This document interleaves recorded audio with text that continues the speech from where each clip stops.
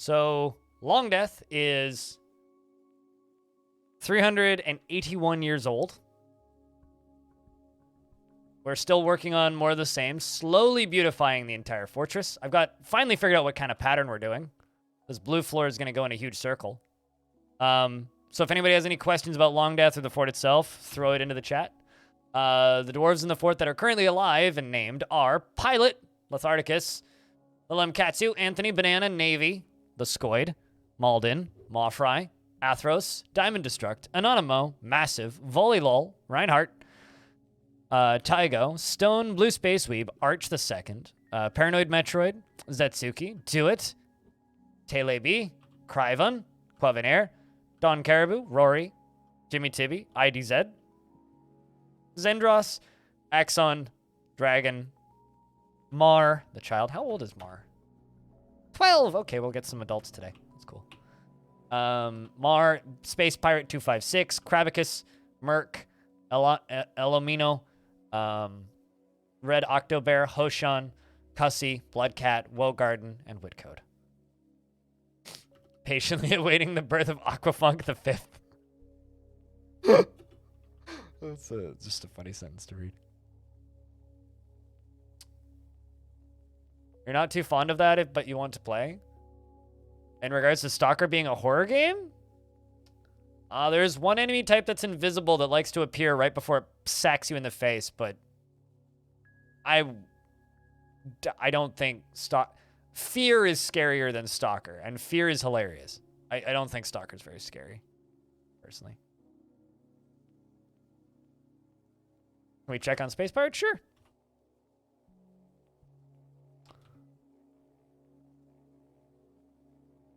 Well, you're playing make-believe right now. You're a professional clother, by the way.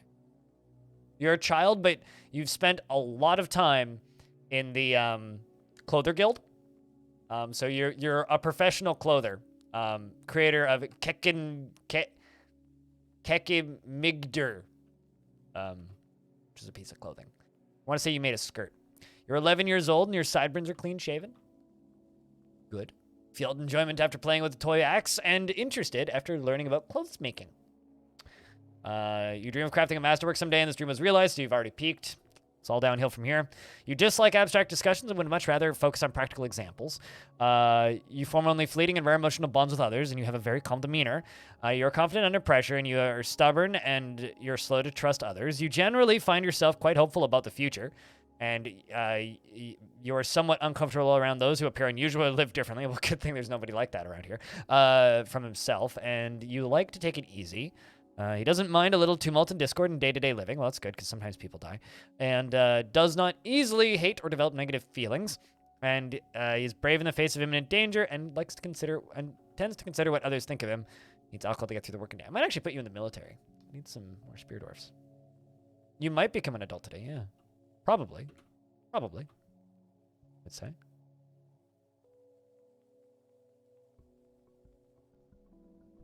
I mean, it's definitely more atmospheric than Minecraft. You know, I'm a bad person to ask if a game is scary because I don't think games are scary. Like,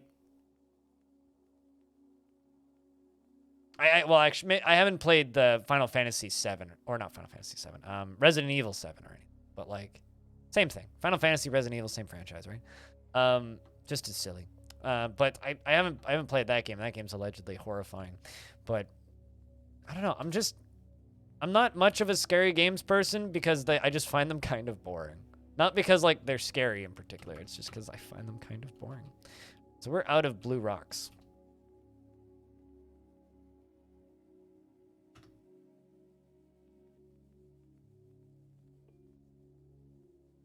Right, I really am.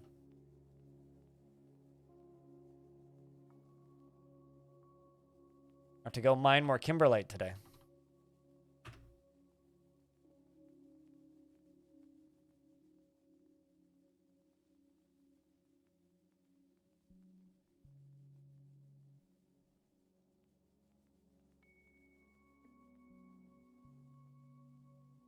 Jump scares make you do a flip, though? There's no jump scares. The closest thing to a jump scare are the vampires, which you see coming. They're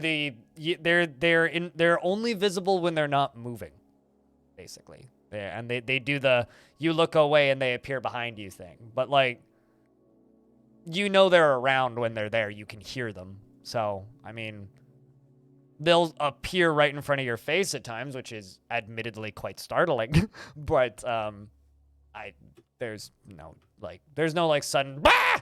thing in your face, right? It's not that kind of game. IDZ's stressed out.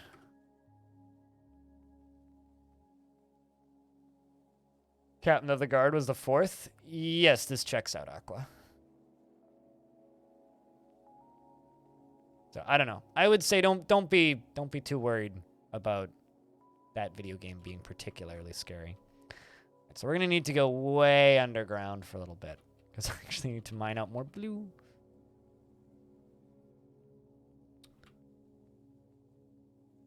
Some over there. Some right here.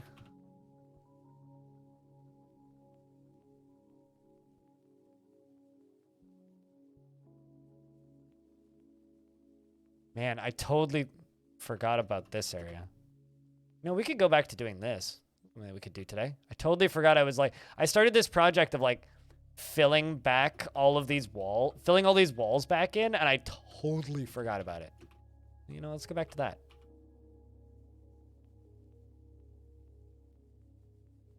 Let's go back to putting blocks into all these corners.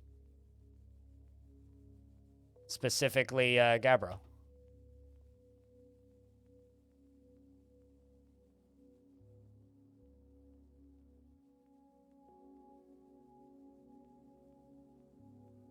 You can just uninstall. I would be surprised if you did. I mean, yeah, I would be very surprised if you did. Like, if you watch Mandalore's spoiler-free review of Stalker, how am I doing floors? He shows all of the scariest moments, or all of the scariest enemy types in that game. So they're startling the first time, but after that, they're fine. If you're not expecting them, they're startling. But it's kind of startling in like the same way that, like, you know, when you're playing any FPS and then suddenly something fills up your entire scope from the other end of the screen and you're like, bah! It's about the equivalent of that. But like, startling, not scary.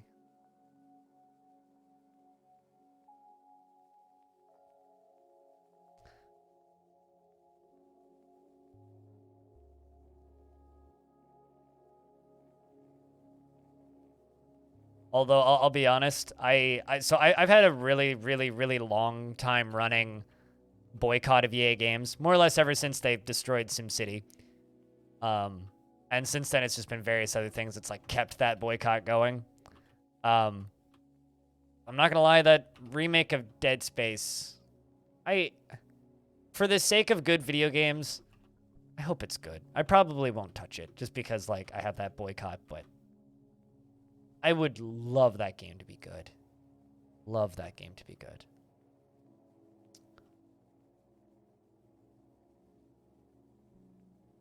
Scariest things you've experienced in a game was suddenly getting shot at a forest in an Arma.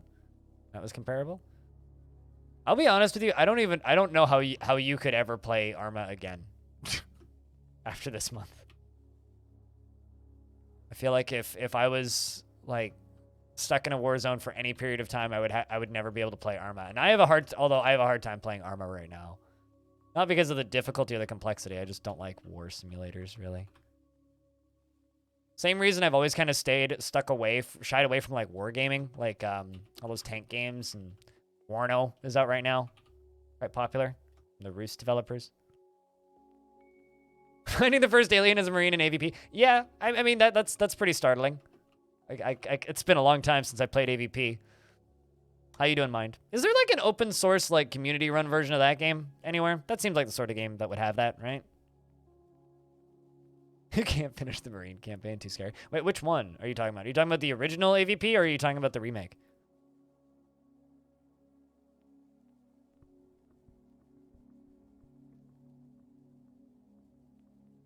Holy shit, I have a lot of Gabbro boulders.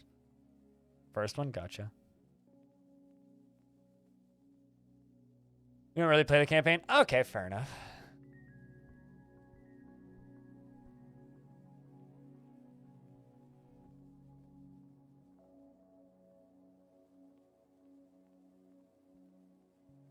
The first one. You know what weirds me out is the remake, which I own on Steam, because I'm one of those people. The remake of Aliens vs. Predator has a... The remake of Aliens vs. Predator has overwhelmingly positive reviews on Steam pretty frequently, which is crazy to me. Hello, Anouk. What's up? I may or may not be, like, in the background requesting key for Crush the Castle. Like, C collection. May or may not be. May have just done that. Hope I get a key for that. I'd love to play some of that. All of the nostalgia.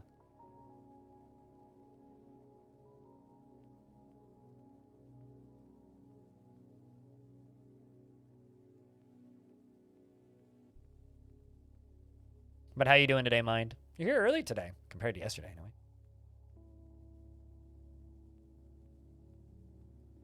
Just can't stand seeing soldiers dying. XCOM is too fantastical for me. Like, if it's like lasers and aliens, kind of early for you. Yeah, that checks out. Seems about right. I mean, it's only 10:40 in the morning here. Still early in the day.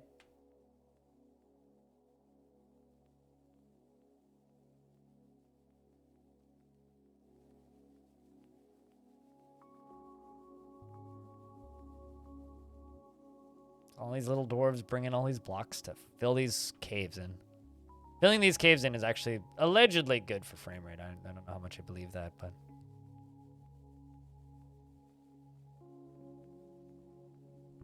Aliens vs. Predator, one of the best experiences of a story in a custom map of a Warcraft 3 campaign way before Dota.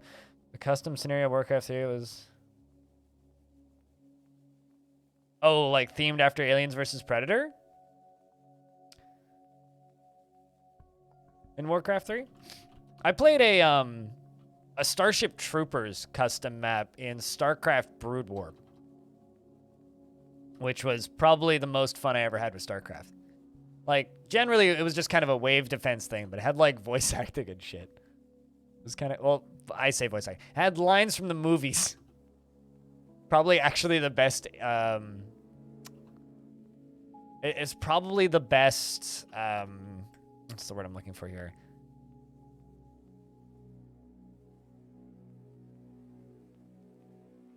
Starship Troopers video game I've ever played. SS-13 servers for Space Marine stuff are super cool to you? Oh, for alien stuff?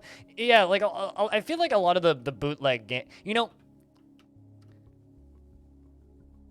I think that Alien might be a franchise that would do really, really, really well. Alien and Alien versus Predator, and Predator as well. That would do really, really well to stop paying big studios to make video games for them, and instead do what Sega did with that Sonic game that was actually good, Sonic Mania, and just hire a bunch of fans to just make a fan game.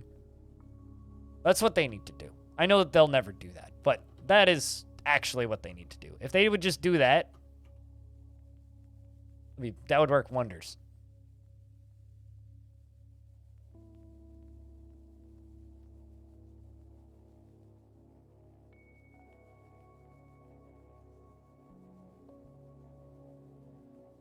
Also, games like Dungeons and Evil Geniuses are a no for you. For a long time, it feels disgusting being the bad guy. What about Dungeon Keeper? Dungeon Keeper is just so silly. I think to me, it depends on the comedy, right? Evil Genius is just cartoony goofiness, so I got no problems being the bad guy in that way. Although the most recent Evil Genius you can skip because it's just not a good video game. It's got nothing to do with being the bad guy. It's just not a good game.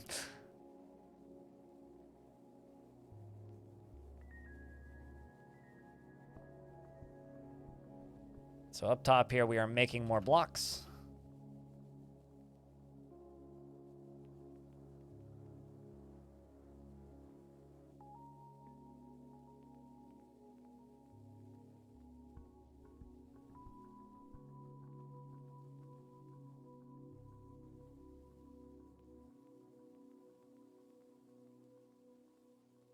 A perspective from the evil side of the story.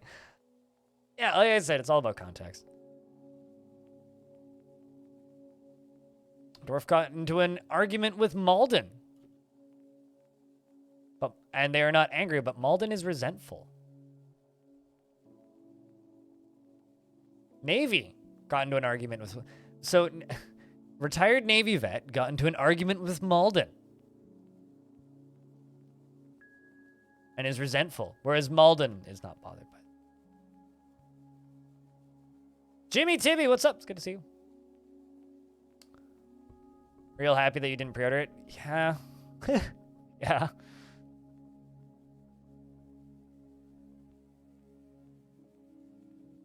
Ships, not boats.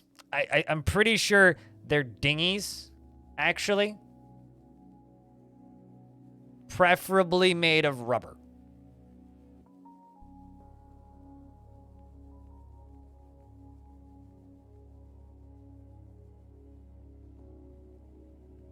That's one of my favorite things, actually, is just like, I got about having the dialogue on is, I got into an argument with so-and-so. I'm angry about this. Other dwarf number 2. I got into an argument with this other guy. I am angry about this. It's like, well, I mean, I guess we can't all be happy.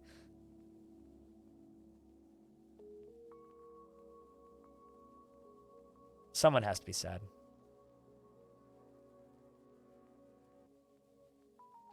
It seems stuck to you that it's the idea it's an open source game or something similar. Nope, it's two brothers' life's work, basically.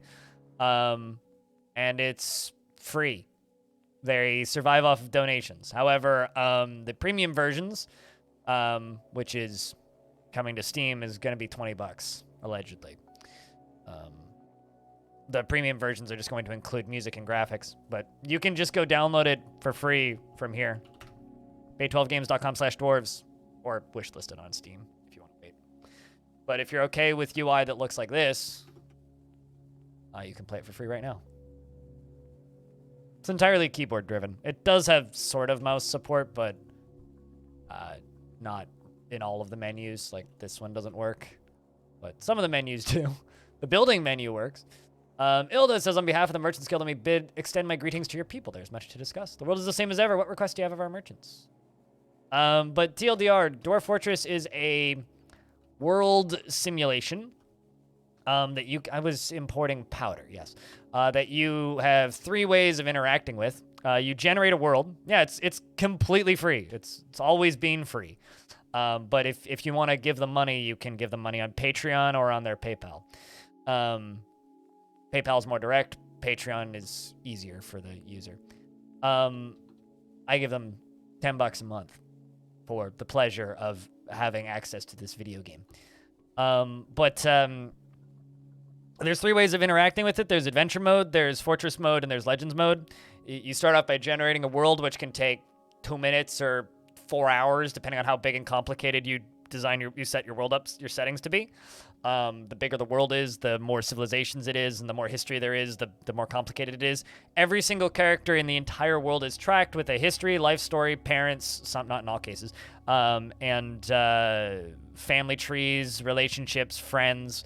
The game also generates books, forms of poetry, forms of dance, villains, mythological creatures. It generates cultures, it generates religions, it generates, it generates gods, and it generates religions based on said gods, and it's this, not infinite, like, obviously, like, you'll see repeated patterns, but this incredibly dense world generation. It's been in development since 2003, and they patch it roughly once a year. But it's been a bit since we got a patch because Zach and Tarn have been working on the premium versions. Also going to bring in more quicklime. But yeah, they started development in 2003 and the game released publicly in 2006. So it's 19, 20 years old. Let's discuss what we're willing to do for what we are willing to offer for your craft worship. So Fortress mode is the most popular mode, which is what we're playing in this Fortress right now. Fortress mode is like you build a fortress full of dwarves. All of the races are playable, but the only one that is designed to be played is Fortress mode, or for dwarves, because the others are underdeveloped. But with a couple sneaky mods or some tweaking of your raw files, you can make any race playable. Then there's adventure mode, where you can retire the fortress that you're playing or just embark somewhere and wander around your generated world. This is our world. It's rather small and kind of boring because this whole fortress, we're trying to keep it alive longer than any other fortress ever, which is going to probably take me another 3 years, realistically. Maybe 4 at this rate. And I'm talking real time. I started this fortress in 2020, August. And then there's adventure, like I said, there's adventure mode as well, where you design a character and it generates you a backstory, their personality and everything, their family tree and whatnot. And then you start somewhere in the world, and then you wander around the world in an open world RPG format. Granted, it is one of the stranger modes in the game. It's got a lot of missing pieces, like quests don't work properly still, and there's a lot of issues. However, 381 years old, Necros. However, when you are playing adventure mode, it is probably one of the best RP sandboxes ever. Like, you could just go build a fortress in adventure mode. You can go play the open world survival sandbox with, like, hunger meters, thirst meters. You can chop down trees and build shit. You could go slay a dragon. You could just, like, there's lots of stuff you can do in it. It's just obtuse and weird the way it works. And if you find an NPC that wants to give you a quest, better write their name down, because you literally have to go find that person again and ask other people where that person is, which is like more obtuse than old school RPGs. And then there's Legends mode, which is just, here's a printout storybook of every single thing that's ever happened in your world, and you can read every single individual piece of information. It's completely free. So Dwarf. Also, if you want to see what the game looked like in 2006, every single version of the game is archived on their website, so you can go download the original game before it was 3D and before it had world generation from 2006, if you want.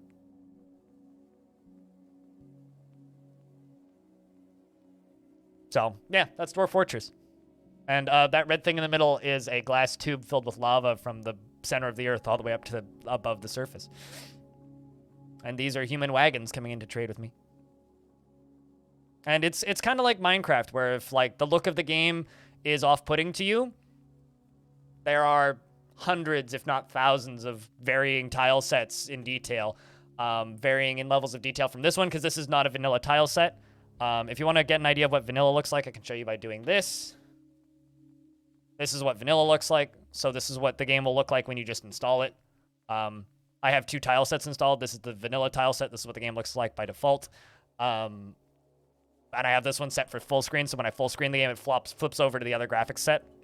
So this is what the game looks like by default, which is what generally scares people away. I think it looks kind of beautiful, but, you know, take it or leave it, I guess. So I have a tile set installed, but, like, tile sets look like this. Tile sets look like... I'm just Googling Vettlinger's tile set real quick. Tile sets look like this. If you want, like, fancy tile sets, you have to install some sneaky mods to run this tile set, but they can get pretty fucking detailed. There's another popular one is...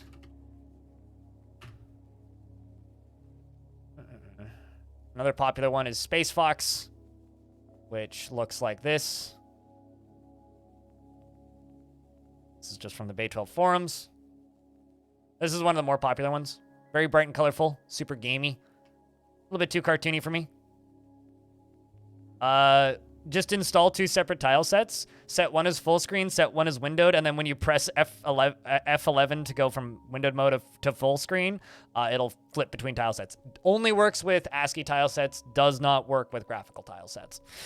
Because when you install a graphical tile set, you just get that tile set. So if you have, like, Space Fox or Vettlinger or Mefs or, I don't know, any of those old ones installed,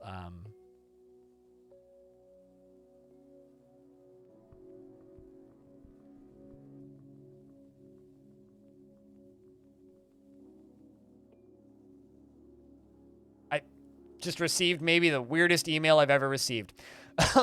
Not the weirdest, just unexpected.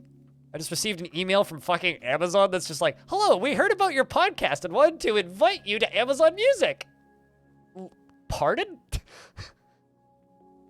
All right, noted. I guess I'm putting my podcast on Amazon Music after this.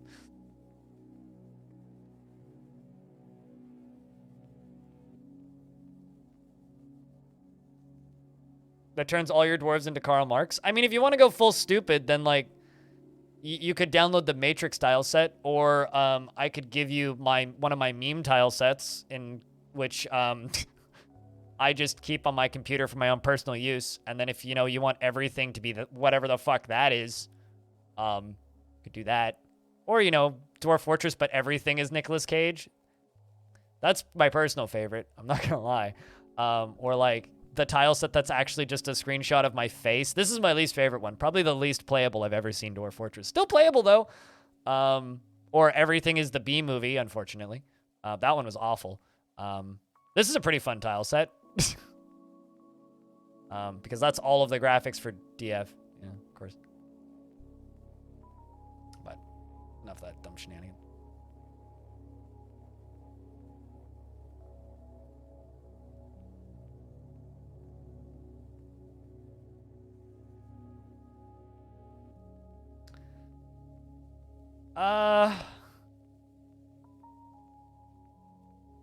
I don't know of that one, actually. I'll be honest.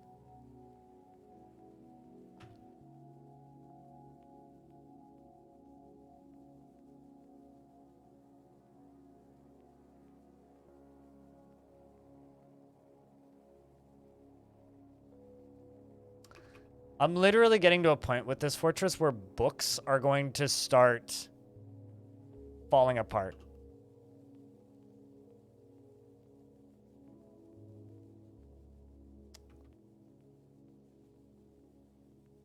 Although choirs haven't been written on yet. So I think I'm going to sell all the choirs. Has Stone VI ever been injured?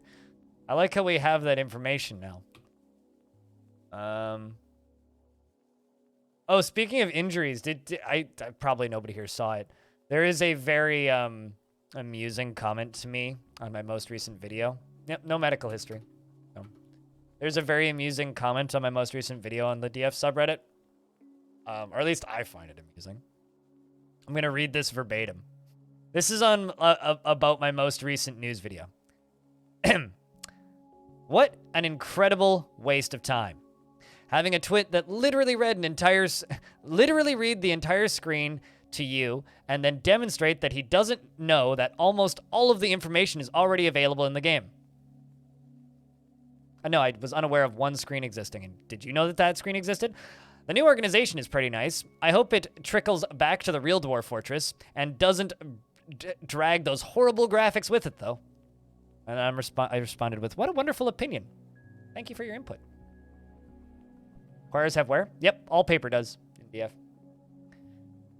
Unless you bind them into codexes, all of your paper will wear away eventually.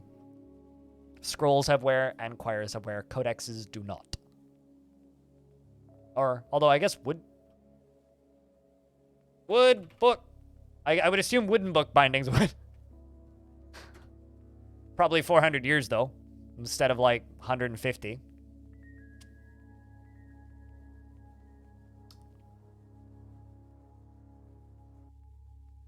But yeah, the real DF.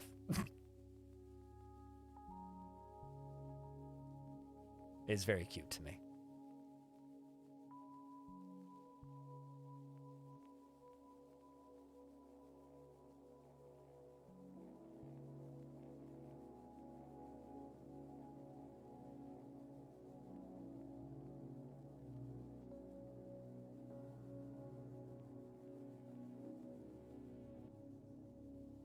But yeah, a lot of materials in DF have wear that you'll never actually notice, maybe, because, like, as an example, it takes about 100 years for wooden furniture to start wearing away, and no normal human being keeps a fort running that long.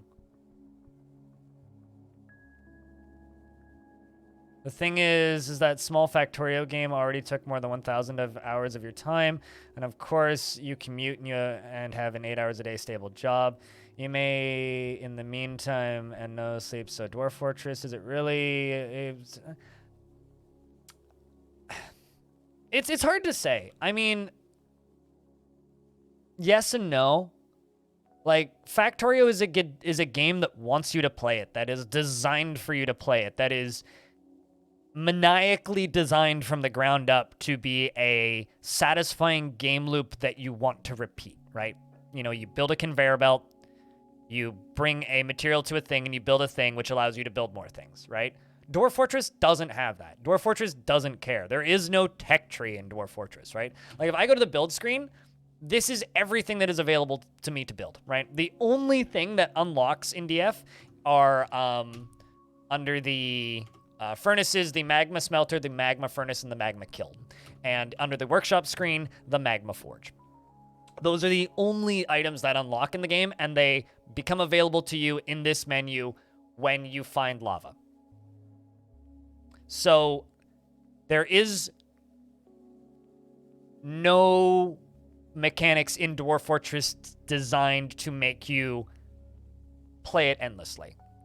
You can interact with Dwarf Fortress as little or as much as you want. Like, I got 11 hours of entertainment out of a fort that I generated, out of a world that I generated, because I just generated it and I just sat in Legends for 11 hours and just read it. I was just reading stories. And I never actually made a fortress in that world. That was a world where I found a story about a necromancer queen. I love telling this story because it's probably the best story I've ever encountered in Dwarf Fortress. I was a necromancer queen, right? She rose to power after scheming and ripping people off and assassinating 2 people, first off. Second, or hiring other people to assassinate 2 people for her, and then assumed the role of queen because she was a mere baron, or baron's child at birth, and became a necromancer after becoming queen, and then systematically would get married 2 to 4 times a year, or 2 to 4 times a season, pardon.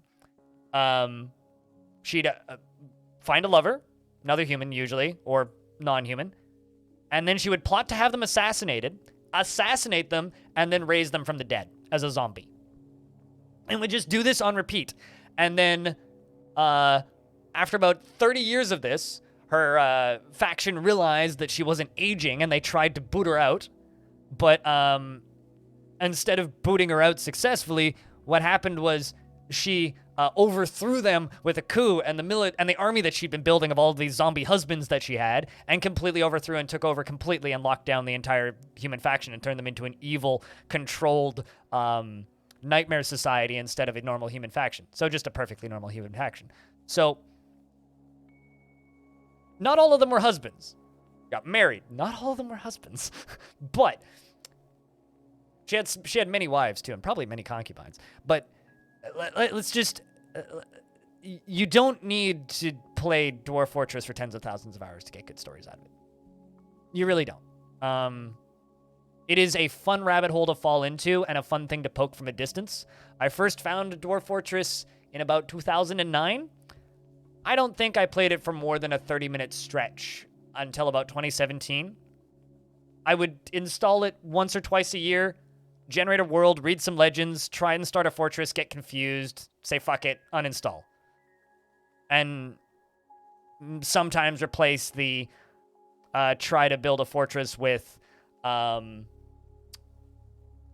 sometimes replace the try to build a fortress with try and start an adventurer. And I did that for years.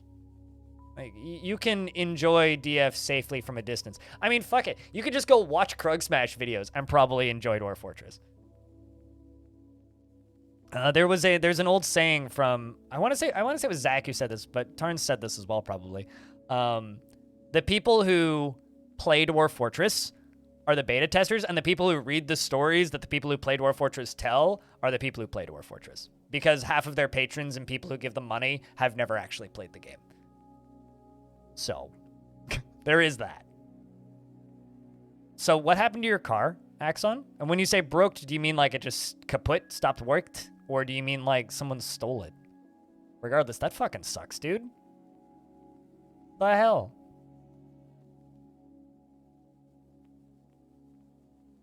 I mean, earlier in this fortress, just a couple of streams ago, we had a dwarf named Kickroast.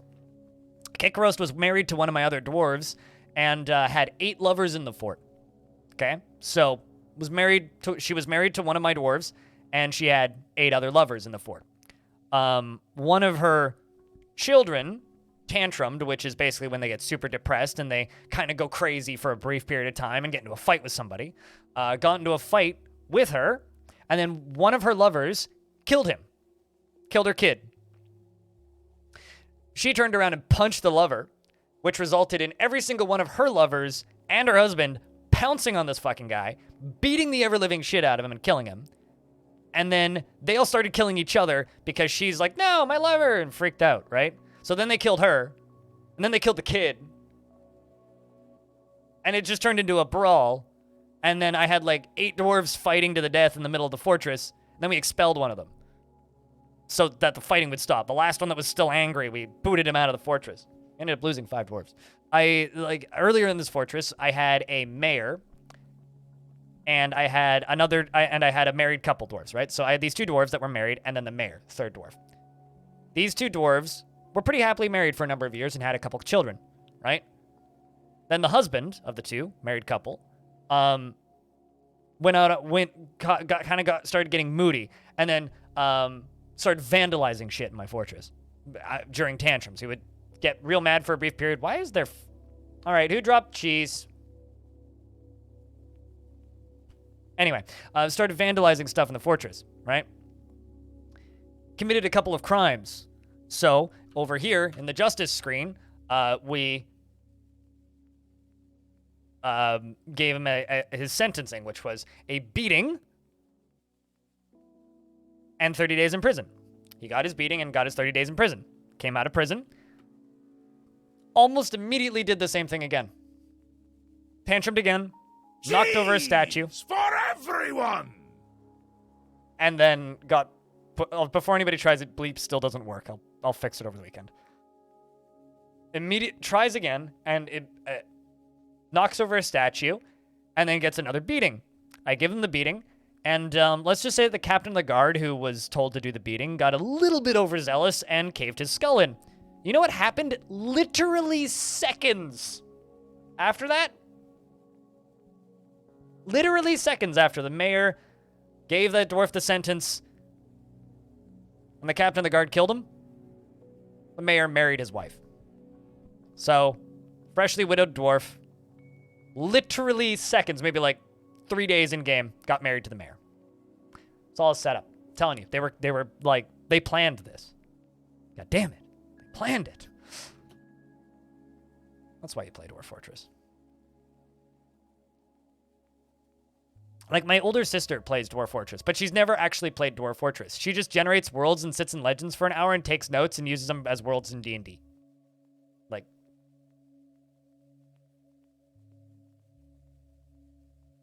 Hey, Fab. What it up? How do you? You wish you could influence local laws? I mean, I wish we could do a lot of things in DF, right? Is this the main game that I stream? Yeah. I play other games too, but yeah, this is probably the game I play the most. It's absolutely is the game I play the most. Also, over on my YouTube channel, there are 7 interviews, or 7 long discussions, I would say. They're not even interviews at this point. They're just discussions / Q&A sessions with the devs of this game. First resub of the day! Fuck yeah, dude. Yo, Crypt Beer just checking in. Keep up the nice DF YouTube. Think.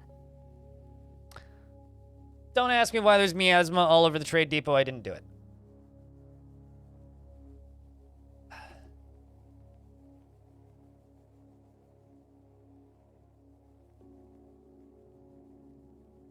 But seriously, Salma, thank you very much for the 8th month. Welcome back.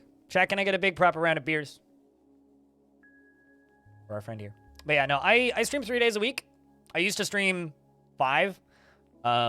And those 3 days a week, I stream about 12 to 14 hours those 3 days. And I also do stuffs on YouTube's.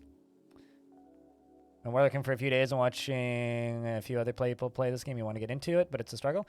It's not that bad. Just follow the wiki and ask questions. That's my recommendation. If you would like to play DF, just follow the wiki and ask people questions.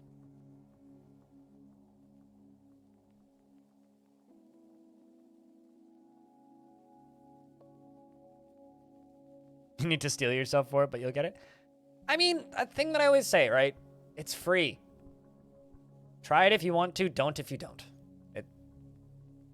Or alternatively, just hang out and enjoy it, you know? Like,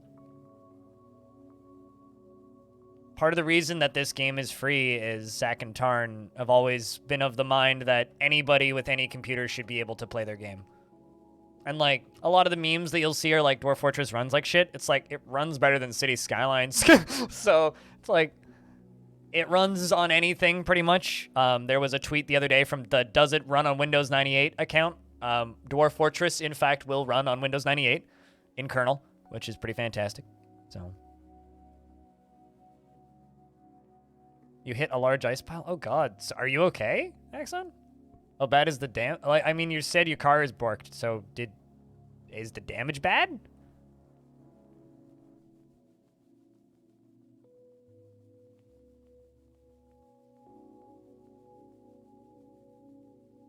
But yeah, I hope that you're okay.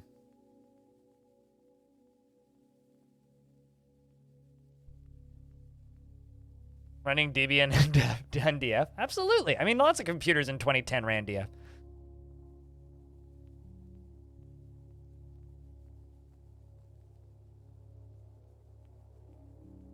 But yeah, this fortress is a little weird because we are trying to surpass what I would describe as the world record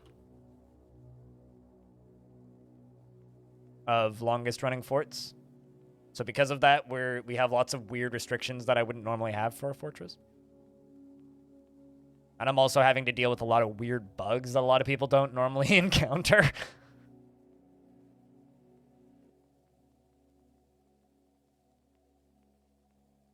See if you can whip up a Pentium 2 to check this game. Ironically, my dad has a Pentium 2, Windows 2000, I think, PC, sitting in his attic, which he was like, yo, do you want this? And I was like, yes, kind of, actually, but also I don't have anywhere to put it. So ask me again when I buy a house. So never, Dad. Seriously, though, if I buy a house and my dad gives me that computer, I will put a new hard drive in it and make it work, because that thing, all it needs is a new hard drive. It's like a mint condition computer because my dad takes extremely good care of his electronics. It just needs the... Man, I would go hunting a bunch of old PC parts and install probably Windows 98 on it because fuck Windows 2000.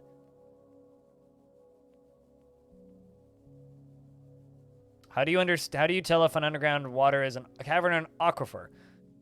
The thing is full of 2Z levels, but above it is cavern and some water in the same spot. If you see an underground lake, it's a cavern. If you hit a wall that says that this wall is moist and it's sand and it's close to the surface, it's an aquifer. If you're like more than 4 or 5 Z levels down and you've dug through the initial dirt, it's a cavern. Otherwise, it's an aquifer. So, like, an aquifer will be, like, in the upper layers of sand before you hit the first layers of rock. Now I feel like I'm talking about, like, geology. But no, when you get beneath when you hit the first layers of rock, anything below that is cavern. It's deep and the water will run out eventually, right? Maybe. It depends. If it's an isolated pond, yes, it'll run out eventually if it's pouring into something. If it's connected to the edge of the map, then it's flowing in from an underground river or a larger underground ocean or an underground lake, and then you're just kind of fucked. It's just going to keep showing up. For reference, I once drained an ocean in this game. I mean, you can't drain an ocean, but as long as you get enough flow going, you can drain it enough that you can walk along the bottom of it.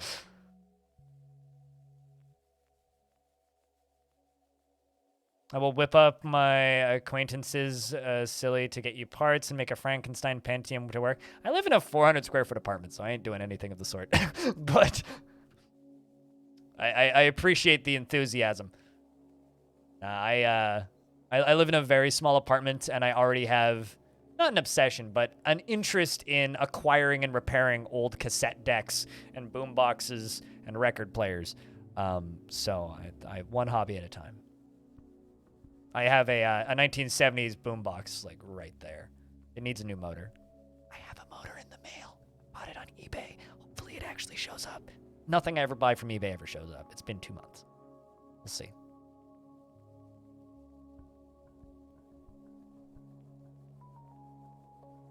Are you trying to bring it down to well reservoir? I recommend building a pump and then pumping it over things so you can stop the flow whenever. Hello. That's what I would recommend. Hello. How's thing, the animal?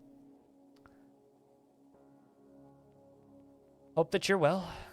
Good day. Good day. I don't know if those are open. Might have been.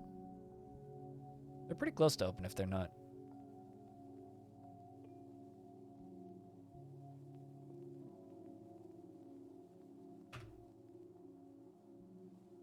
Also, another thing about Dwarf Fortress is depth, right? This is Krabicus, right? This is a child. They're 11 years old, born on the 3rd of Timber in the year 373. The top text is their recent thoughts and memories and reoccurring thoughts. So if they're dwelling upon something or remembering something, it's a reoccurring thought. If it's just a thing like euphoric due to inebriation or felt enjoyment after playing Make Believe, that's a recent thought. So something that they're thinking about right now. Their visual description, who their parents are and their family and the god that they worship, the faction that they're part of, all of their likes and dislikes. And then this is the interesting bit, this kind of turquoise and then the white text, because this is their personality and their traits, essentially, which can be changed depending on events that happen in their life, and they're permanent changes, and they last from fort to fort. So if you start one fort and then you start another fort in the same faction, this dwarf could theoretically move from Fort A to Fort B, and they'll maintain the same personality traits, and this affects how they get along with other dwarves, what jobs they like doing, who they like being around, and what they like doing. So, like, this dwarf is always in love with somebody and easily develops positive feelings and can be very happy and optimistic and dislikes obligations and will try to avoid being bound by them, but is conflicted by this for more than one reason. Not until they are 12. Actually, I think 13.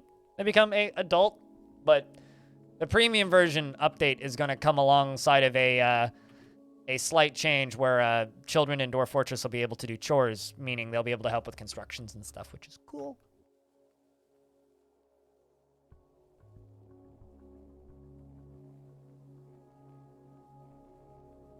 You paid me $150 an hour?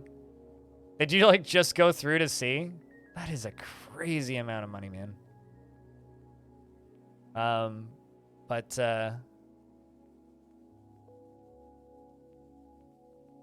Man.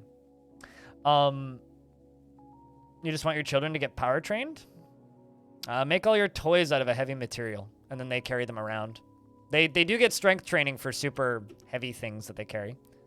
So what I would do is make a bunch of platinum toys or gold toys or lead toys. Lead poisoning isn't a problem in DF.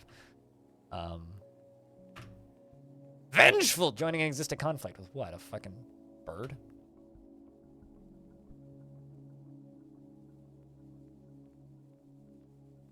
You calculated it when you hit the 4,000 hour mark once? God damn, man.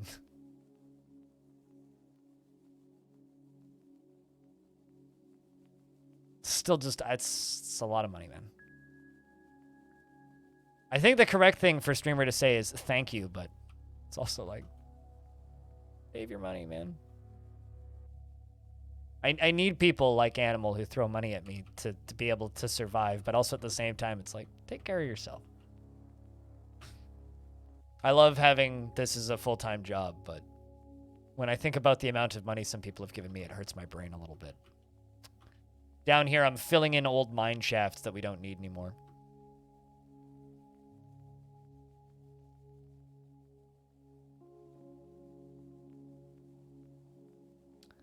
I have no recollection of anything of the sort being said. Tygo.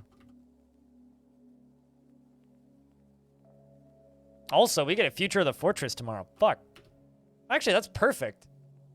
I can edit Future of the Fortress on my weekend. Hell yeah. Which means before we stream next, you guys will get a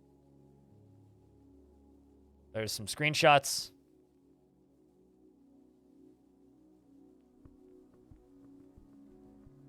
There's another one.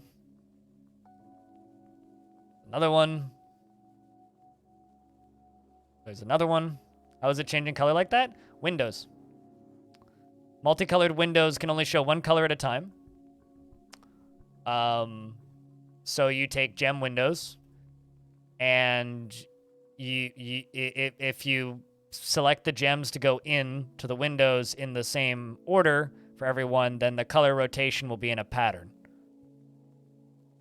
And then a lot of pre-planning. I actually have one in this fortress. I could do some of that shit. I mean, if I, where is it? There it is. Here's one. I have 2 colors in it. This is, can I even show you? Yeah, it's blue jades and rose quartz. Actually, it's rose quartz, blue jades, rose quartz. So if I did rose quartz, blue jades, rose quartz next to that, then it would flash in the same pattern as that one. Because it can't show multiple colors at the same time. Oh, I think with the Steam version, it will be able to do that.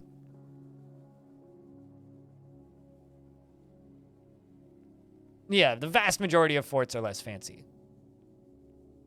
But just think about it that way, that before you start calling my stuff mind-boggling, there are elements of the stuff that I do in this game that are what I consider to be really cool, but just know that I'm far away from being the best player at this game when it comes to making cool shit. I'm all right. The main thing that I think that I do that's cool is I'm really good at making forts that don't look boring.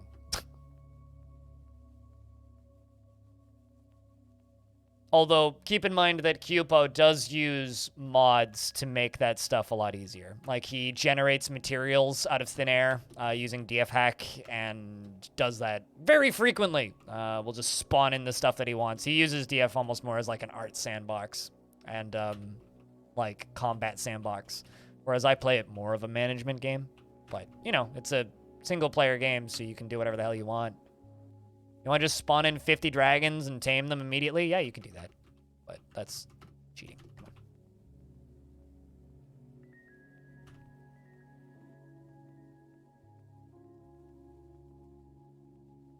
You often focus on strange traps and glitchy mechanics. You do really odd stuff like an automatic refilling cave-in trap. Yeah, no, stuff like that. Well, I mean, like the trap that I'm building in Mothfall, my other fortress, which I didn't get to use yesterday because nobody showed up. By nobody, I mean no baddies showed up for me to squish. But I am working on a very elaborate ceiling cave-in system that I'll have to rebuild in between raids. How many unique tiles are the game? I actually don't know the answer to that question. I know Cupo's modded more colors into his game.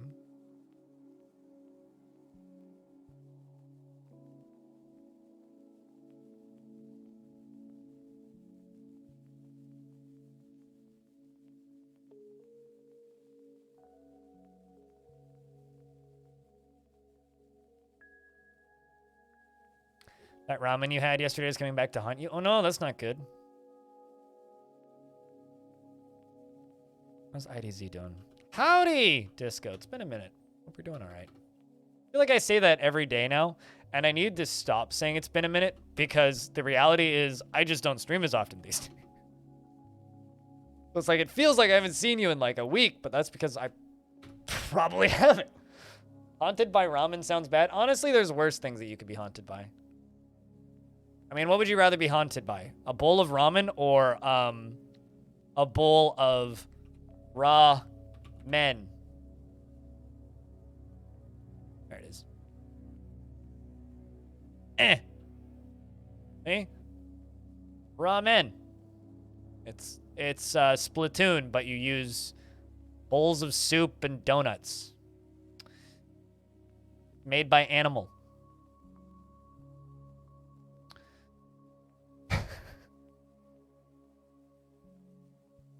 Is the stoop still edible? I would hope not.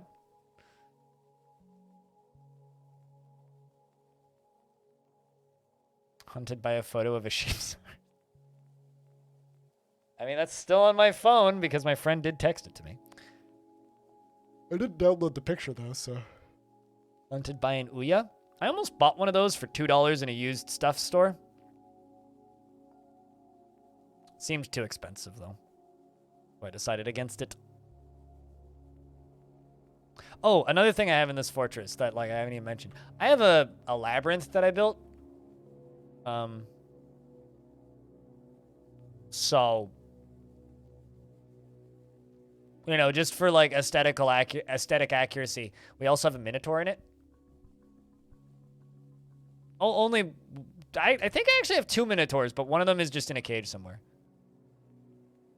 We also have 3 ettins. That I was hoping would make baby ettins. But instead of making baby ettins, they just kind of sit around complaining about being confined.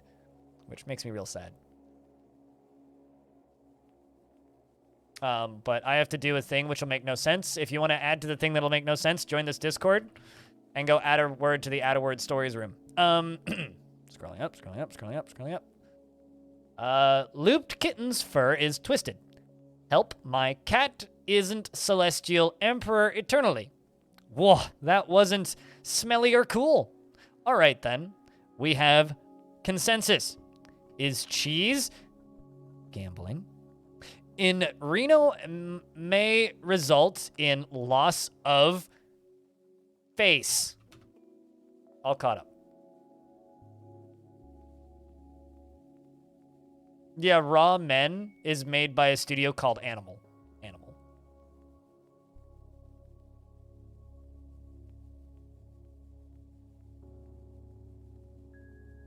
You were gifted a Nuya? It's still in the box? That's a collector's item. Keep it in the box.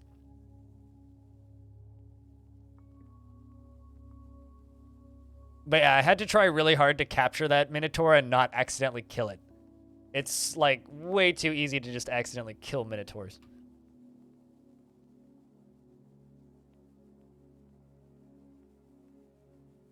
Because they are not very strong if you have a good military. What time of year is it? Late summer? Right.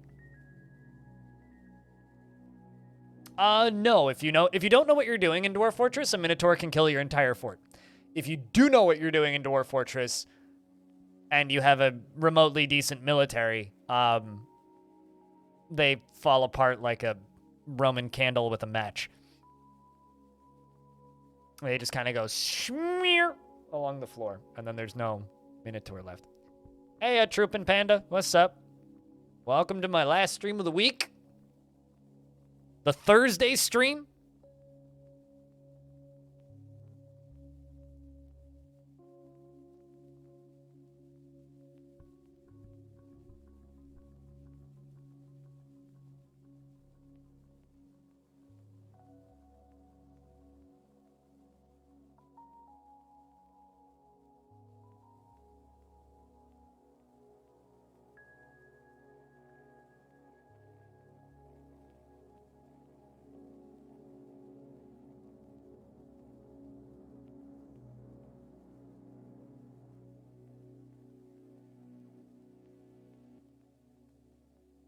The dominoes we fall make it like a house of cards. I mean, can someone link the Cave Secrets imager post he was posting? I mean, not really Cave Secrets, but I can just link it.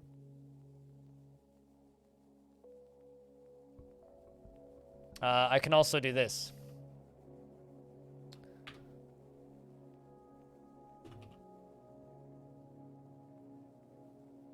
That's just a link to his stream.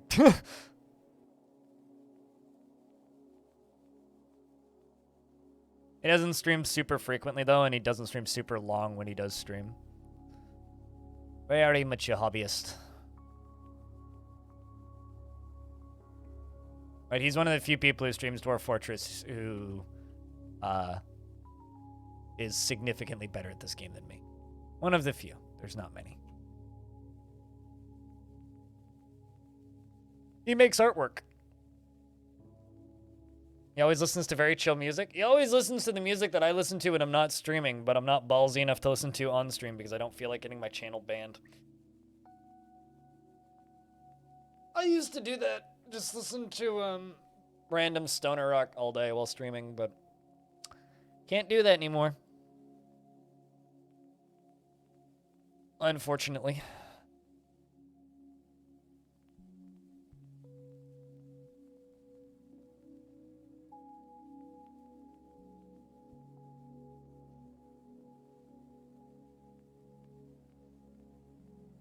have more coffee in the kitchen. Hold on. I'm gonna go top this off.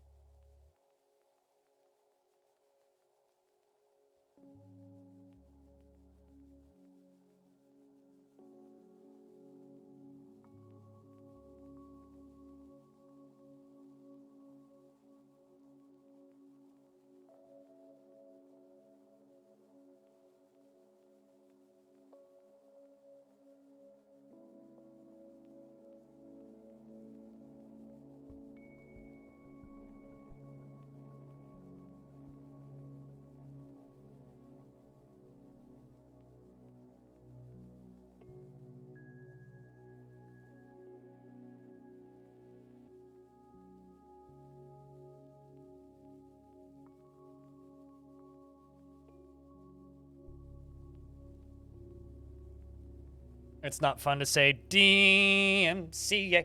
I mean, that's the difference between, like, you know, somebody like me and somebody like who's just a hobbyist is I'm not willing to take the risk. It's like, honestly, like, most likely if I play music that I do not have the rights to play that could get me a takedown request, nothing's gonna happen. Like, realistically, like, the vast majority of the music I would play on stream, nothing's gonna fucking happen. Like, I could play all of the stoner rock I want. Most likely nothing's gonna happen. But it's like going to work every day and playing Russian roulette with a 1 in 1,000 revolver that might have a bullet in it. It's like,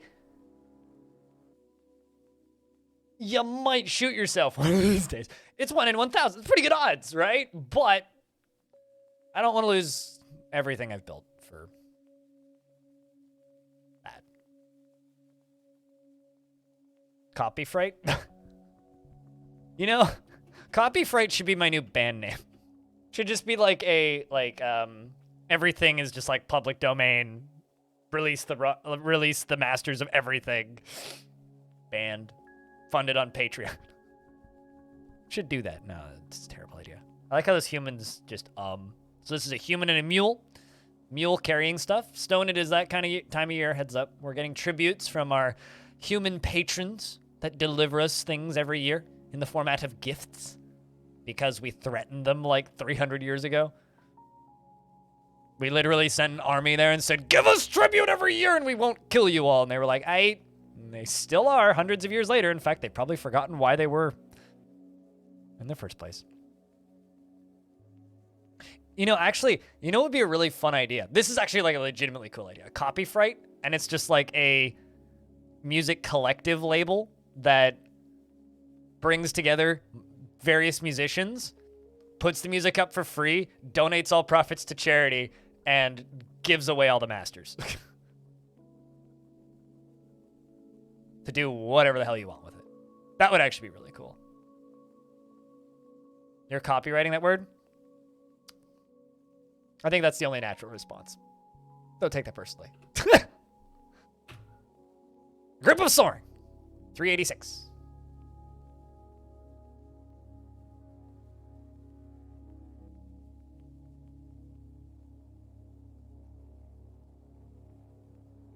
Are you talking about me as a person, Dawn of Minstrel, or my fort? Because I missed something here.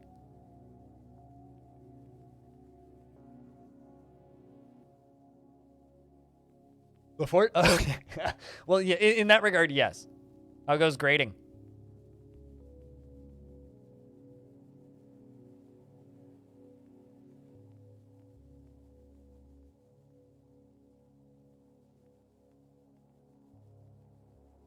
Meh, yeah. Wonder, when was the last time I saw Goldpoke? Because Goldpoke is another school teacher who always complained about grading.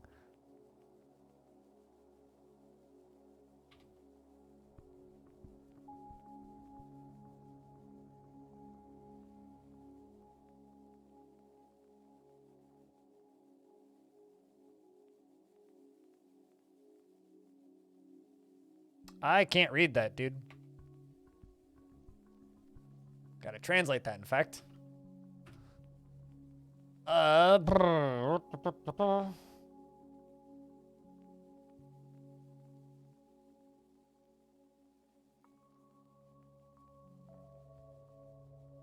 Disappointed in what?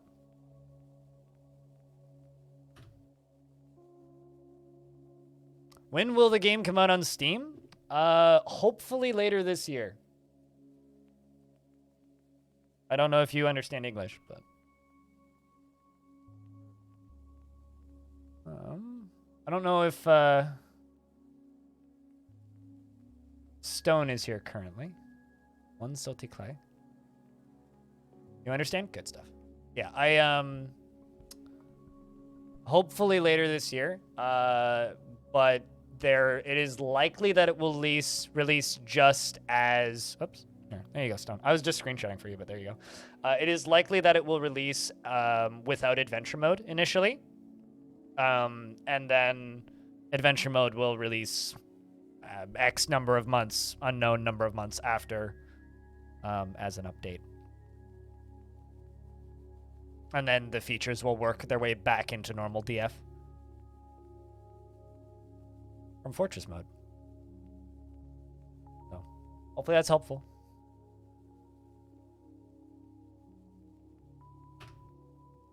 Give me a oh shit!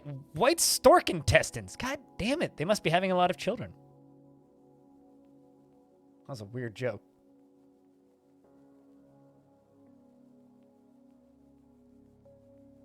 Yeah, these guys always bring a lot of stuff.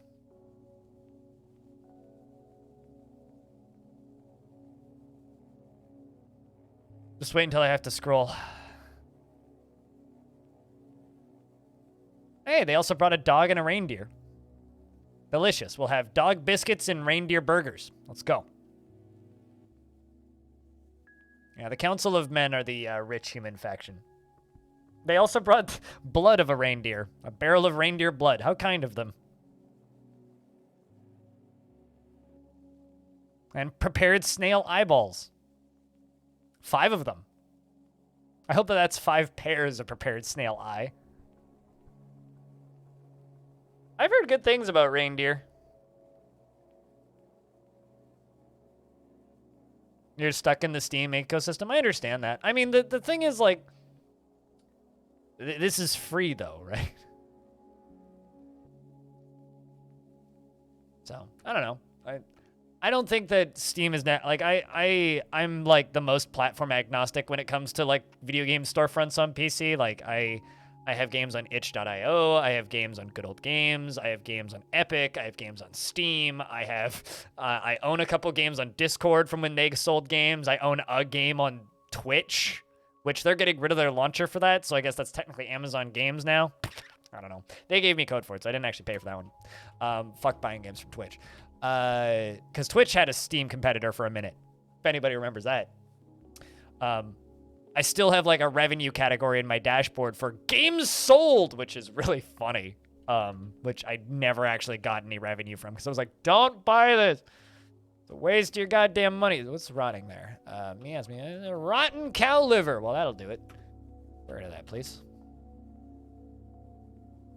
My king wants me to make 2 crutches and a pick. Crutch. Wood.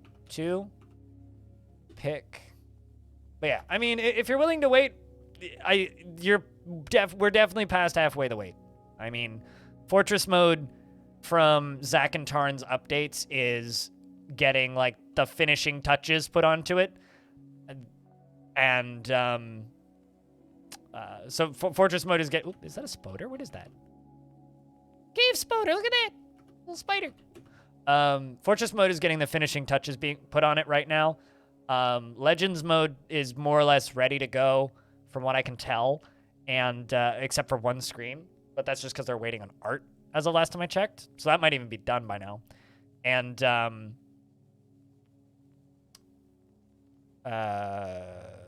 outside of that, it's just modding and all the Steam integration stuff. So, like, it's getting there. Like, I would actually be, based on the way they spoke to me the last time I talked with them, which was at the beginning of this month, actually, or at the end of last month, I guess.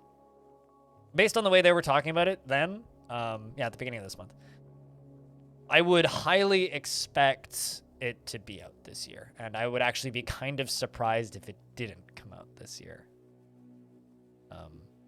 For reference, you watch this video and skip to 1 hour and 23 minutes and 16 seconds in. In fact, I could just do this because it's my video, damn it. Hello, everybody, and welcome. That's me talking. My awful voice.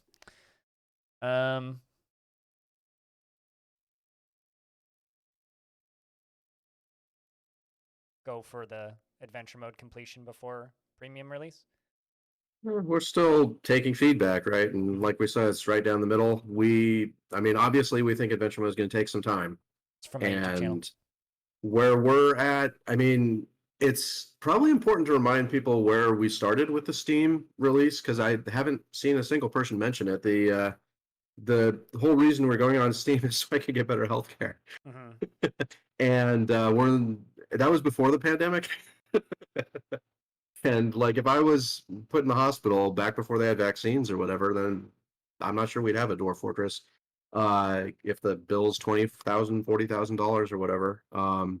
So I'm worried about that. I'm still worried about that. And the world hasn't really become a better place in the intervening years. So we are, that's why this is a question. Now we can stick it out still. It's still March. See how these menus go. See if we can, find a plan to get adventure mode done quickly. But we don't want to release the game in 2025. And we'll see. We'll see. I mean, we have not made a decision yet. Yeah, I mean, there's also the fact that we're not making money anymore. Yeah. The rent thing sucks. The car thing sucks. We're not in danger or anything. Nothing like that. We're on a downward trajectory. Yeah. It's not. Yeah, things just got a little harder. I mean, they're harder for everybody, right?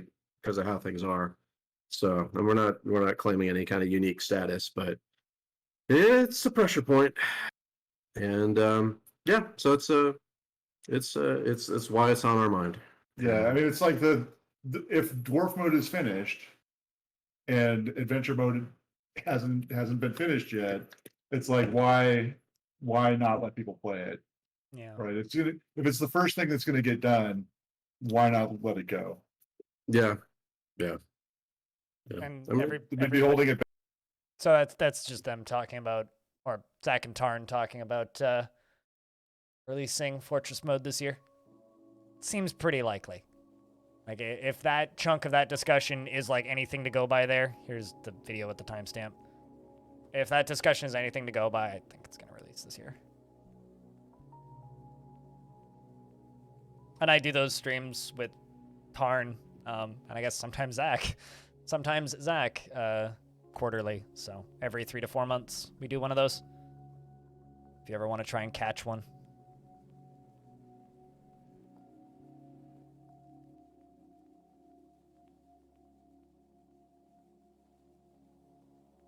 Now I have to remember how to talk. But yeah, so that's kind of where Dwarf Fortress is at right now. I can't say that I've ever had reindeer jerky, because I know I haven't. But what I have had is dried salmon. Very, very good.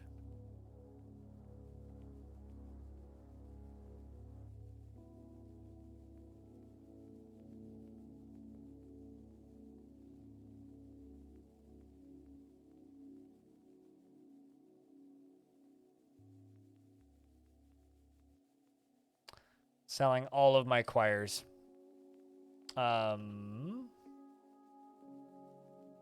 And all of the crappy clothing that we need to get rid of. That is falling apart.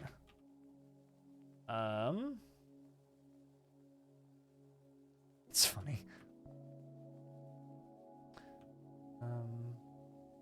Clothing. What can I do? Investments are open again if anybody wants to throw their points into the void.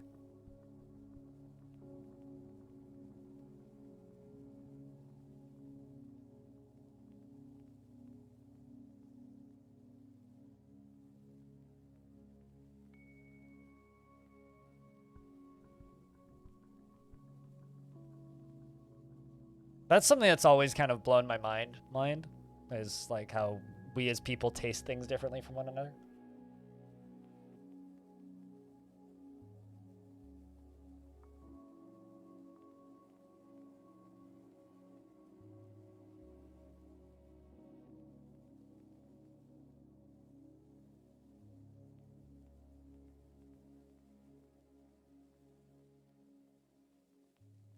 One for the big numbers.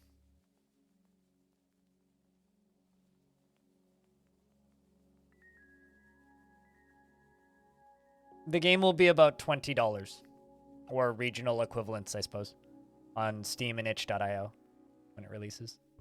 So yes, it will be paid. Because Tarn needs better healthcare.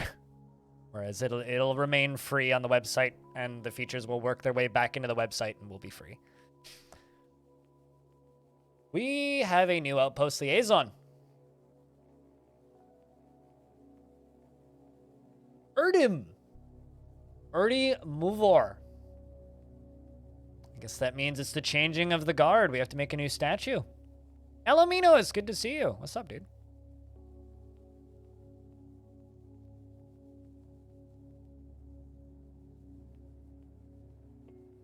There's much to share. We've updated your maps. What requests do you have of our merchants? Pretty metal, particularly shiny ones.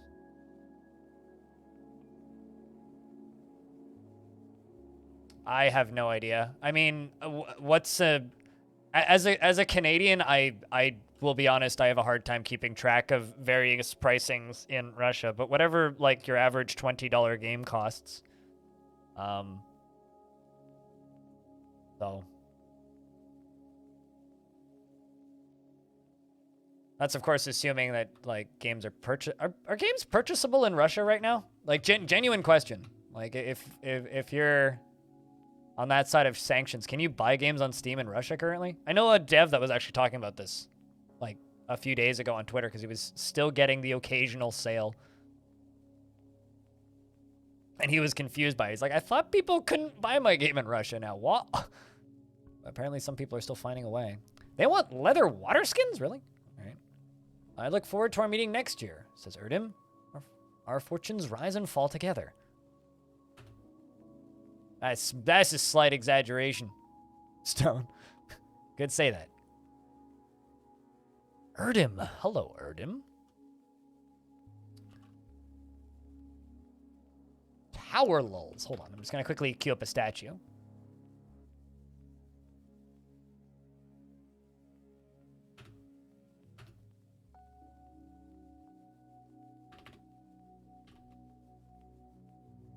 Tower lulls. Hello, over.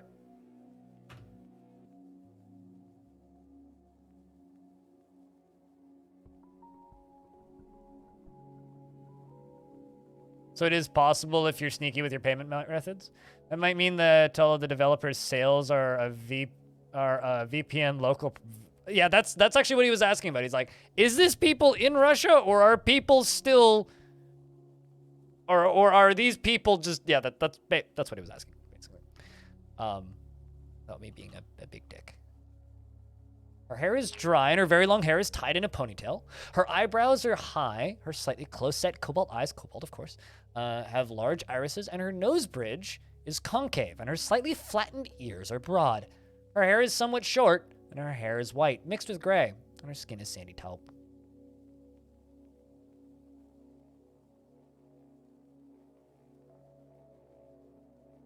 Tower lulls? It must be...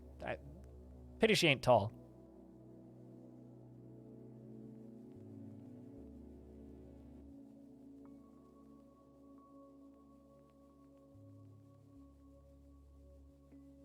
Oh yeah, I mean like there was a early thread on the Steam forums when Dwarf Fortress first popped up, which was this was somebody who was mad, so fuck whatever they have to say, but this was somebody who was really upset, and they were just like, I can't believe they're charging for Dwarf Fortress, blah, blah, blah. At the end of the day, like, they're going to charge for Dwarf Fortress so that the developer can have health care, because he lives in a country where if you break a leg, you're fucked financially if you're self-employed. But they were just saying that they were going to pirate it. And frankly, it won't be hard. So just keep that in mind. Like, if you really just want to get the game for free, it'll be DRM free on itch.io. There will be ways. Please give the developers money if you can, but same time. Especially like if you're in a region where it is impossible to buy the game, just, do what you gotta do. Do what you got to do.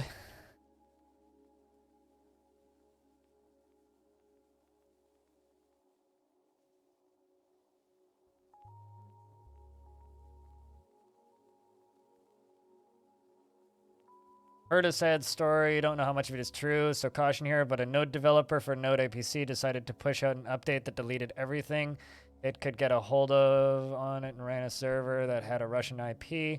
A civil rights group in Russia tried to document war crimes, and everything they had gathered got deleted by that. Oh, that's cool. I wouldn't doubt that if that's real.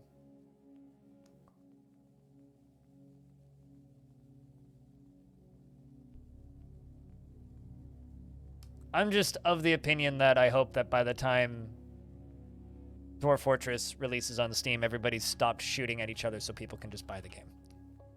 That's what I hope. I don't know if that's too much to hope for, but that's what I'm hoping for.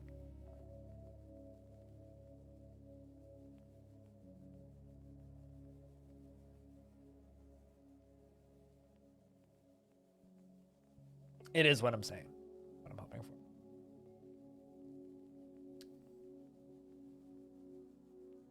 I saw a tweet a couple days ago, from somebody who I know who's on Twitter who also has an OnlyFans, which said, "Subscribe to OnlyFans, stop shooting," in like the "Make Love Not War" logo style, which I thought was kind of funny.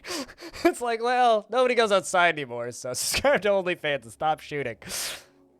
Jesus, people.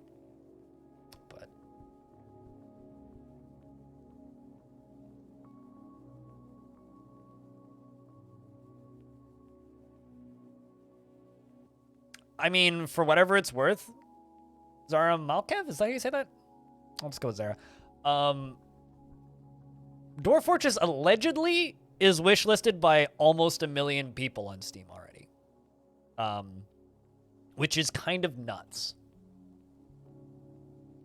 And SteamDB.info claims that Dwarf Fortress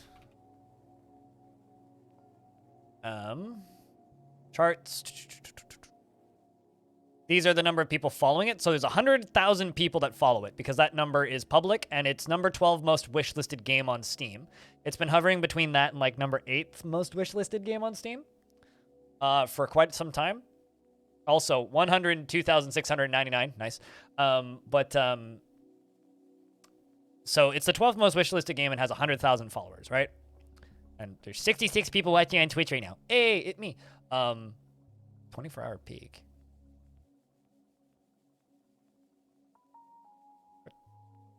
Wasn't me. Must have been like Sal or somebody or else. Anyway, just as like a little bit of a contrast, Factorio has been out for a while, like quite some time. Factorio has 300,000 followers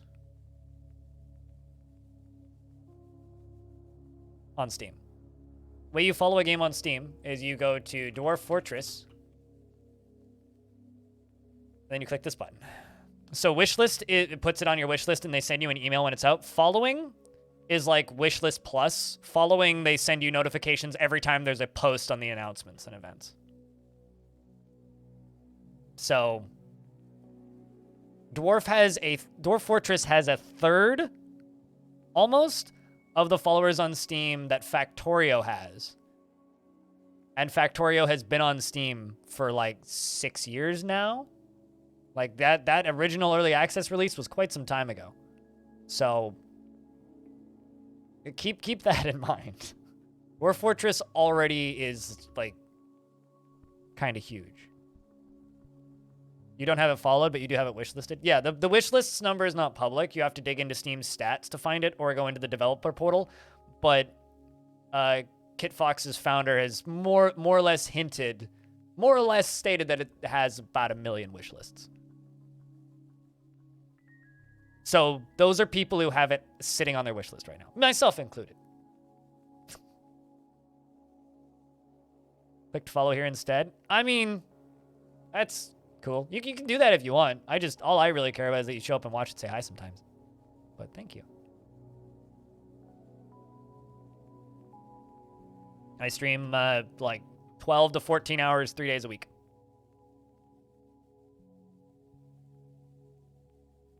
Also do YouTube-y stuff. Set up Patreon for time? Fuck yeah.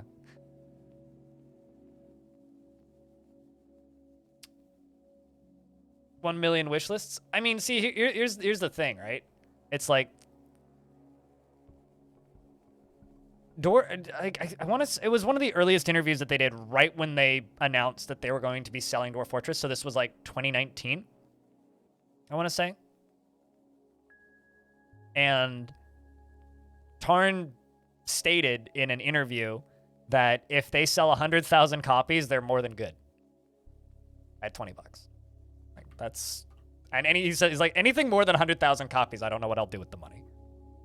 So, put it into an account and retire and buy a house. That's what you do with the money, Tarn. But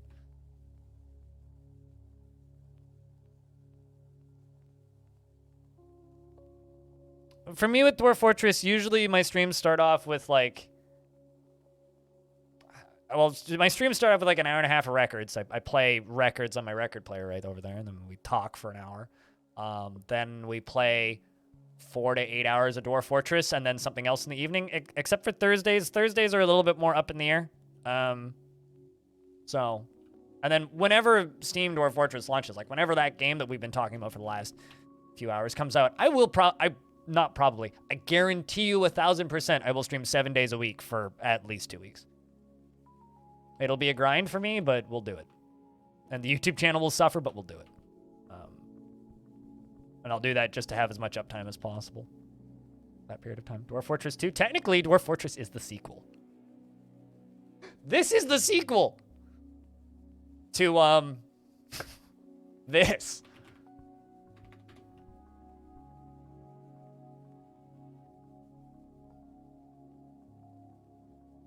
Because Dwarf Fortress is Slaves to Armok, God of Blood, Chapter 2, Dwarf Fortress, which is the, not sequel, but like side project from the original project, which was Slaves to Armok, God of Blood.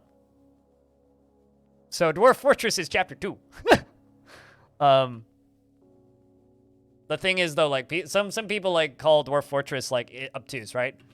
You know, I really should do a fucking video on Slaves to Armok. I should just fucking download Slaves to Armok and streams and put a video up on YouTube or something. But this is what Slaves to Armok looks like. This is a very low resolution image. That's Slaves to Armok.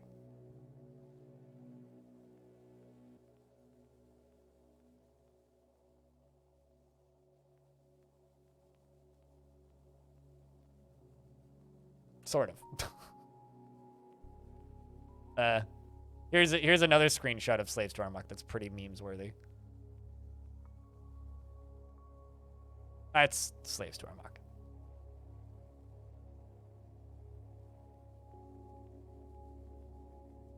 Is there anything you can do with plum pits? That's a mighty good question. Have I ever done anything with plum pits? No.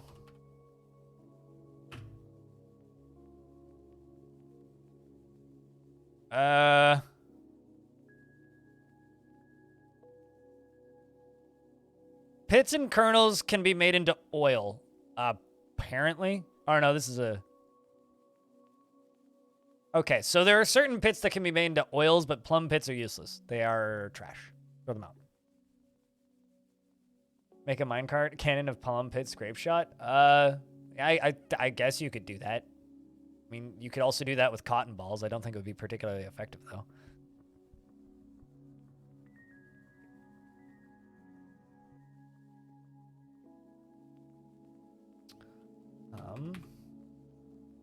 Did get distracted for a second there.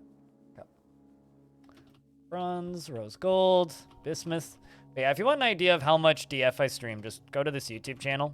Most of the DF stuff that isn't like under 10 minutes is a live stream VOD. Give you a pretty good idea of how much there is.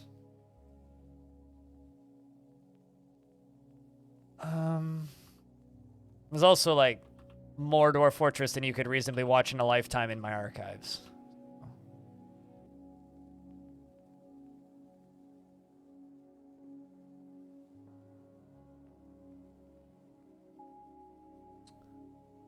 Looking for bags. More Dwarf Fortress than you could reasonably watch in a lifetime? It's kind of becoming a catchphrase now, isn't it?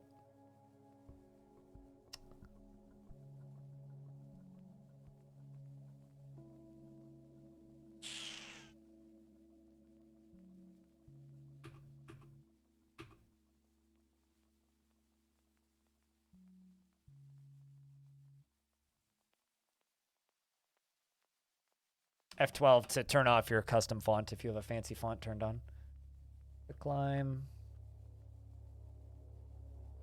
Quick climb.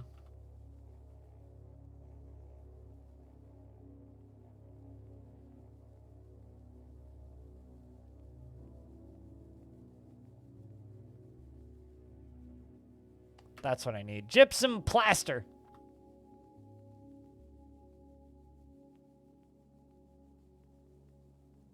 I need it for casts.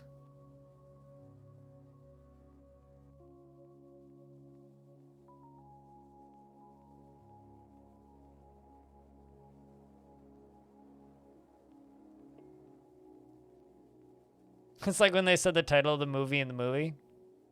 Hello and welcome to another one of those videos where I talk about updates in the Steam version of Dwarf Fortress coming from Toady1 and KitFox. Now that actually is the fucking line.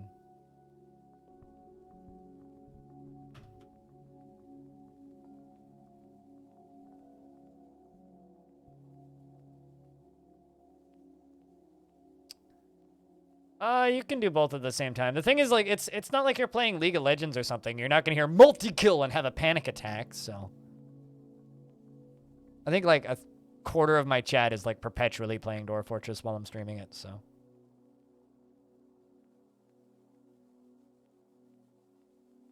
And also, like, if you're learning the game and you need help, the wiki has a getting started guide, which is extremely good.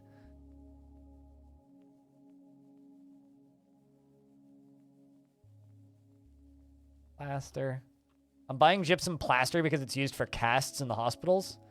And I don't have any gypsum on this map, so I have to resupply it every couple 100 years.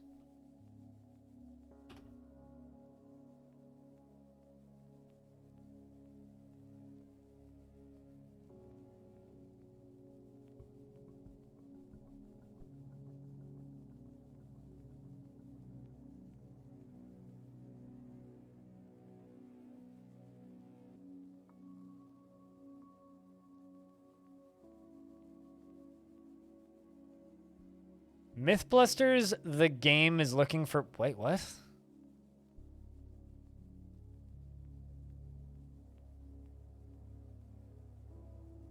Let's buy Playway SA. Don't buy it. Playway SA is a terrible company. This looks awful. And I like Mythbusters. This looks awful. Like... Actually, it looks awful. I love that it's published by Movie Games and Playway. Because Playway is a terrible company. And Movie Games, you like boobs? Google that publisher. They make games with lots of those. And unfortunately, not the triangular Lara Croft type. They publish porn games. Barely reading the chat because you can't keep your... Because your eyes keep dropping from brightness. Go to bed!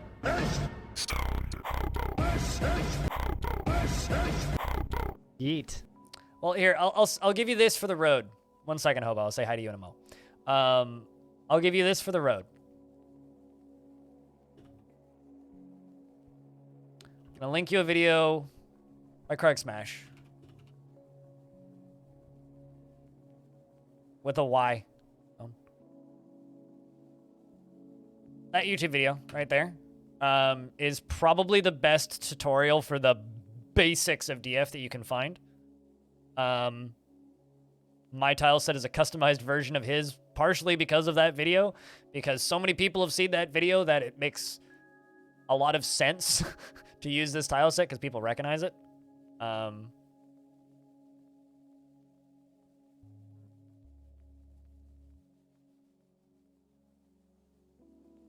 So, yeah, definitely get your daily dose of tits and boobies, courtesy of my Twitch chat. Yep, we're very mature, I swear. But, Hobo, how are you? How's things? And are you referring to Mythbusters, the video game? By interesting game?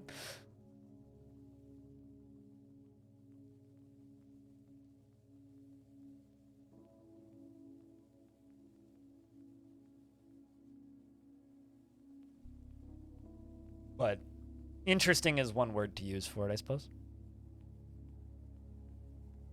Yes, lots of views. Yeah, no, Krugs is a good dude. He's a good friend. He also does some amazing storytelling in this game. He's probably one of Dwarf Fortress's best storytellers. He's like the bedtime stories content creator for Dwarf Fort. Good night. Cheers. I'll be back on Tuesday after today. Unless, like, you sleep for less or 8 hours, because then I'll probably still be on when you wake up.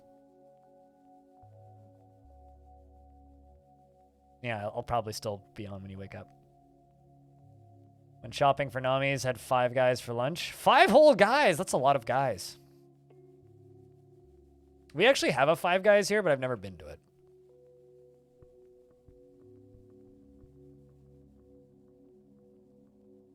So what Nomans did you go shopping for? We're supposed to have really good weather for the next few days, so I'm pretty high-key planning on going to another brewery this weekend. Going to go fill up my growler and such.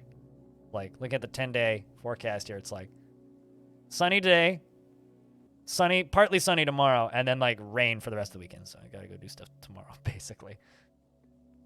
7 hours till you wake up in an alarm clock. I'll still be on when you wake up, but go to work. Go to bed. Good ball. Not eating 5 guys. Cannibalism is frowned upon in most societies.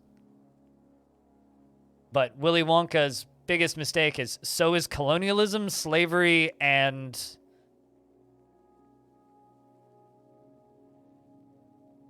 trying to think what else is problematic about Willy Wonka.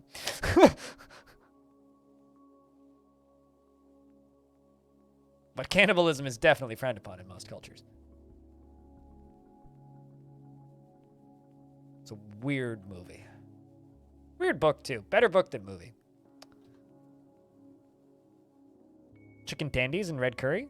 They make chicken tendies? Oh, I thought you were still talking about 5 guys for a second there. The 5th guy is just so satisfying. Yes. Child endangerment? Absolutely, yeah. Willy Wonka, not a good dude. Dried mango? Oh. Jealous.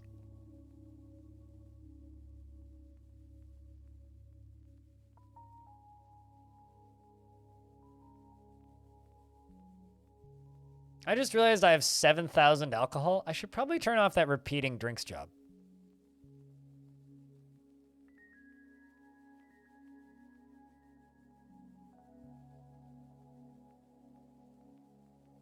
No wonder that still is cluttered. What actually do we have in the stockpile with drinks right now? It's going to take a while to get to this menu piece because it's going to have to load up every single block in the entire fort, but I just want to know what my dwarves are drinking.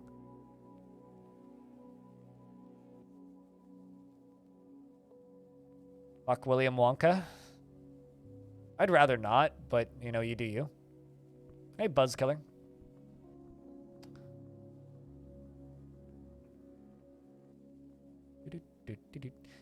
But some of the quotes from Willy Wonka are classics, even though Willy Wonka himself is a horrible person. You know, like, "No, Daddy, I want it now," will never get old. I don't fucking care how many problems there is with Willy Wonka.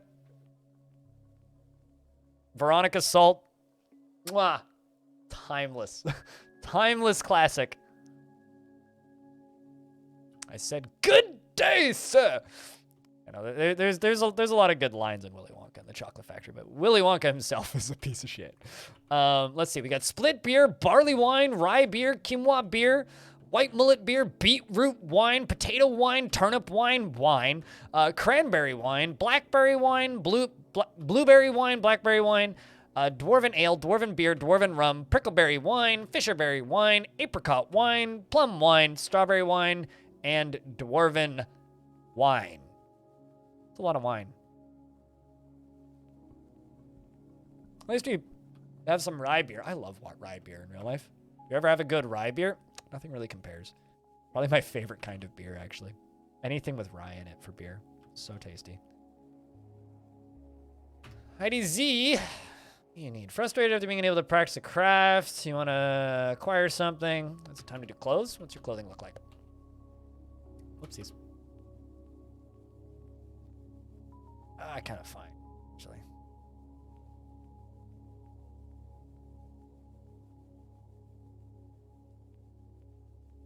Sometimes dwarves whine if they have to drink the same kind of wine.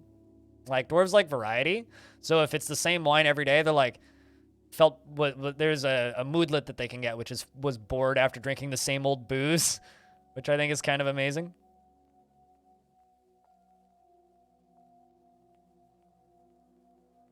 It's like, I need to drink the same old booze.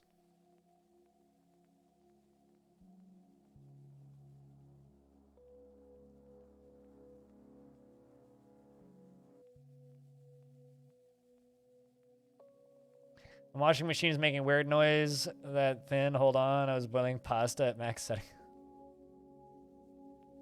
So, you thought your washing machine was breaking, but it was actually just your pasta overflowing or something?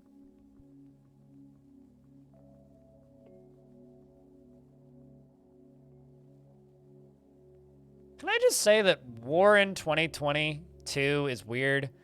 There's this article that just flew by Sky News that's literally just, why you shouldn't call your girlfriend from the battlefield. Such a weird world we live in. Earth is fucking strange.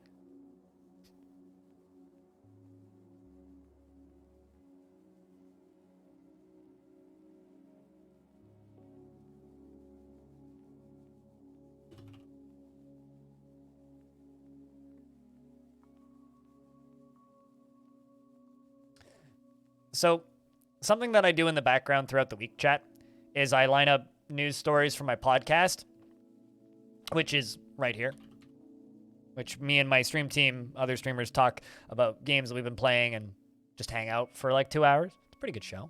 I recommend listening to it. But I just want to confirm that this is, in fact, legitimate news that should be discussed on this episode. You can, in fact, pet the dog in Weird West. You can also pet the dog or the zombie or the dead necromancer or the cat or the horse or whatever in Dwarf Fortress too. So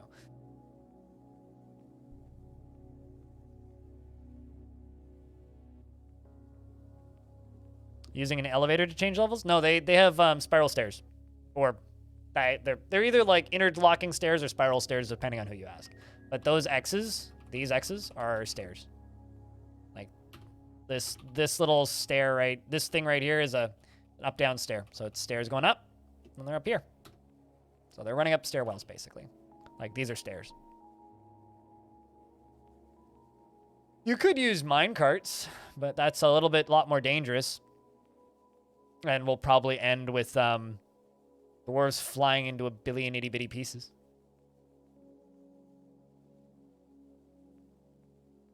I mean, a child can carry a granite boulder in Dwarf Fortress, so. Hey, we have powder for casts.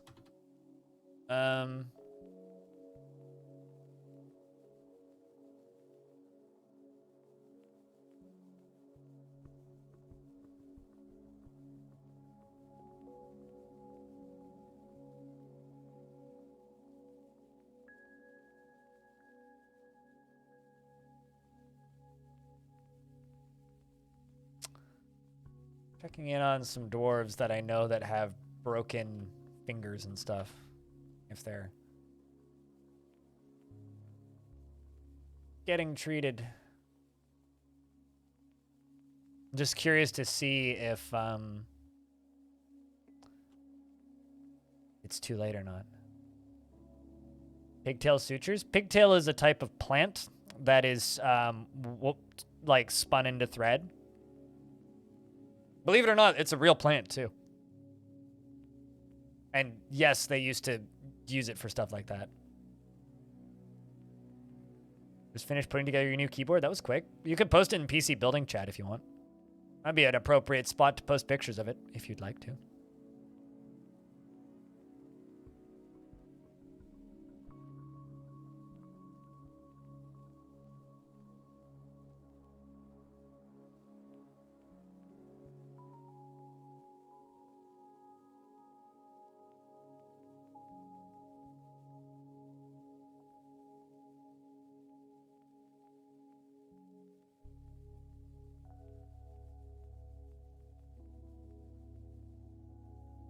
Sleeping on your armchair while trying to finish typing a sentence.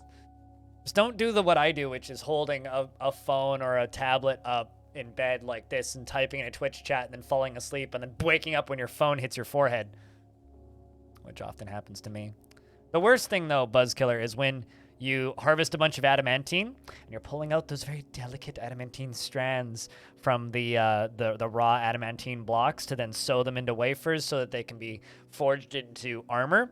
Or weapons or whatever, and then you realize that a bunch of your dwarves just put all of the adamantine strands into your hospital and everybody's getting $1 million stitches. It's like the equivalent of getting your teeth fillings filled with gold, but for Dwarf Fortress. It's like, well, you just got stitches and you're now an extremely valuable dwarf. That's one way to become an MVP. Or MVD, I guess. Very most valuable dwarf. Just get obliterated and stitched back together with strands that are worth millions.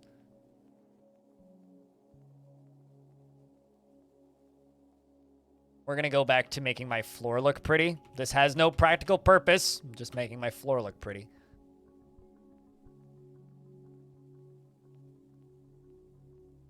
How are you doing on Kimberlite? 85. Okay, well, that's something.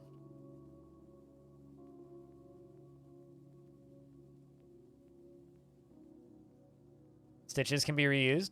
I actually don't know. I don't think so. I'm pretty sure that it's like kind of the more medieval format of stitches where they, once they have stitches, they just kind of become a scar. I'm pretty sure. I don't think they're really removing stitches. If they do, someone can correct me on that, but I don't think that they do. They can if the person dies? Okay, well, there you go.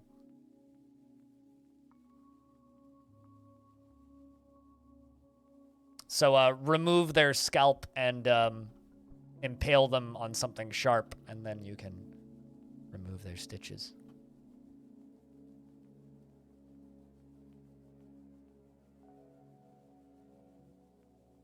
Also, welcome back, Jack Nerd. Good to see you again. We shall change the burial ritual into an adamantine stitches recovery, melting the body in the furnace. I mean, you could do that. Is adamantine lava safe? Hold on a second. Yes. Okay, it is. So, yeah, no, absolutely. If you set a dwarf on fire with lava and then drain the lava, theoretically, there would be adamantine strands left. I've never actually looked at that before, but... So you could, in fact, yeah, like, if you had a dwarf in, like, full iron armor. Pigtail is real. There is a plant called pigtail, and it can be used as ropes, and was used as ropes. Can it be used for thread and stitches? No.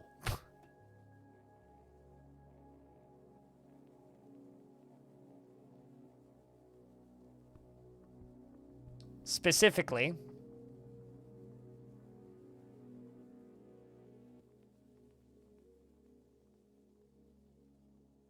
it's toxic to dogs and cats, apparently.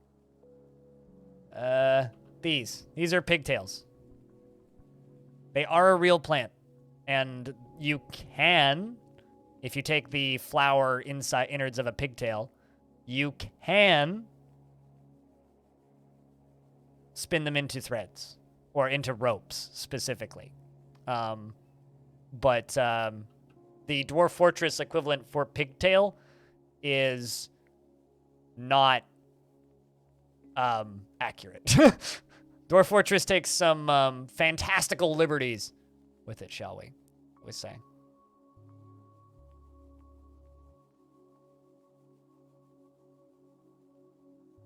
Apparently they're also referred to as a flamingo flower. I think that they're just very excited flowers. I mean, come on. That's a very happy to see you flower.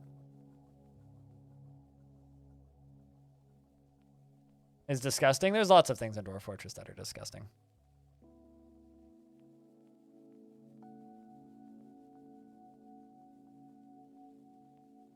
But yes, the Dwarf Fortress equivalent of pigtails are not real. That is true. There is no underground cave plant called pigtails, but there is a real-world plant called a pigtail.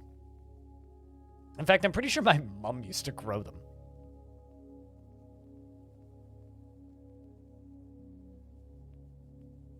I guess they will become special guests. I'm just like imagining playing adventure mode now and like pushing somebody into a lava pit and then draining it. Hold on a second. Told the story of what? Athros II says, I told the story of the attack on the seductions of living of the joyous devil at Spidery Desert by the ignited creation in the late autumn of 379 at the Simple Dinner, and I am giddy. Telling local stories of battles that are happening elsewhere in the world. For reference, that's a story of these guys here attacking these guys here, and if I hit the news button, you can see it happening in real time. See?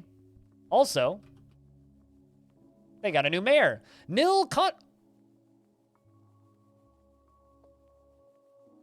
Stone, can you confirm? Is Nil Conjuruff our old outpost liaison?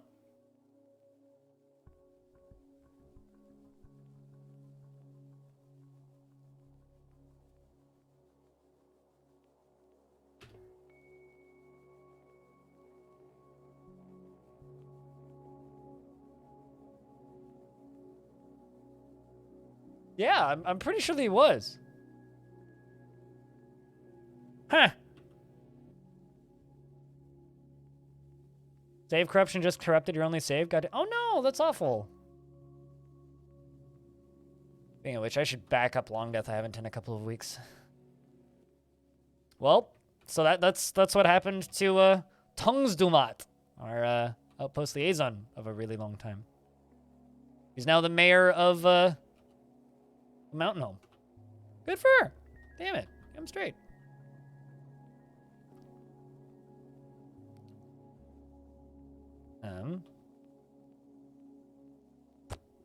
That's not very helpful, game.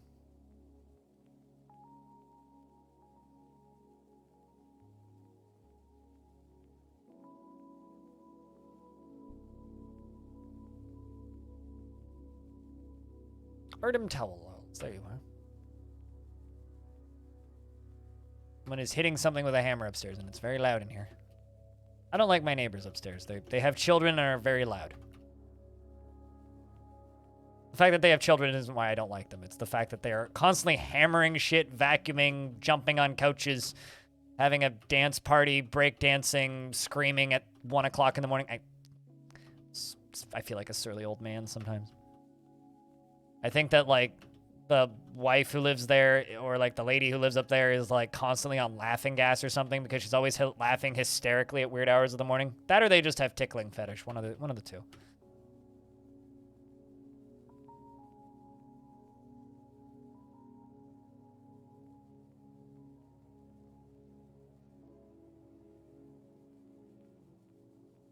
A whale trap in DF? Well, first you have to find a whale. That's probably the hard part. But make a large section of land. Well, basically make an area about yay big that is drainable, right? Go one layer up around the edge, and I will represent the one layer up with stairs. Go one layer around the edge, one layer up. Okay. And then at the end, make it about twice as thick. So this layer being north, being the direction of the ocean. So towards this way, would be the just drawing an arrow, and this is not working. This way, down would be land, and that way north would be ocean, and then pump water from here out in this direction. Maybe actually do one less here. So just have a line of pumps all the way along and pump the water out this way.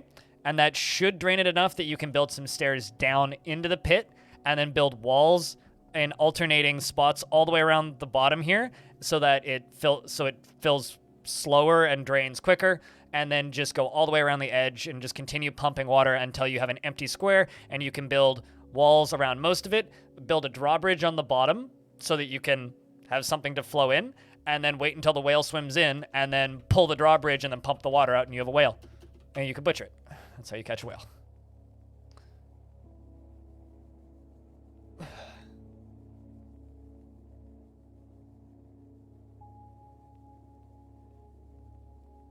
How's the population looking nowadays? Nowhere near as worrisome as it was in the past. We were down to 22 at the lowest. We're up to 40. We were at 45, but a small loyalty cascade, which I talked about earlier, which happened 2 streams ago, caused us to lose 5 dwarves. That has been sorted now. Very unfortunate, but you're okay now. I reminded you of someone cringe? What, tickling fetishes? You need to cook some food? You should do that, man. She does have, like, the most, like, psychotic fake laugh I've ever heard. It's like, ah, ha, ha, ha. Like, it doesn't sound like a real laugh. Like, even my neighbor from across the way is just like, what the fuck is wrong with her whenever she's laughing? Like, I've never seen her in person. I've only ever heard her laughing, and it is the strangest laugh I've ever heard in my life. Probably just has a weird laugh, but, like, it's always at the weirdest time, and it sounds forced. It's like somebody is trying to mimic a fake laugh track. It's very strange.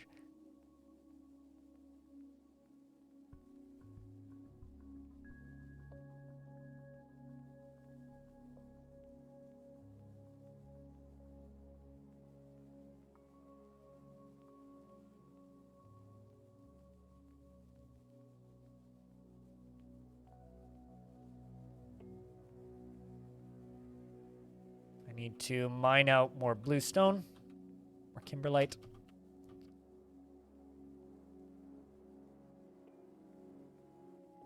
Diamonds hide in kimberlite.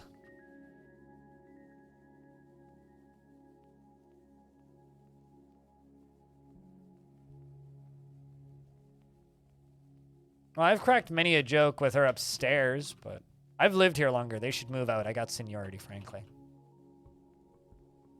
What's even funnier is, like, I should have known that they would be weird neighbors because when they were moving in, twice while, like, they're the floor above me, the apartment directly above me, twice while they were moving in, because the stairwell to go down to the, one of the, like, 4 stairwells in this building to go down to the underground parking is right behind this wall behind me, right? 3 times over the weekend while they were moving in, I guess dad or the guy living there banged on my door and tried to unlock my door thinking he was on the right floor, but he was 1 floor too far below. And every time apologized profusely and says that he hasn't slept in days. And so I should have known at that point that they were going to be weird neighbors. And yeah, they're weird neighbors. As someone who's been very sleep deprived, I can't really blame him, but also quit it. Shit's fucking weird. Where was that layer that I was filling in? Weird.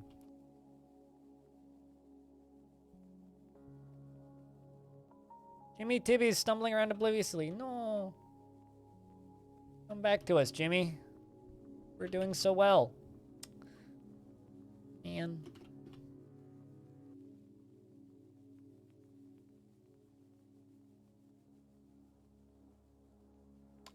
Green glass. But I could have used any rock. I just used green glass because it's infinite. It's very easy to produce infinite glass. Another thing that Dwarf Fortress generates is music. They are performing they're at a simple passage in the form of music called the Poet of Phrases, which was created by this world as it generated. And there's even like an example of how the rhythm is generated, how the singers are supposed to sing, what instruments are used. The instruments are also procedurally generated. So this particular piece is using a few different instruments. Seems like Navy. Ooh, Navy, you grew up. You're 18. Have I given you jobs? I have not. I need to do that.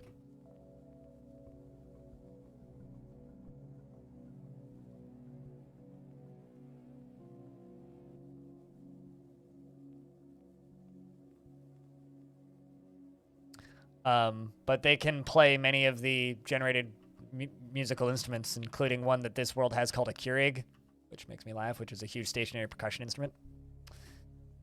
They're very hard to make, but we have dozens of them. And the dwarves can learn how to play the individual instruments, or they just play dwarven equivalent of air guitar. So, this is the statue of our newest outpost liaison, which is the basically the fortress representative from the mountain home.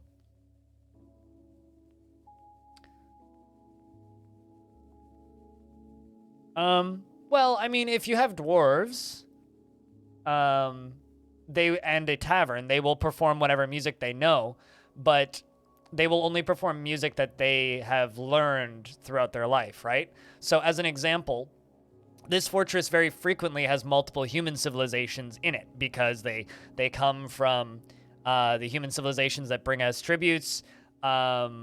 They come from the traders and the royal treasurers and all of the mercenaries that used to come here hundreds of years ago, and they've learned all of the music forms from the human civs because they have their own cultural music. So the dwarves in this dwarven civilization have their music and their culture and their instruments, and they can learn about other cultures' music if you get visitors in your tavern or your temples or your libraries. Currently having a public tavern, though, is very dangerous because people will come and try and steal your stuff and end up starting fights, which is getting nerfed when the premium version comes out in the next update, which I'm looking forward to. Yeah, basically people can show up and they will perform their music from their culture, and then your dwarves will learn other types of music and music forms and how to play other musical instruments from other people showing up. And then you can purchase instruments from them or make them if you happen to be lucky enough to have the materials, because each musical instrument is like a 4-step process of like finding obtuse materials that you may or may not have access to, like specific types of metal or like porcelain or other things that may not be immediately acquirable in your world.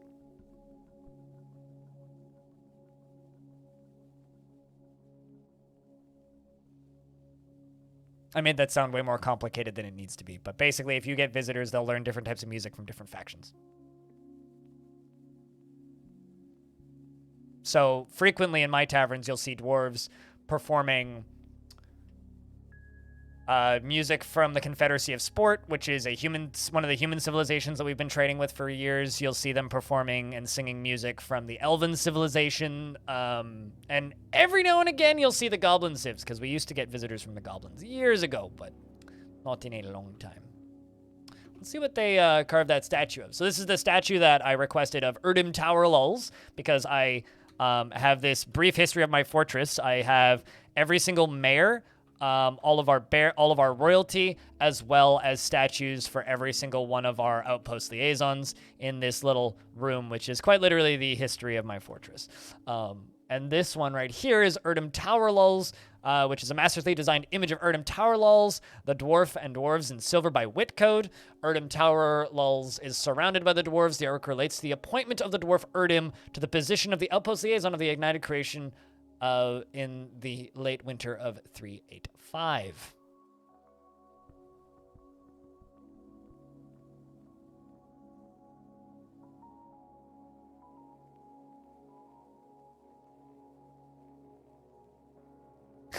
and they sang "Hug" as an example of the Welchy fortunes. The work has no particular subject. The composition is masterful. The Welchy Fortunes is a devotional form of music directed towards the worship of Istrich the Pearls, the silver, originating in the canyons of Cremating. The rules of the form are applied by composers to produce individual pieces of music, which can be performed. A speaker recites the nonsensical words and sounds while the music is played on Eking Bekom.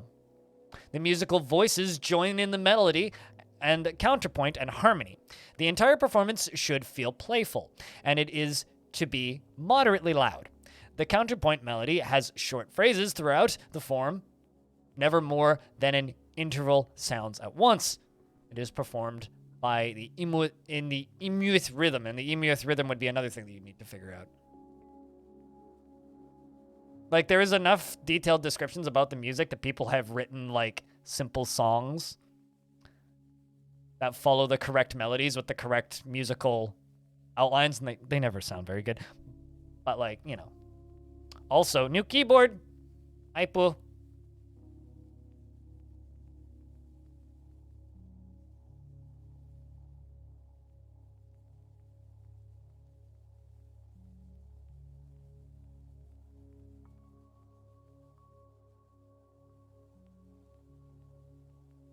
Because sometimes they're totally impossible. The sparring descriptions, you mean like the chief medical dwarf strikes the elite wrestler in the right upper arm with his Electrum Zespecial named spear, I think, lightly tapping the target. And the elite wrestler strikes the chief medical dwarf in the left hand with his Edcorn Montconzens, lightly tapping the target.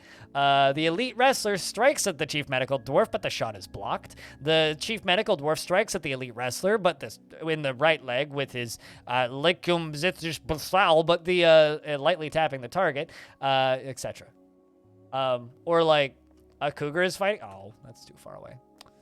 Hoping that it'd be like the cougar collided with a wall and explodes. Sad.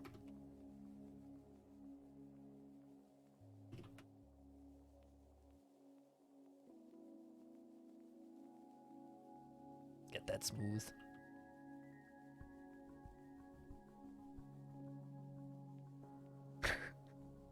It's this is like yesterday I had a I think it was a dwarf biting a troll's cheek.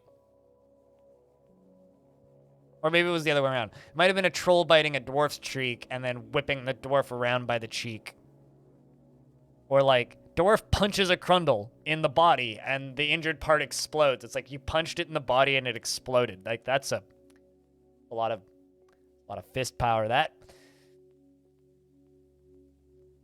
Well, say, Mr. Runner. Hope you're doing well. And Deathros.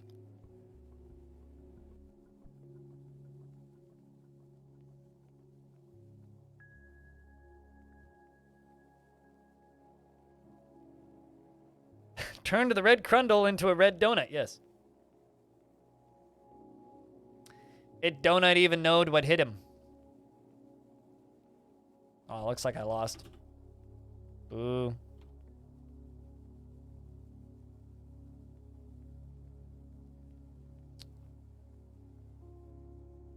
Buried your idea in tickets? What was your idea? Board idea. Draw a family tree of your dwarves on paper. Build it in DF with lines and tile tunnels in a small room. And a statue of every dwarf in the tree. That sounds... Well, you'd need to limit the population. You'd need to limit the population to like 10 to do that. That sounds cool in theory, but really difficult in practice. Because you'd have to just be lucky enough to get dwarves that hook up and aren't related.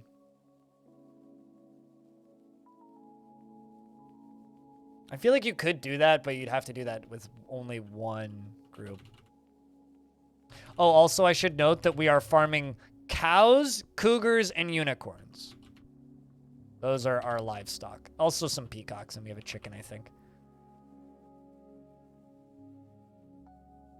And a dog. Right, that dog and reindeer. We should slaughter those.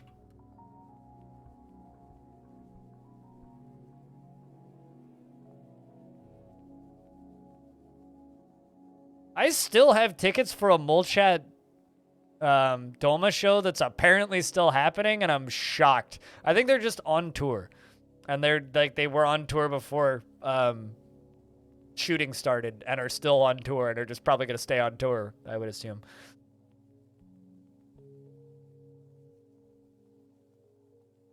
In regards for random tickets.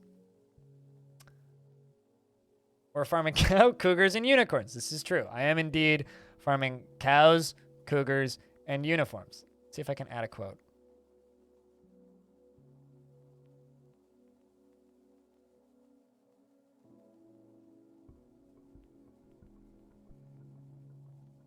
There you go. Added.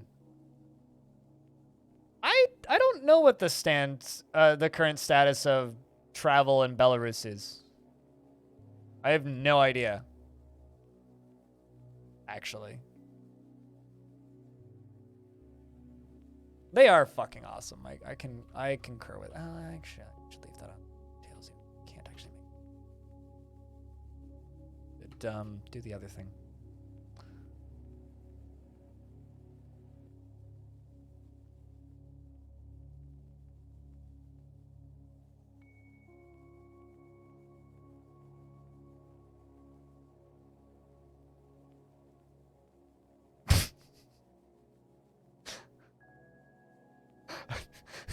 You know what's bad is I have actually zero recollection of that quote. I have no idea what that was. The ones that are undefined and no date are from the old bot, though.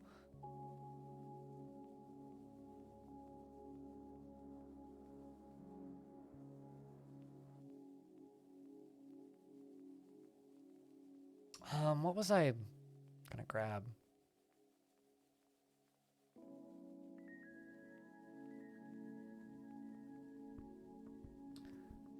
This is my current jam that you'd be into, Wogarden.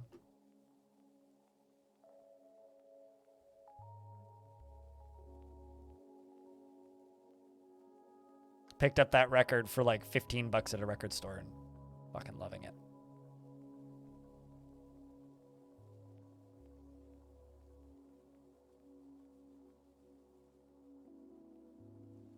Undefined and no dates. Yep, sounds about right.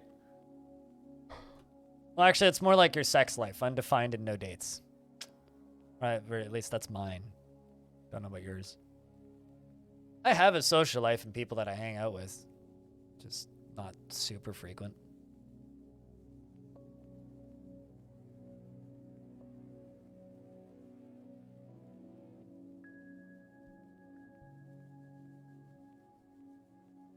This is going on your server. Locks playlist. It's a pretty fucking great record, actually.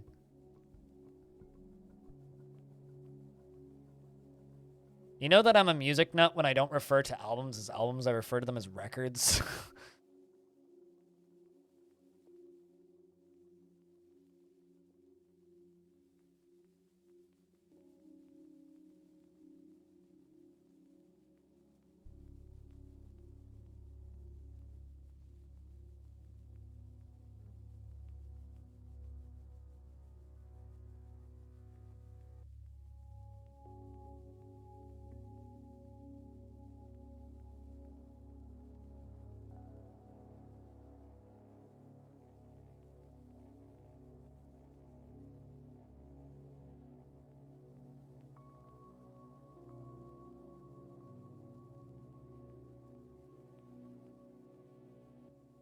You have a playlist with Netrunner vibes music? I get you. Yeah, no, that whole album is very. Oh, also, this is another thing, actually. Is cassette still available? I think it's sold out. This thing. It's another thing I picked up recently. The cassette hasn't arrived yet, but I've been listening to it quite a bit.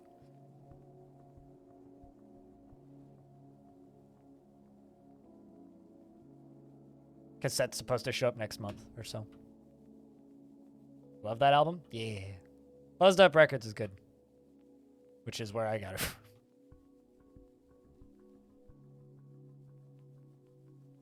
Which are the people that did the cassette pressing of that?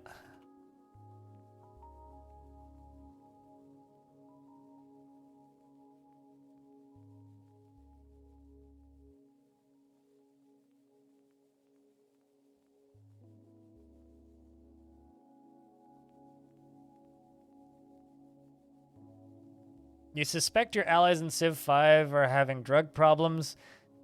Please trade me 9950 out of your 10,000 gold for nothing in return. Pissed if I refuse.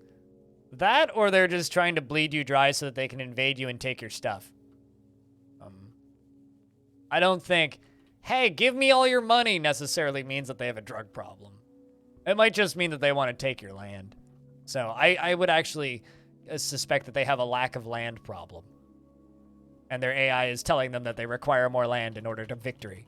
So, also, maybe you're invading somebody else and they suspect that you're going to take their stuff, so. That would be my suspicion.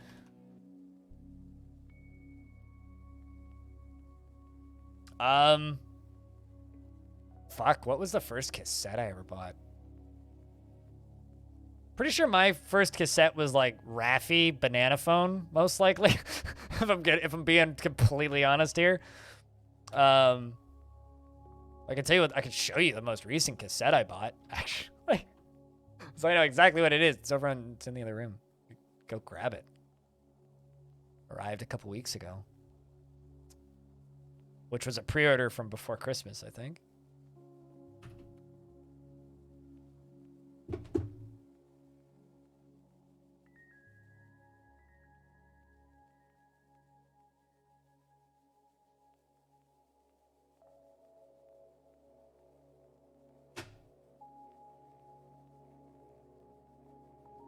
No, I owned a Banana Phone on cassette. Totally different. Crutches.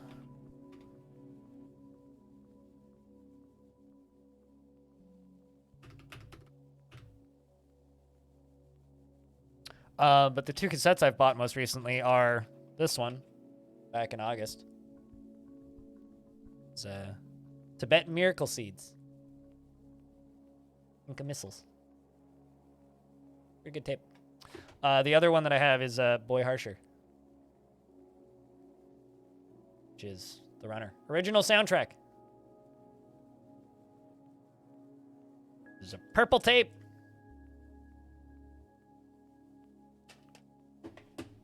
And Tibetan Miracle Seeds are pretty great.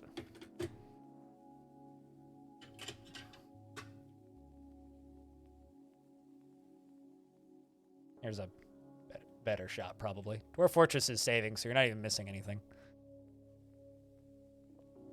There you go. Inca Missiles is probably the best name of an album I've seen in a long time, by the way. So fucking good. It's just super, like, fuzzy, spacey kind of drugs music.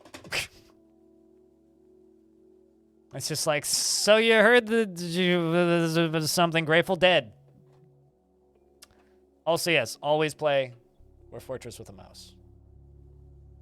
Saying. Oh, it's the Wampus. Wampus.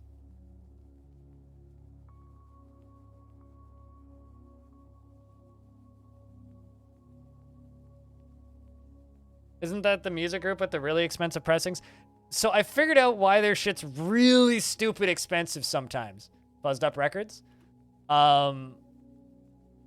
Which is not the group. That's the label that does the limited run pressings of... Whoops. I apparently didn't close the cassette case all the way. Including this one. But the reason the digitals are so fucking expensive... So, like, just as an example, this is Shooting Guns. It's $5... I might actually buy this cassette. It's fucking €5, depending on how much shipping is. But the digital album is €1,000. The cassette's €5. The reason it's so expensive is because if you sell a physical album on Bandcamp, you also have to sell the digital album. So they sell the digital album for a ridiculous amount of money and say, hey, if you want the digital copy, go here. Go buy it directly from them. Which you can do. And then you click buy cassette and it takes it back over to them. So. Basically, they do limited run records or cassettes. How much is shipping? $6. Damn. I could buy this tape for like very cheap.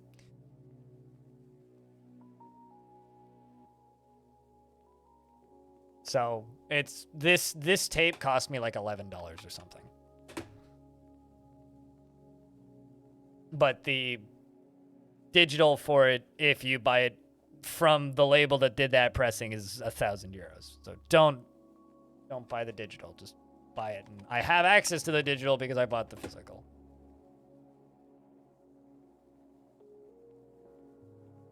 But the Tibetan Miracle Seeds, their music is like up on YouTube. You can just go listen to it.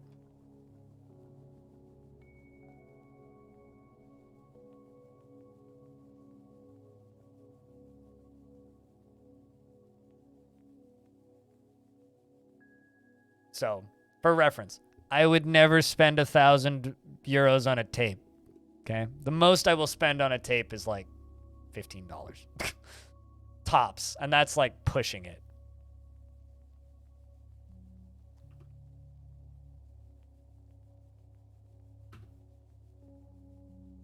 That's pushing it.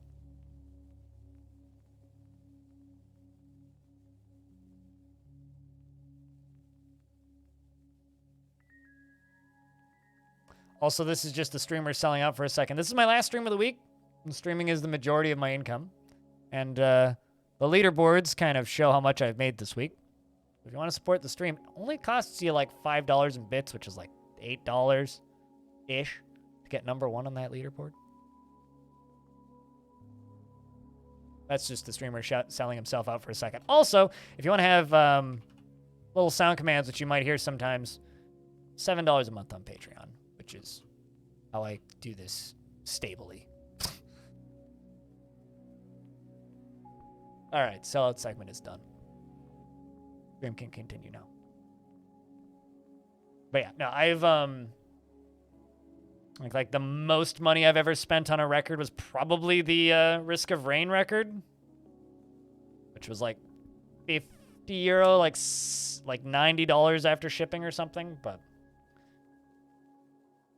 you know what's hilarious, Wogarden, is today's Trans Visibility Day.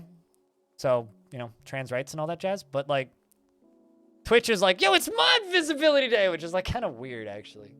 Bad timing, Twitch. Way to make yourselves look silly.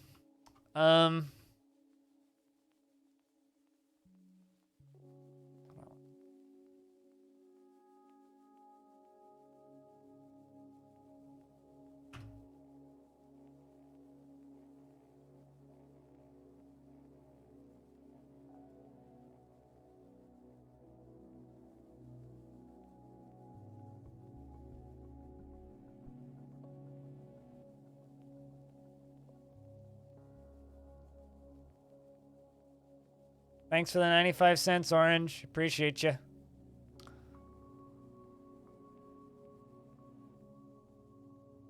First bits of the day, actually.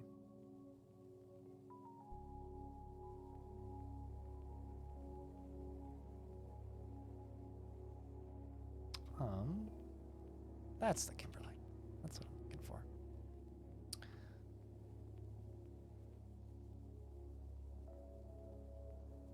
I think I might go get a snack soon. I have these granola bars that I bought, which I've been snacking on halfway, like before lunch, so that I can have lunch later in the day. I might go do that in a minute.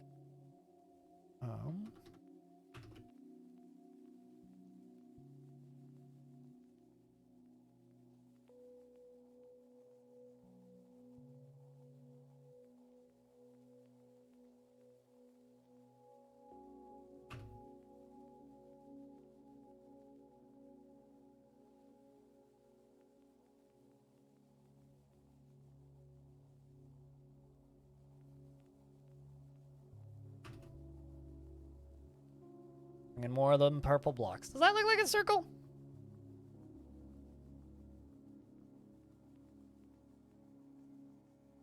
Yeah, that lines up. Ish.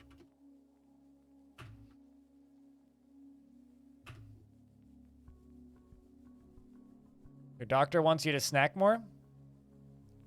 My doctor wants me to stop smoking weed and start eating weed.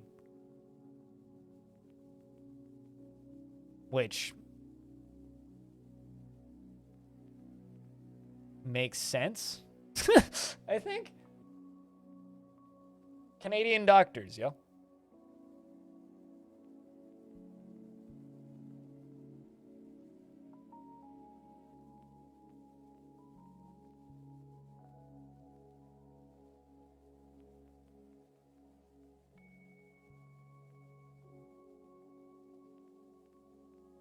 You need 2 more picks, I think. Because I got behind on the king's mandates because I was too busy explaining random things about TM. Let's throw out more of the animal bits that we don't need.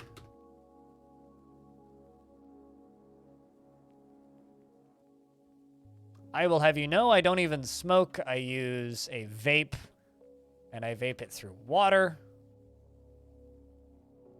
So thus it's doing about as small amount of damage to my lungs as possible.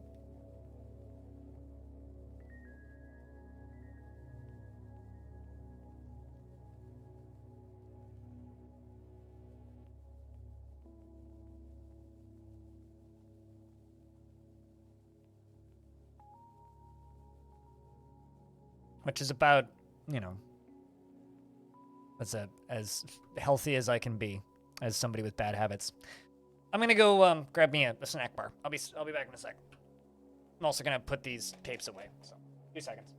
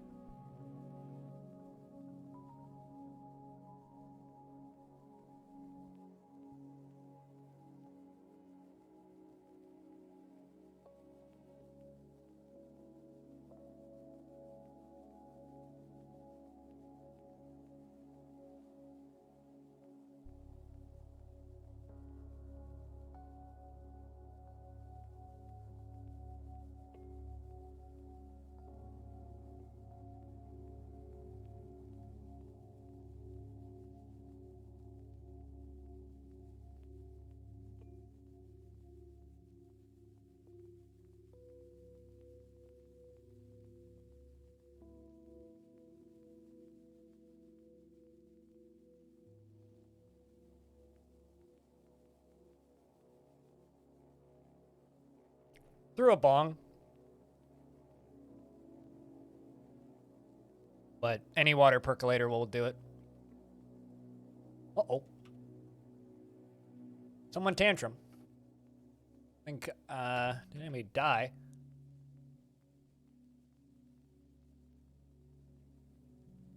I think someone just killed somebody. IGG, what'd you do?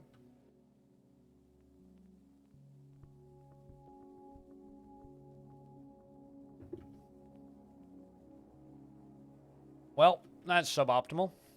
Well,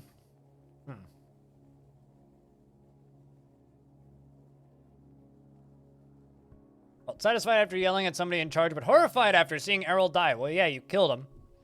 He raged while killing somebody. Cool.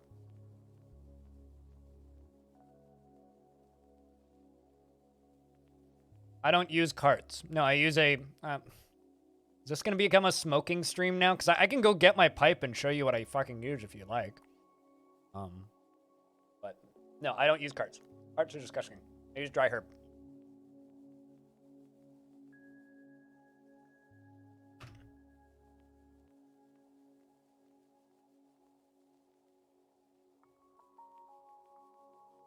But hold on.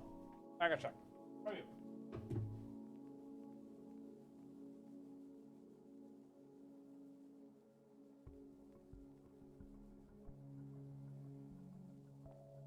I use this. This is a X-Max 2 Pro. It's kind of old now. They're on to the third version of this. Dry herb vape with ceramic oven. You put your weed in that after grinding it. I have this tip, which is a bong attachment. Goes into the back of a bong, then you inhale through a bong.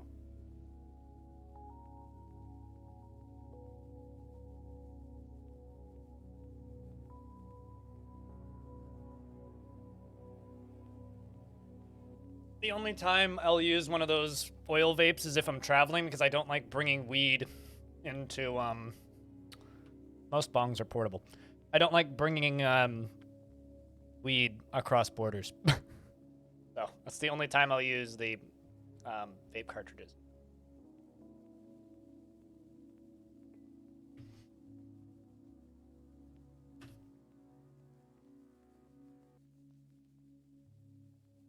So, just want to shout out the fact that I have a new mayor, who's Tele. And the reason I have a new mayor is because IDZ literally punched my mayor so hard in the head, my previous mayor.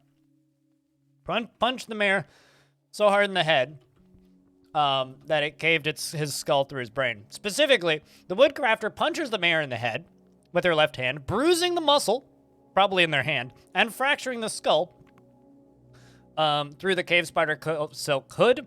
The force twists the neck, and the upper spine splits into gore. That's not good. And then punch the mayor in the head with their left hand, and the injured part collapses. That's not good.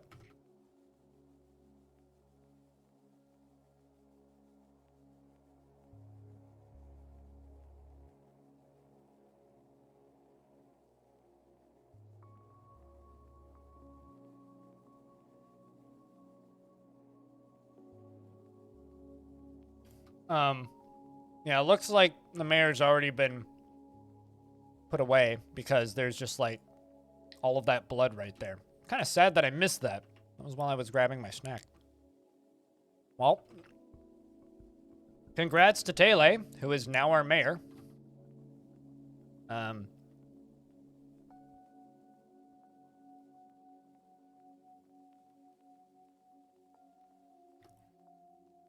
Went to the store and picked up some ramen. Well, hopefully it's delicious ramen.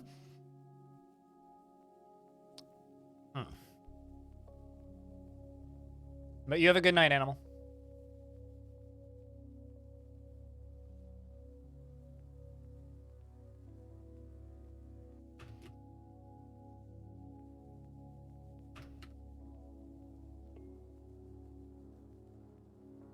Ironically, though, in regards to, is this becoming a smoking stream comment? Ironically, that's one of the few things I would probably accept a brand sponsor for. It's fucking weed paraphernalia.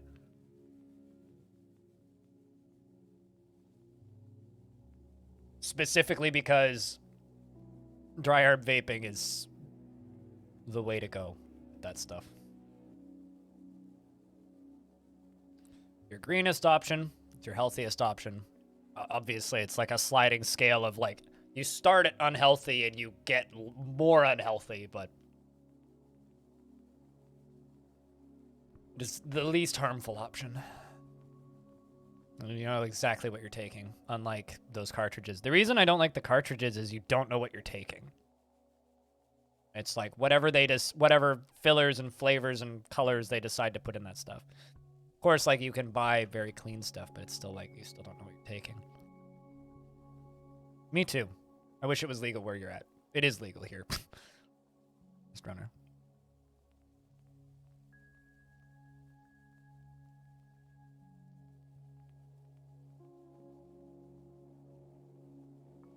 Coke Starlight?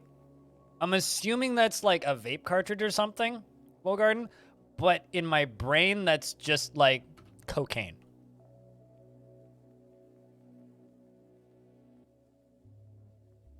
So we just lost our mayor. So the question is, Taylor, what do you like? Because you are now our mayor.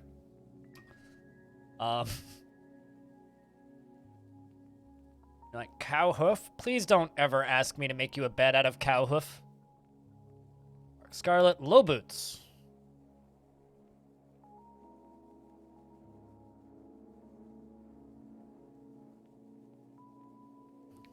It's a soda? Hold on a second.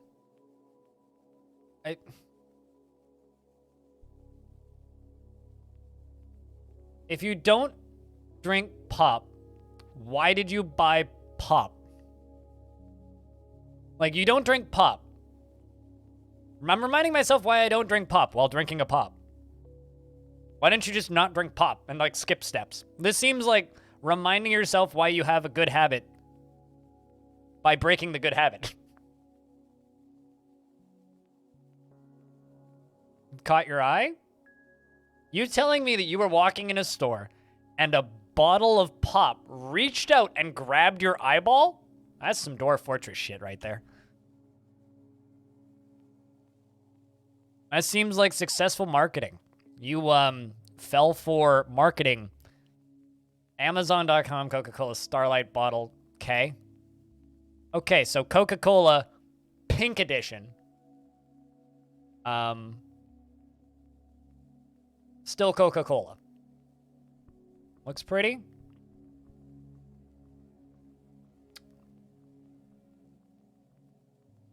I mean, no. Disagree.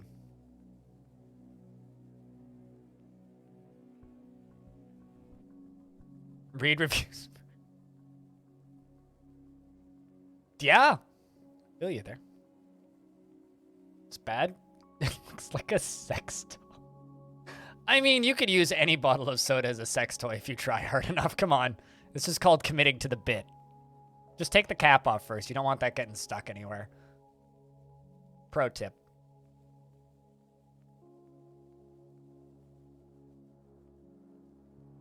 I don't have experience with that personally, but I can confirm that I've seen many pictures of bottle caps up people's anus on the internet.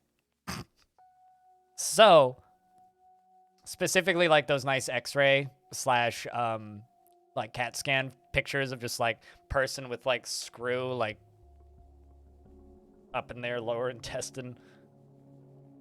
Cap feels good. That's what she said. Cap's the only way I can get off, okay? Or use a cactus. I mean, cactus, papaya, cucumber. What's the difference? We're all adults here, I hope. A porcupine is fighting. Porcupine's left leg takes the full force of the impact, tearing the hair and bruising the bone. What the fuck happened? Did you fall out of a tree? I'm pretty sure that porcupine was in a tree and fell out of a tree. What time of year is it? Early winter? Porcupine, did you fall out of a tree and almost die? I think you did. Yep, the porcupine fell out of a tree. The porcupine fell over and the porcupine hasn't stood up because the porcupine's injured from falling out of a tree. Everything will stand up after they fall down, right? In Dwarf Fortress, which is why you'll get lines like, the snake stands up. Just one of my favorite quirks of Dwarf Fortress is, the snake stands up, or the snail stands up. Which is Also hilarious.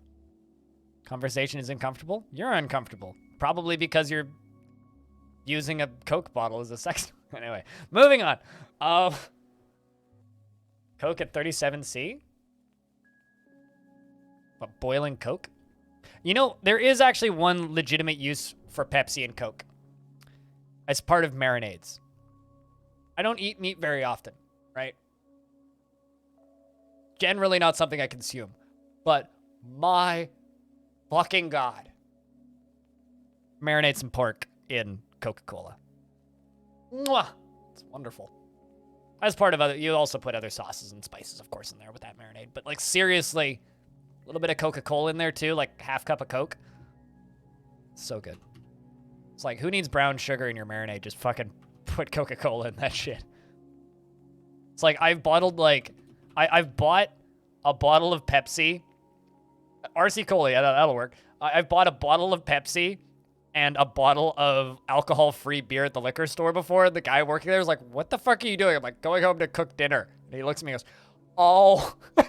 Like, why are you buying out? Like, it's the only time I've ever been judged at a liquor store is for buying like a 2-liter of Pepsi and alcohol-free beer. Is because that. Also, so you want to know what's the best part about the crime that was committed in this fort earlier? The dwarf that tantrumed and beat the shit out of and killed my mayor? Is I don't think there was any witnesses. My mayor just showed up dead. Also, he's tantruming again. My mayor just showed up dead. Please tell me you didn't kill somebody else. No, you didn't. Good. The mayor just showed up dead. And everybody's like, oh, the mayor's dead. He's tantruming again and just punched somebody else. Okay, now we actually have witnesses. But nobody witnessed the first one, so they couldn't pin it on him. Don't you go kill another mayor.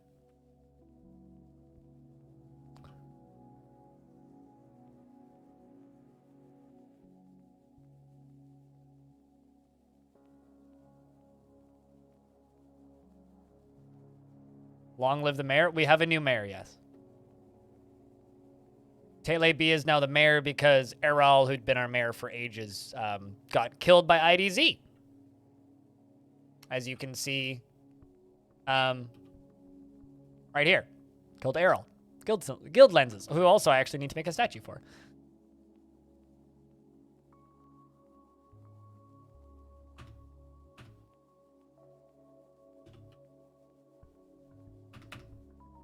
And then make a new one.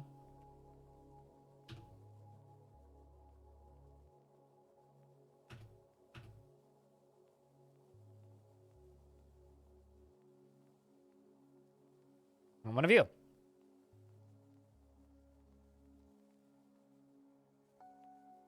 What do I think of happy tribal African music? Head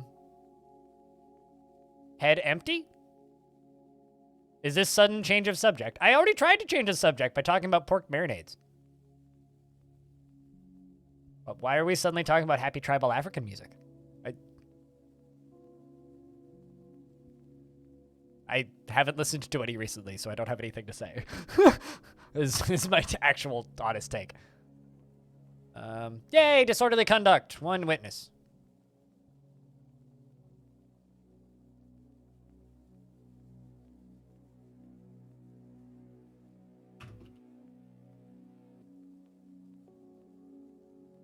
Yes, but the skills don't actually do anything aside from give them happy thoughts. Like, a dwarf could be a philosopher and know a whole lot of philosophy, but it's not actually useful in life. Just like a dwarf can learn a whole bunch of mathematics, and it's not actually useful to them in life. They don't, like, benefit in any way from it, but they... Oh, Jesus Christ. Did you just... I mean... I suppose... I think I need a new captain of the guard. This one's a bit overzealous with the punching.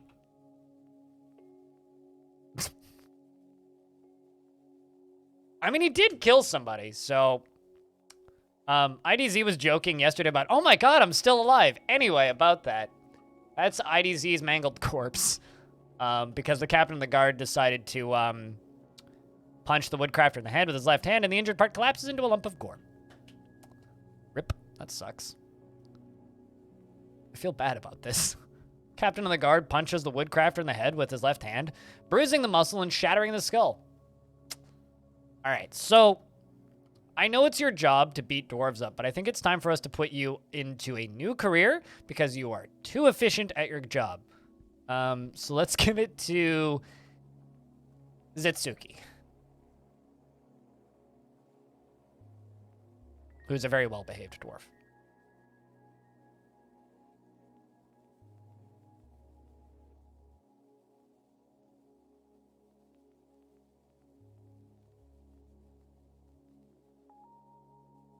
Hammer made of cotton? I don't give them weapons. I just give it to somebody who isn't trained at all. What happened? Ability to stand lost. Wound ills. Your chin and head, your hair, and your head hair is torn apart. So someone tore apart your chin.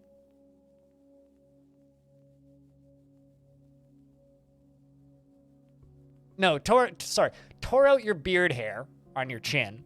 And tore out your hair. Also, smashed apart your ear cartilage. And your first finger, right hand, your nail has been smashed apart. And your left foot has been smashed open. You need immobilization. This menu is fun. Feels ferocity after being attacked, and afraid after experiencing trauma. Sorry, pilot. Oh, hi, berries. Again, I think that's the second time you said that today. Welcome back. So we're now down to 39 dwarves. Hopefully people have kids soon.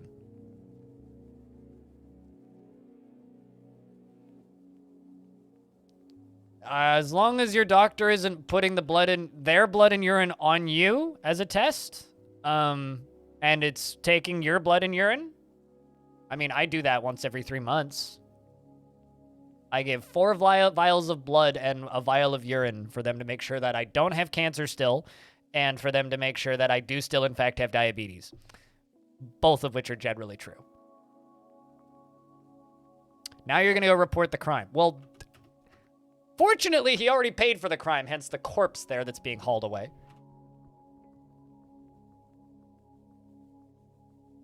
It's ironic that the dungeon master's putting the body away. Why, do you in fact have diabetes and not have cancer as well? I hope you don't have diabetes, that would suck. I know you were saying that you were, like, possible, but it's not the worst. It just means you have to stab yourself occasionally or take pills, depending on how bad and which one you have. If it's type 2, it's easy peasy, you'll be fine.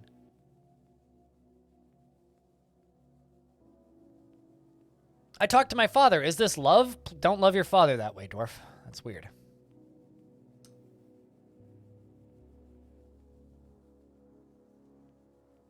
You have just... Hey! Our gypsum plaster casts are working. You have gypsum plaster on your foot, pilot. You're walking on a crutch. What's your crutch walking skill that we were talking about the other day, just for funsies? I'm assuming that that's a miscellaneous skill, so... You're a dabbling crutch walker. Dabbling. Only just tried it. Just like he dabbled in swimming once. Talented at lying, though. So shoutouts.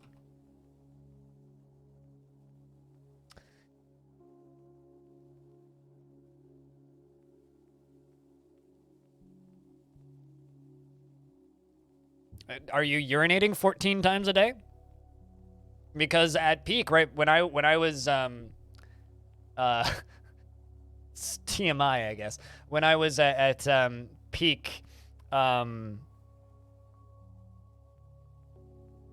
should be on insulin and was about to die from being, from my blood sugar being so high that they couldn't actually measure it on our on the scales without giving me blood tests, taking my blood. I was urinating about 50 times a day, approximately.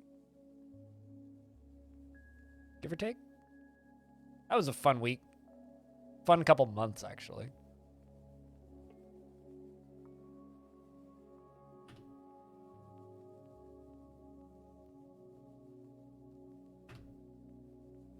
And my hyperglycemia was so bad that they couldn't actually measure it. You'll start keeping count. If you have to pee more than 2 times an hour, call your doctor. TLDR.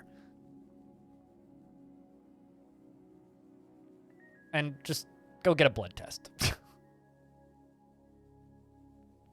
My blood sugar was so bad that the guy in the ambulance that picked me up after checking my blood sugar looked at me and he's like, "How queasy are you?" And I'm like, "Not particularly. Why? Be honest with me." And he looks at me and he goes, "How are you standing?"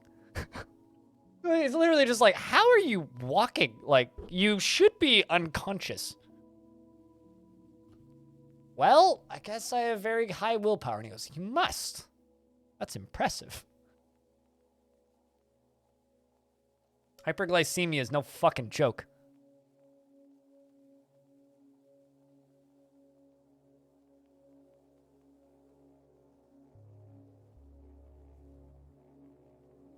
This poor dwarf.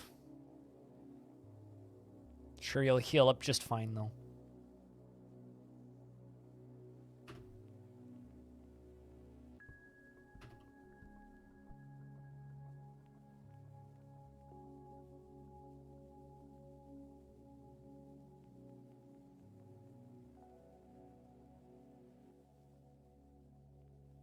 For whatever it's worth,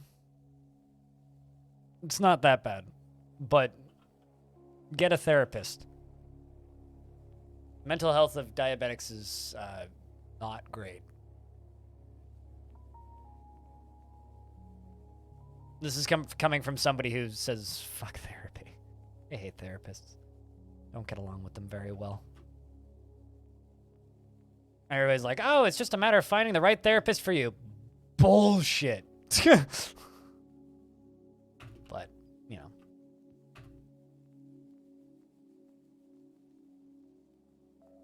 You had low pressure to the point once you had a doctor ask him.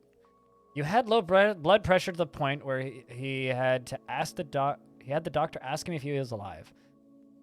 Well, I mean, if he's responding verbally, I certainly hope he's alive. If you're responding verbally, and if a patient is responding verbally and responds, yes, I'm alive, but they are proven dead, I think that they have bigger problems than blood pressure. Speaking of blood pressure, how are you doing? I hope that your blood has pressure, Darren. That was one of the worst segues I've ever done, just saying hello to somebody. It's up there with, like, guess who else is fat and lazy? Which I did say once to a viewer, and I still feel bad about that one. I was kind of absent-mindedly rambling.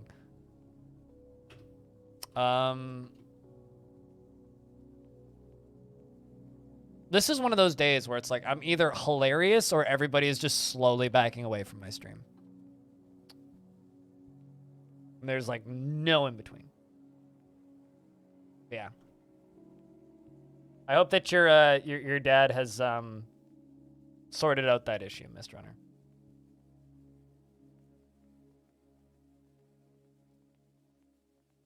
With rings BP cup said. I'm hoping that your blood has pressure. I'm not saying high or low. I'm just saying I hope it has pressure. Now I don't know why, but for some reason this has put the song Temperature in my head. I guess it kind of sounds like the word pressure. It's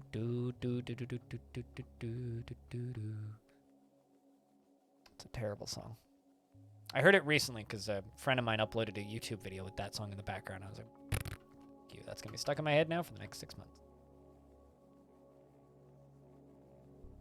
Has he got the right tactics to turn you on? And you're like, I got the right temperature.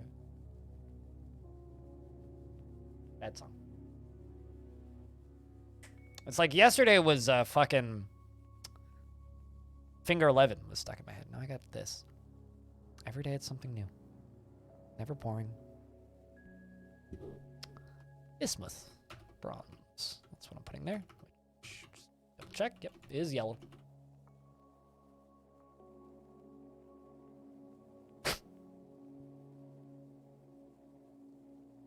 I dropped a psychology class because you couldn't stand it. Everyone seemed crazy, or you were. Did any of them do coke?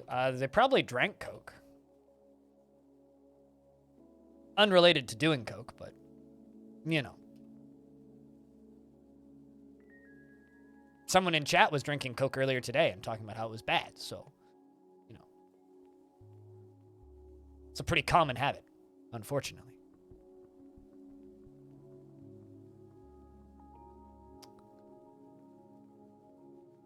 It's funny because like the one psych major I know is self-described as described as insane. So.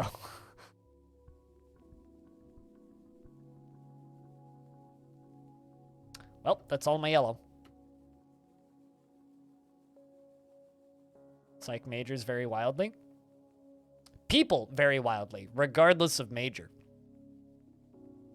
I don't have a major. I prefer to identify as a minor scale. Musically. But it's I prefer the minor dissonance to the major bouncy happiness.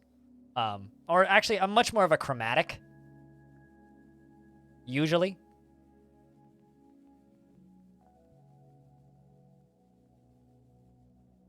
133 over 9260 BPM. I don't even know what that means. I prefer 4/8.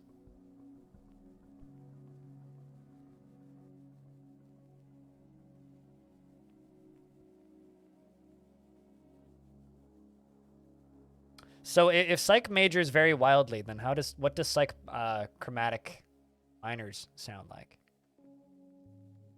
Less variable? More predictable, perhaps?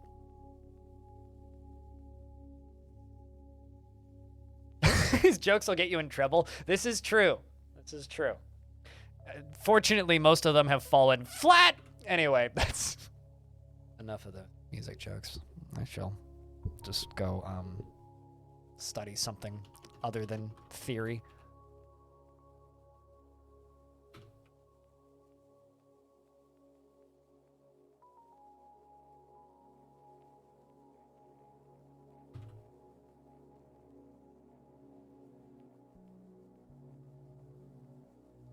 Like, this dwarf is totally fine, aside from the fact that their right lung is almost missing.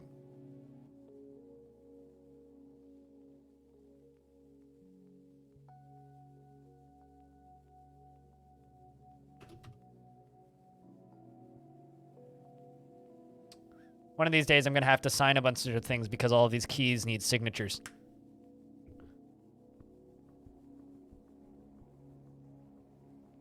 That's why so many opportunities are locked off.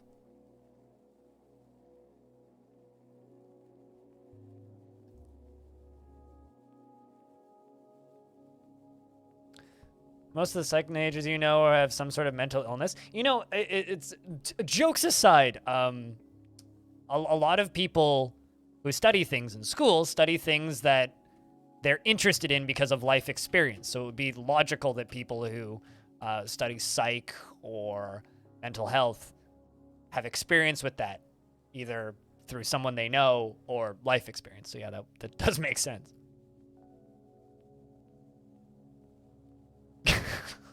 You know, that's actually a dad joke, Darren, that plays better in text than verbal, and that's impressive. Like, a lot of dad jokes, and like I call out Armor and other people who like to just randomly drop dad jokes in my chat out on this. Is like, well, if you're gonna tell dad jokes, like, you have to cheer them in text to speech, otherwise they just don't play. Like, someone has to say it out loud for it to make sense and be funny. If you read it, it's just like, oh, that's not funny. But like, or like, I don't get it half the time. Because like, you need like speech for dad jokes to work a lot of the time, but that one actually plays better in text, so fucking well done to you. That is funny. Well done. You almost got murdered by a former friend once. Very sad. Mental problems there. We all kind of knew it. We didn't know for sure. Yeah. I'll just say this. Disassociation and hallucinations are fun, which is something I've been getting into the habit of recently. I don't recommend trying it. It's part of the reason a lot of my streams have been kind of, not spacey, but like, part of the reason like the quality of my streams went down pretty heavily for a while there. Yeah, my personal favorite hallucination right now is like when I lie down and close my eyes and try to sleep, I feel like someone's stabbing me in the eyes. This fun. Yeah, it's just like I forgot 3 weeks. It's like what happened? I don't know. Think I've been here streaming? Probably. I hope so. Check my VODs. Yep, I've been streaming. Snap back out of it, and you're like, oh, I'm alive again. Weird. It runs in the family, Wogarden. Both my sisters have problems with it.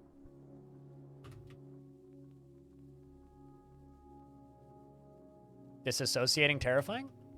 It's a defense mechanism. The dissociation isn't what's terrifying. It's what's happened to you that's caused you to dissociate that's terrifying.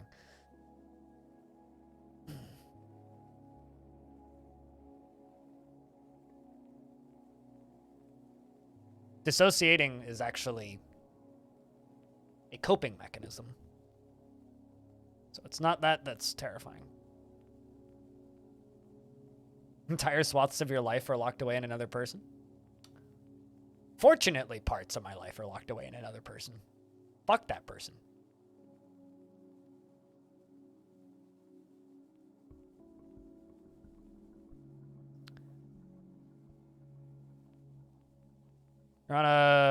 You're on a party at his house. Okay. And he got really mad, and you accidentally nudged a cross on his wall.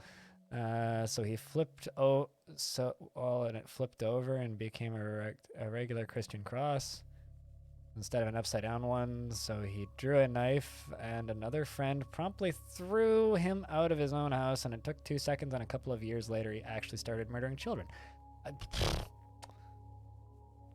So I know that you have met Notch before.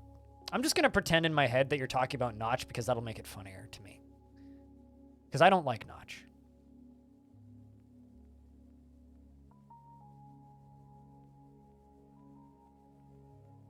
It gets frustrating? I too appreciate existence. This wasn't Notch. Damn it! I just want another reason to dislike Notch. You have weird friends. Okay, so question, mind. Do you just know weird people? Or is everybody in Sweden just kind of crazy? Because I'm willing to take both as an answer. I personally know some weird people. Like, my friend who used to sell a lot of heroin, which I didn't know about at the time. And then he told his dealer he wanted to stop selling heroin, so his dealer stabbed him in the stomach with a very large knife, and then handed him a cell phone with 911 dialed and said, press call in 5 minutes, and walked away. Shoutouts to his dealer for at least giving him a phone and a way out. I just randomly heard, it's like, oh, Josh is in hospital. Pardon? What? I've never seen that film, so wouldn't know. Star Legend, hello again. Hello again. How was you? I'll have you know that your dwarf last night in Mothfall, the other fortress, made an artifact. He made a perfect gem, which is sitting in a temple now. So congrats. Made a perfectly cut gem.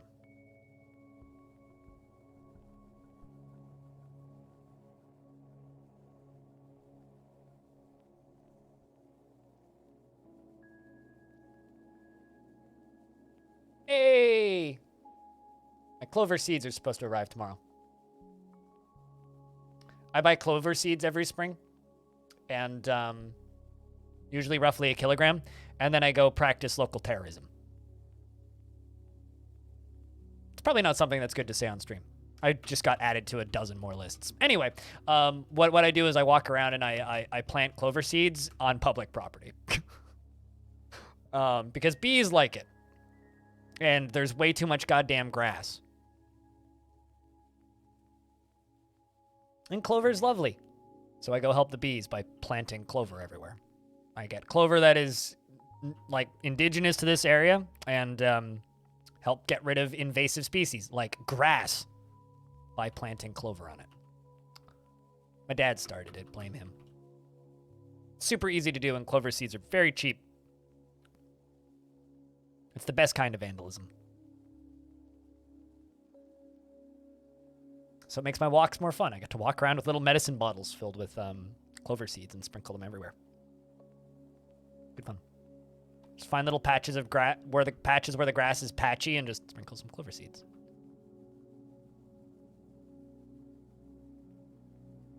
You want to pray? Oh.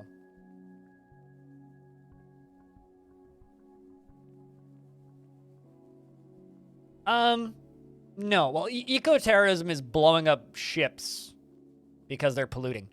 So I don't love eco-terrorism. Don't blow up ships. But do go planting flowers. That's good. I don't know very much about Morgan Freeman, so no idea. 151 years old. You know what, Zetsuki? You can be the captain of the guard. You'll be fine. Please don't kill anybody.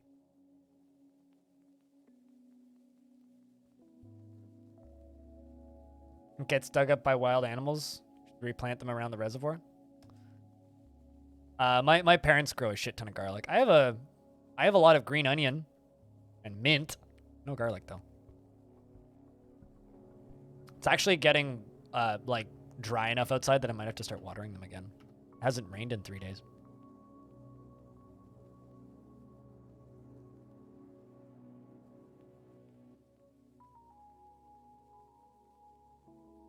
Yeah, I don't know anybody who is an actual murderer, though. I know a lot of people who used to deal various substances, but a lot. I know like maybe a dozen people who've been in stuff like that. Although I used to sell caffeine pills to my coworkers, so I guess I technically used to deal in substances. Those are just legal substances that I just had a surplus of. Specifically on the night shift on the weekends when all of the non-full-time workers would have to do the night shift. And everybody hated it, and I worked full-time night shift, so I was used to it. And I would bring caffeine pills and be like, $5 a piece. Here you go. Pretty easy way to make a couple extra bucks, actually, on the shift. I'd usually come out of the weekend shift with like $40 in cash. It was pretty great, actually. Never even got in trouble for it, which I still, to this day, think is kind of shocking. Continue filling this in down here.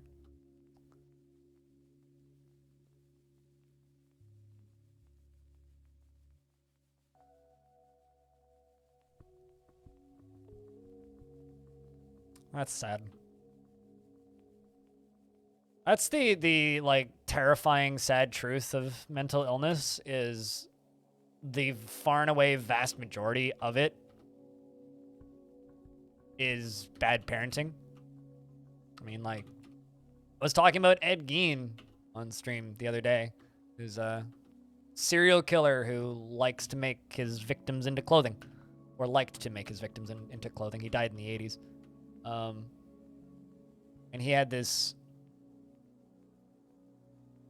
horrendous upbringing. Like, if you read about his upbringing and, like, what he had to go through and, like, the injuries he received from his parents growing up and shit, it's just extremely fucking sad.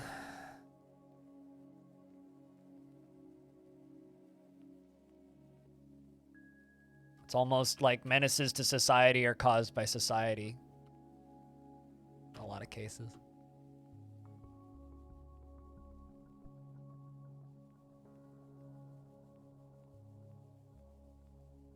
We are all fortunate enough to live in an era where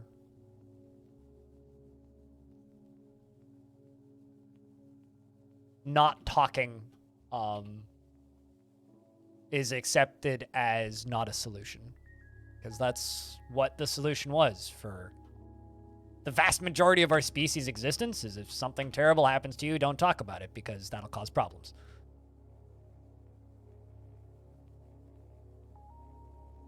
So now something terrible happens to you, fucking talk about it and fix the problem. It's one of the best things about the current era that we're in. Apologies for the super rough topics. If anybody wants to talk about fluffy light things, like, I don't know, we could talk about cotton candy or some shit. Cotton candy makes my blood sugar go into the sky, and then I want to fall over and die. Wait, that's still not light and fluffy. Cotton balls. I use them to clean my pipe. There we go. That's better. Trying to think. What else is light and fluffy? I don't like cotton candy either. It's kind of gross, to be honest. Just kind of nothing. Well, I mean, actually, it's not gross. It's just there's just not enough to it. It needs more substance. I need more substance to my candy. Look for all of this Cavernon. Chemist on YouTube that made cotton into actual candy. I feel like you could probably eat cotton and be fine, right? Just in small amounts. Like that guy that ate a bicycle, right? He just did it in really small portion sizes ground up into his food over like 7 years or something. It's probably doing wonders to your like innards, but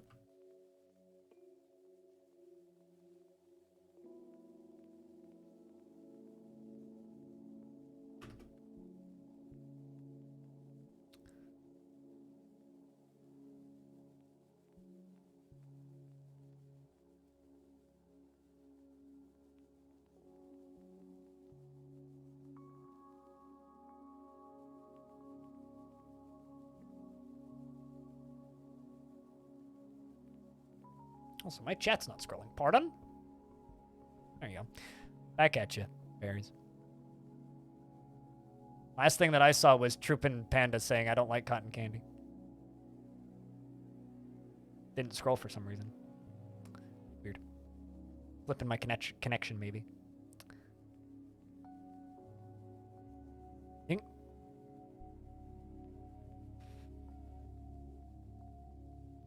Nope. That's my response to that. What code is nope. Just nope. Absolutely nope. Absolutely nope. Nope. Nope, nope. Nope, nope, nope, nope, nope, nope, nope. Nope, nope, nope, nope, nope, nope, nope. Now that you've been informed of my opinion of that, how's the weather? It's nice and sunny outside. I'm inside, streaming. It's kind of cold in here, which means it's probably cold outside because I have my heating turned off. It's probably for the best that I'm inside. Also quite windy, so it's probably quite cold. I haven't actually looked at the temperature, but I would guess it's probably about 6 degrees outside. After wind chill, fuck if I know. Maybe even colder than that.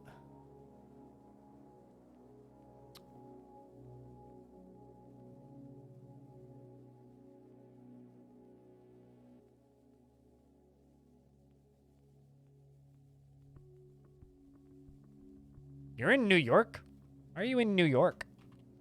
I thought that you were at home. Orange, unless you moved to New York.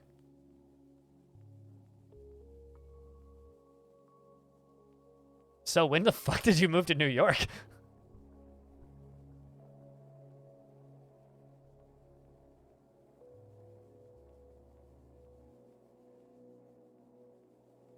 Plastic gloves into hot sauce? Also nope. Also fucking nope. Although that is a very good opportunity for a collaboration between whoever the fuck you're talking about and Hot Ones. Except instead of having progressively more spicy hot sauce, they just have hot sauce made out of weirder and weirder and weirder materials. You're working? Huh.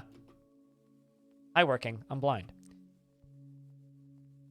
Thought that you were orange. But, well, I hope that the drive's been good.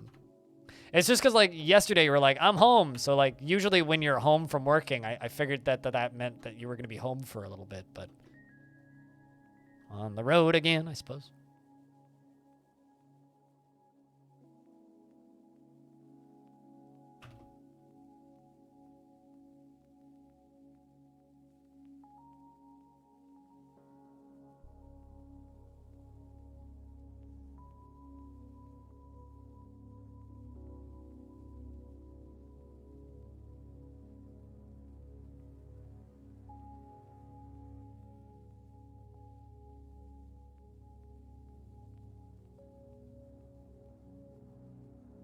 Weird conversations today. I think that I can speak for everybody when I say that. Maybe even weirder than normal.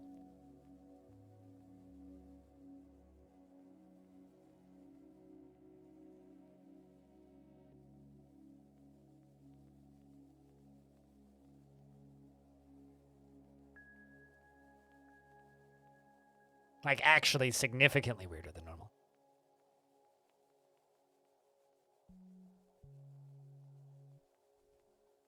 You know, IR stupid, you would have gotten that question way quicker, responded way quicker if you're, just asked it in the chat, right? You know, you can, like, just ask GF questions in the chat without typing them into the Discord.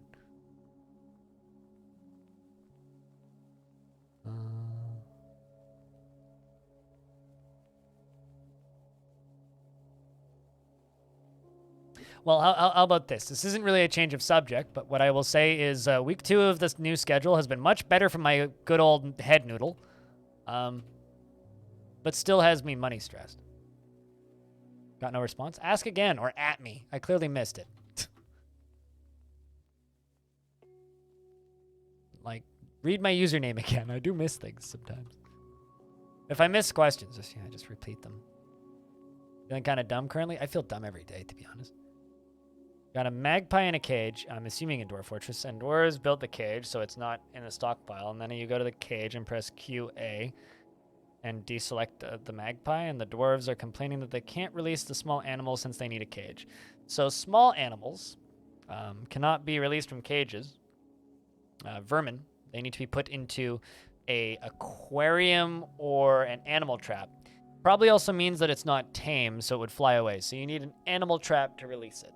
And then they will move it from the cage into that.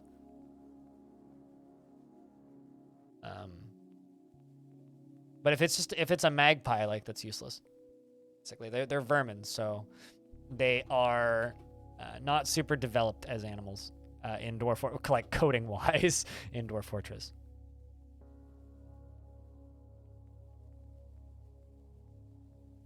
I already answered the question. Because when I saw it in Discord, but it's chosen by family. But if there's no family available, then it's the highest ranking official. And if there's no highest ranking official, then it's the family / highest ranking official that is available.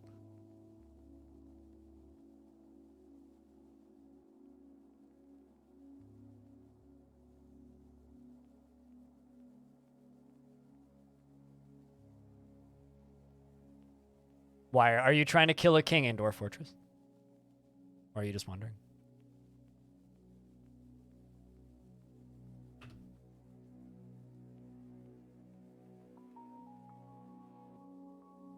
Bad things can happen, otherwise they might even have global communications. It's nothing compared to the global communication networks of penguins.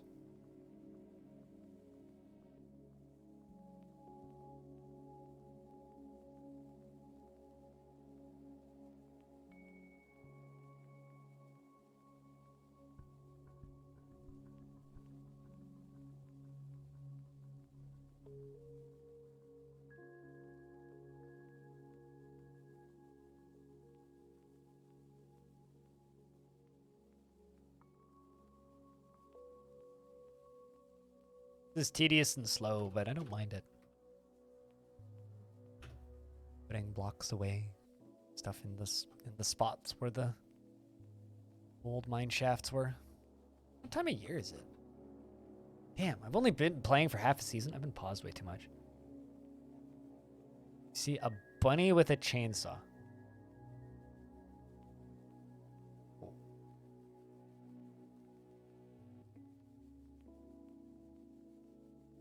What? Rorschach, can you screenshot this and then go into MS Paint and doodle a bunny with a chainsaw on it? Because I'm really curious to see where you're seeing this chainsaw. I don't even see a bunny.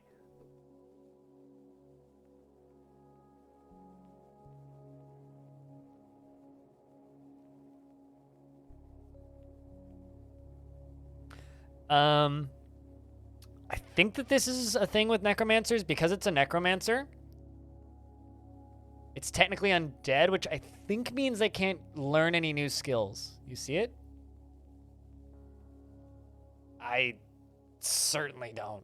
Can someone please screenshot this bunny with a chainsaw and give me a link? I want to know exactly what this bunny with a chainsaw is.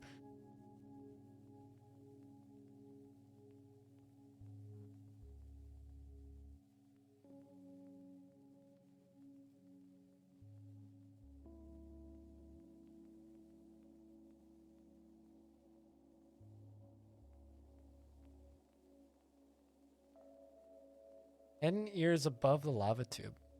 Yeah, I don't see it at all. Like, I'm looking above the lava tube. I'm like,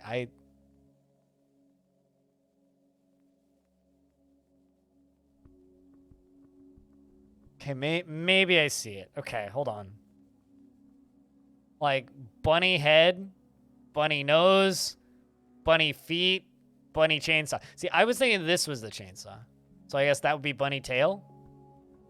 So then, like, hold on. This is very on topic. It would be like,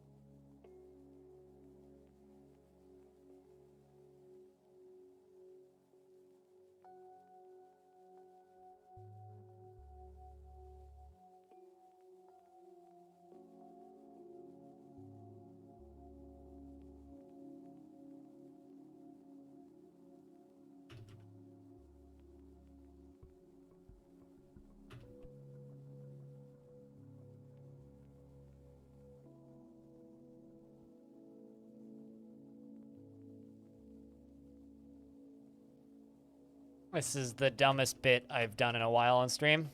Have you know?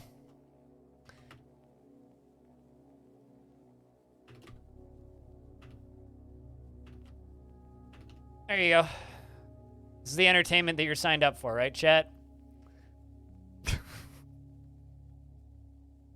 So do I leave that guy there, or...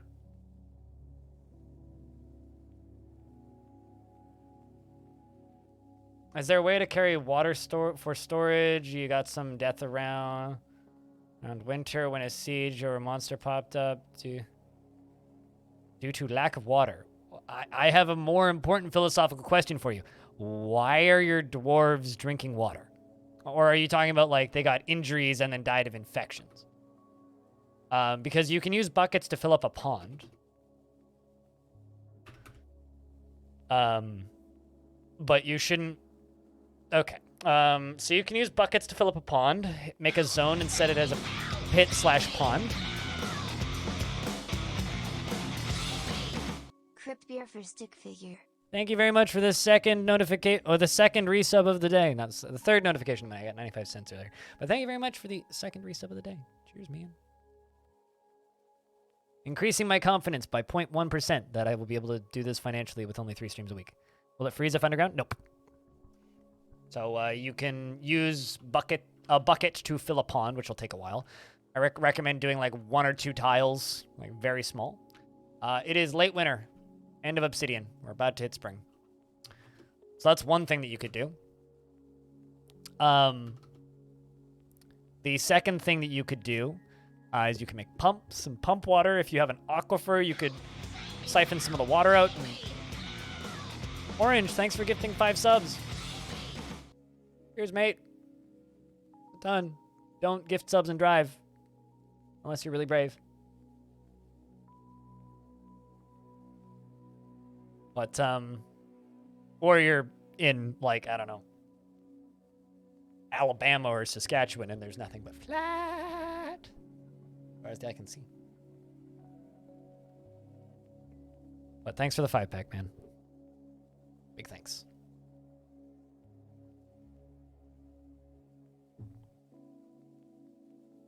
That is the one thing that is really genuinely kind of scary about this stream schedule. It's just the, you know, the less time you're online, the less opportunities you have to make money, right? Oh, that part is kind of stressful. Birmingham is hard to drive through. I don't even know where that is, so. Let's, this, 3 crutches and 3 picks.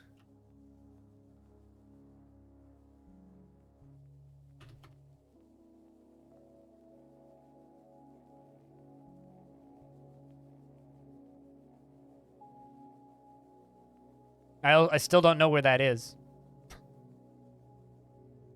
Someone kick off the hype train? Gift a sub anonymously. You can kick it off yourself. Or I could gift a sub anonymously. I don't know. But does anybody have a resub or a prime sub or 100 bits? Orange wants a train. Apparently.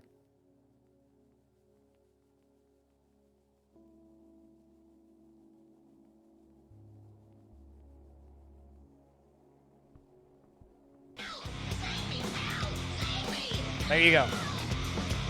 Thank you very much, Darren, for throwing out a gift sub. Big thanks.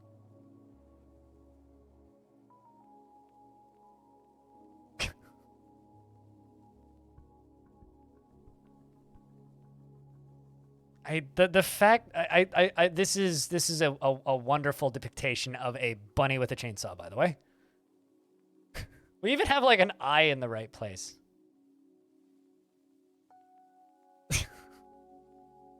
Wonderful. Thank you. Much appreciated your wonderful MS Paint addition to the fortress. All aboard. Can I get some crypt zooms in the chat? Which is the official hype train emote of the current year.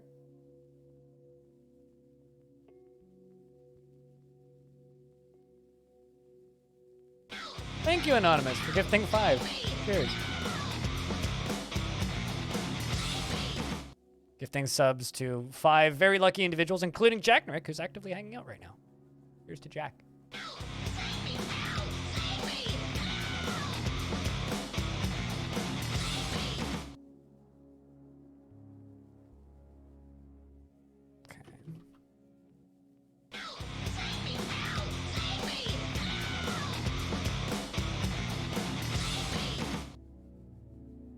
The issue is if I let this dwarf do literally anything, doesn't matter, they still get upset.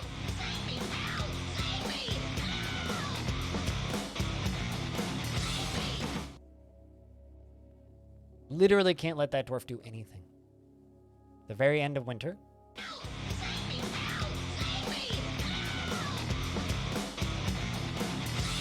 But thank you, Orange, for your generosity. Shoutouts to Anonymous. Thank you, Darren, for gifting us a subscription. As well as Whitcode for the the resub at the beginning that started this whole kerfuffle. Thank you much.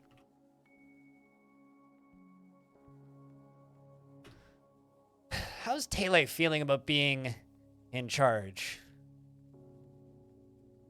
Feels love when speaking with a child, fondness when talking with a friend, pleasure after being near a wonderful statue, feels empathy after being cried on by an unhappy citizen.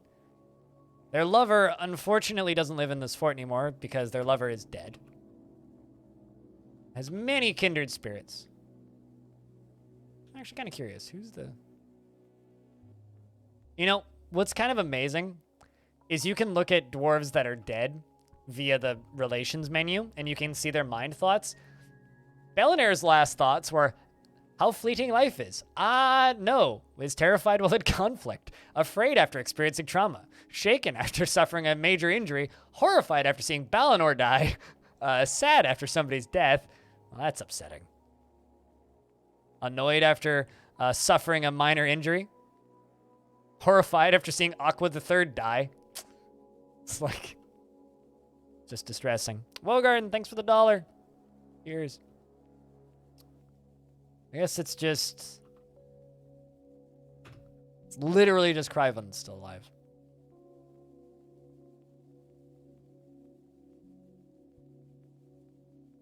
Interesting. Yushrir, Washdowns. Right, okay, so Tele was married previously to Yushrir.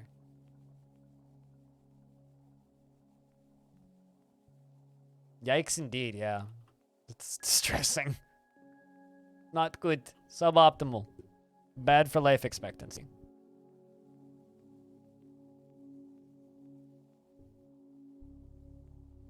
But thank you for your silliness, Orange.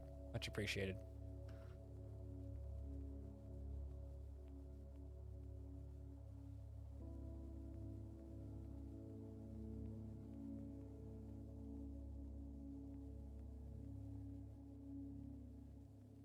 Bored after being unable to practice martial arts, says Little M Katsu.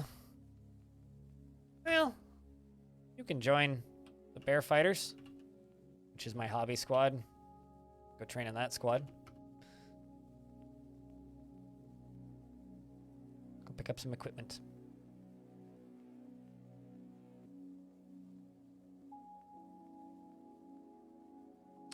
Mafry appears to have grown up.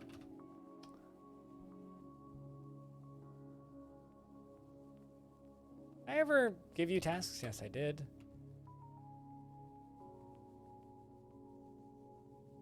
You're the one who grew up. Yeah, you're 15 years old. I need to give you tasks, because apparently I didn't do this. What do you like? You like... This is Sparta! Sparta, apparently $3 The bucks. chat. Thanks, Whitcode. The extra $3. 45 seconds. Level up the hype train again. But you guys have done a ton, so thank you very much. Likes the color white. Buckets and fire brutes for their bloated appearance. A Satanist. Well, I guess that means since you just like buckets, your likes are pretty fluid, so we can give you a bunch of things.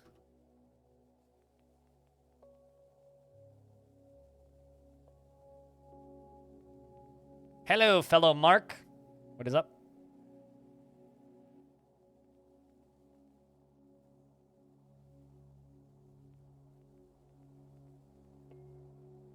But thank you much, chat.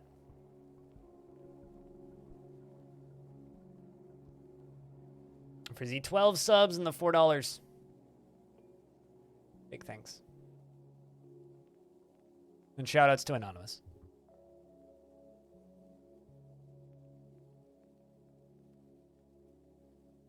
Help and keep this weird channel funded. It's springtime. So old dwarves may die.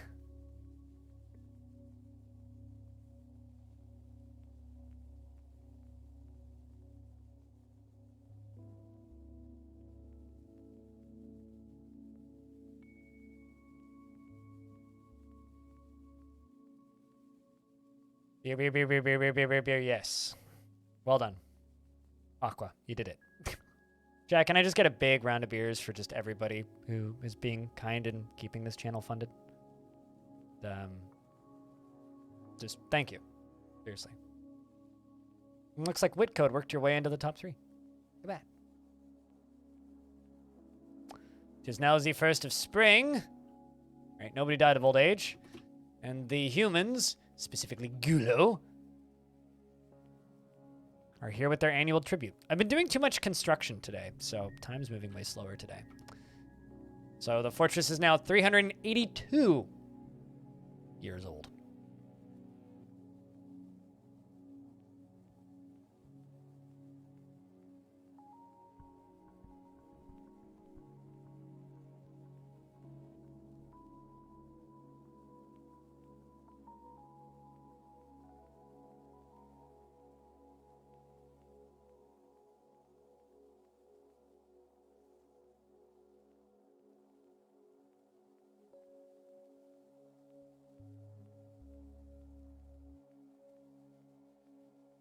Oh, hey, that Weird West is out. Interesting.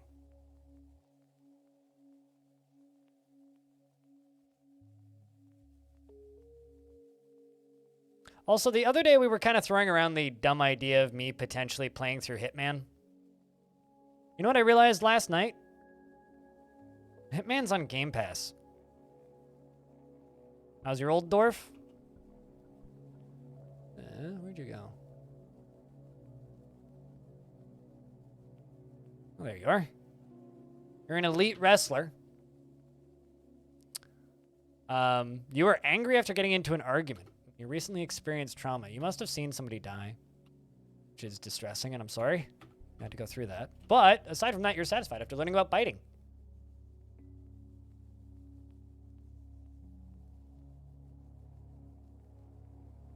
Fantastic. You're exhilarated after a sparring session. You feel okay. You've got a bunch of old wounds. She is a nervous wreck, which is a strengthening after being caught in the rain, oddly enough. Often feels discouraged, which is also a strengthening from where you were before. And you are completely oblivious to the concept of neatness and will leave your things strewn about without a care. You are in a constant state of internal rage, a strengthening after somebody's death, and you are truly fulfilled by assisting those in need, which is also a strengthening. That one's actually a strengthening, I think. After seeing a troglodyte's dead body in 317, you never feel the need to seek out you never fail to seek out the most stressful and even dangerous situations. And you never feel hatred towards anyone or anything. Well, that's good. You very rarely are moved by curiosity and often act with compassion.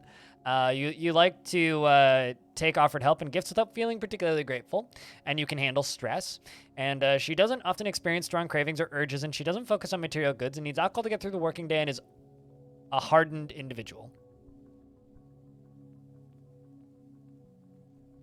Essentially meaning that you are impervious to the effects of stress. Congrats. You won. Stress lost. Wit code 1, stress 0. Aside from the part that you're also a nervous wreck. Speaking of nervous wrecks, how's a pilot's crutch walking skill coming along here? What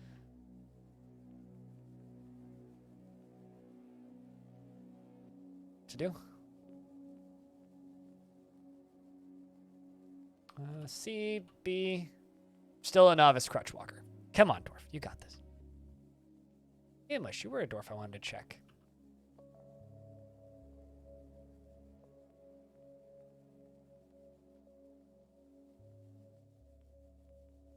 No health problems. Then why are you flickering as you walk? I guess it's just because your neck is, like, partially gone.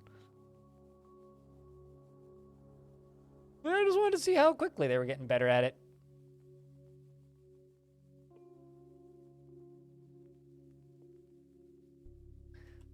Baby Wogarden still keeping up. Your child. You're 3. Most recent thing you said is, I'm well. So, that's all right so far. She's always tense and jittery and does not trust others and can easily fall in love or develop positive feelings. She has little interest in joking around and finds obligations confining. And she is conflicted by this for more than one reason. She does not easily hate or develop negative feelings. And she tries to keep her things orderly, but she is generally quite confident in her abilities and talents when undertaking specific ventures. Both of your parents are still alive, which is good. And you have tons of siblings, many of which are no longer with us. And you worship 2 gods. The worship of the god of lust, who's English, the embraced roses, and Shistek, the god of disease and death. Lust, disease, and death. You really, really, really like, you know, the 7 deadly sins, I suppose? Seems like, you know, pretty standard goth/emo chick. Baby Dwarf. Doing well, I think. You'll grow out of that violent phase eventually, maybe. Probably not. Doubtful. Let's turn the fountains back on.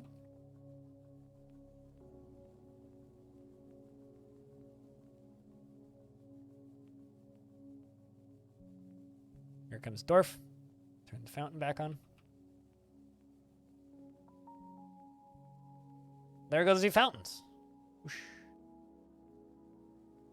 And we get to see if my bars experiment down here works. So I put a bunch of vertical lead bars down here, and I'm kind of hoping that it'll catch the salmon that like to spawn up here. She's only 3. Give her time. Give her time. Just let those hormones, like, calm down a bit. Growing up is tough.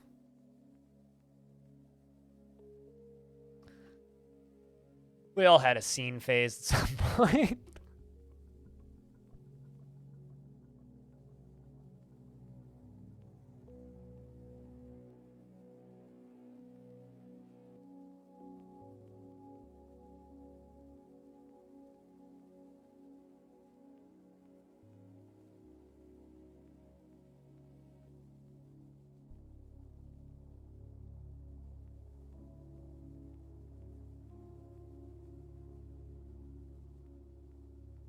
Where is that human at?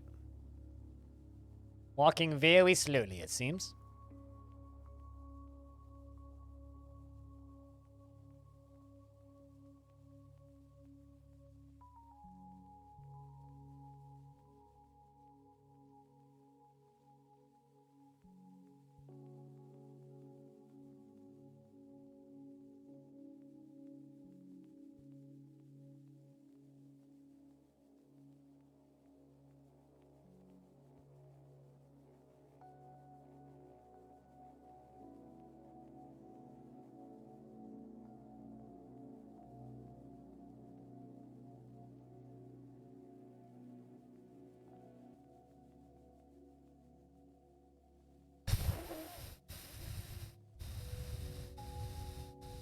I just saw British Columbian politics, which make me want to punch a window. You ever just see like a rival political leader in your area just say something, and you're just like,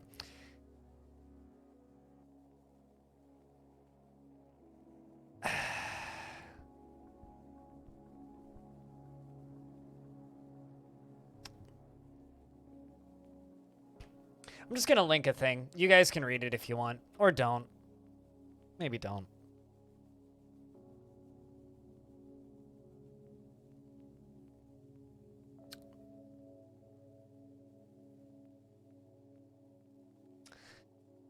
One of these days, Canadian politics is gonna make me put a dent so deep in my forehead that my brain pops out the back of it. Will I be better off for it?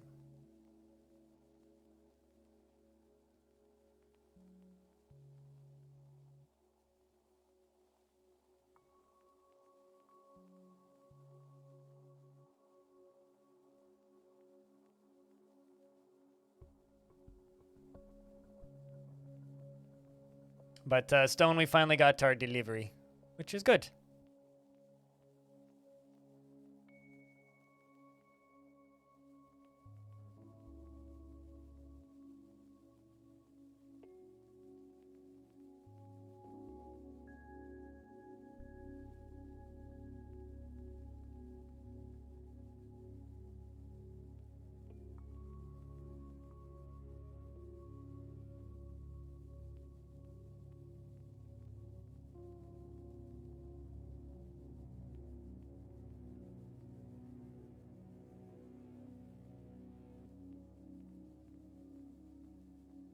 Let me know when you got it, Stone.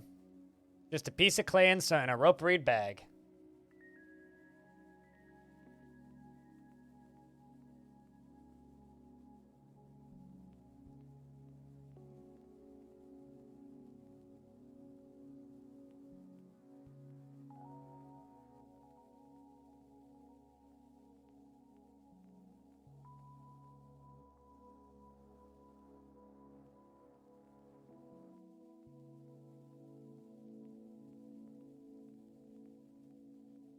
Did you get it, Stone?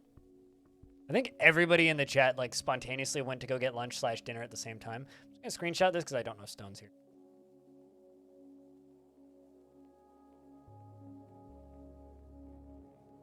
Let's just do that. Too much dystopian fiction these days. It's incredible, man. It's incredible. It's incredible. Like, it's actually, like, painful to read that people are so... I am impressed by the stupidity of some people. Like, it's not even, like... It doesn't even make me mad anymore. It's just, I am impressed. Sad part is I know people that vote for that guy actively. Ay, ay, ay.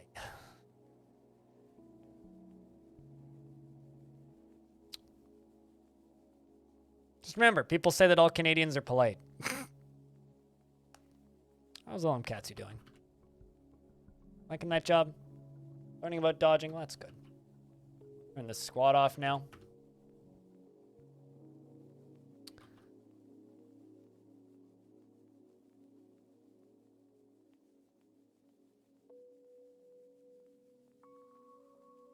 That's political fiction. Just straight up bullshitting and threatening people on Twitter.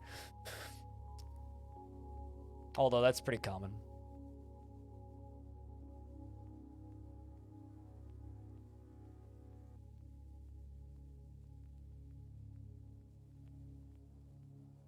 Although I do like this one comment, which is, it's kind of nice when the absolutely insane people identify themselves in public. Honestly, he's doing the voters a favor. It's very fucking true.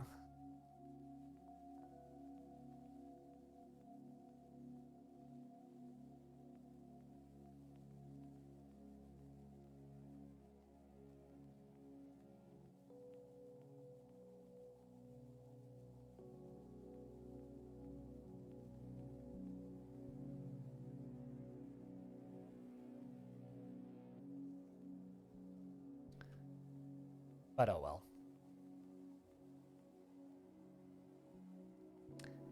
But oh well.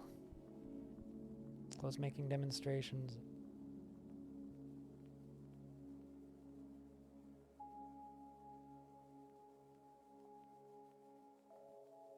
How hard do you think it would be to convince an elected official that Shadow Moses from Metal Gear actually happened? I think it depends on the elected official and who's talking to him. If it's... like, let's just say it's an interview, right? And they're talking to a reporter. If it's a reporter from an outlet that that elected official agrees with, and that elected official is notorious for not citing sources and checking things, probably not that difficult. Speaking of, how fitting. Dragon, my militia commander, is pondering government. I feel you there right now, Dragon. For whatever it's worth, that guy that I linked there in chat got, I think, like 6% of the vote last year, or last election we had. So definitely minority, but still they got more votes than the Green Party. Fun. Like 1% or something. All right. What was I doing? Don't have any stuff to fill that out with. We're gonna have to trade with the elves soon.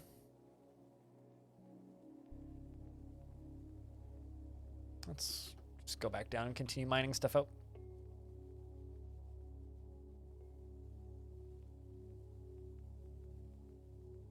Yep.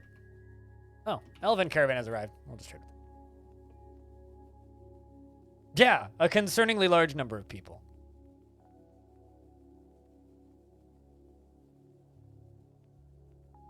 Concerningly large number of people. Including my best friend. You wonder why I smoke.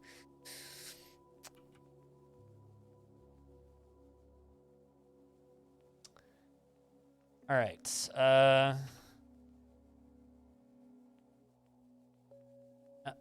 There's only 2 of them? Really?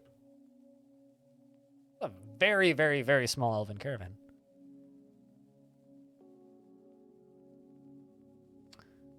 Or larger, I don't know what that percentage is of people that can identify their country on the globe.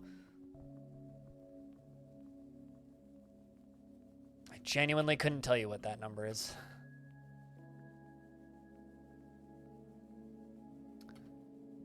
Oh, jeez. I need a new broker, because Tele is my broker.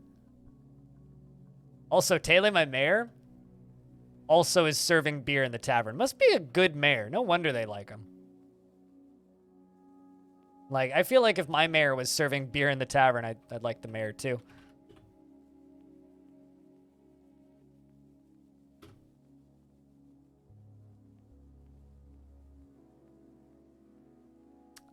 You are dead, I think.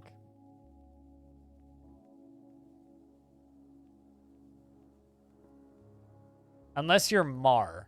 Did I name you M-A-R? Because if I named you Mar, then yes, you're alive. Otherwise, you're dead.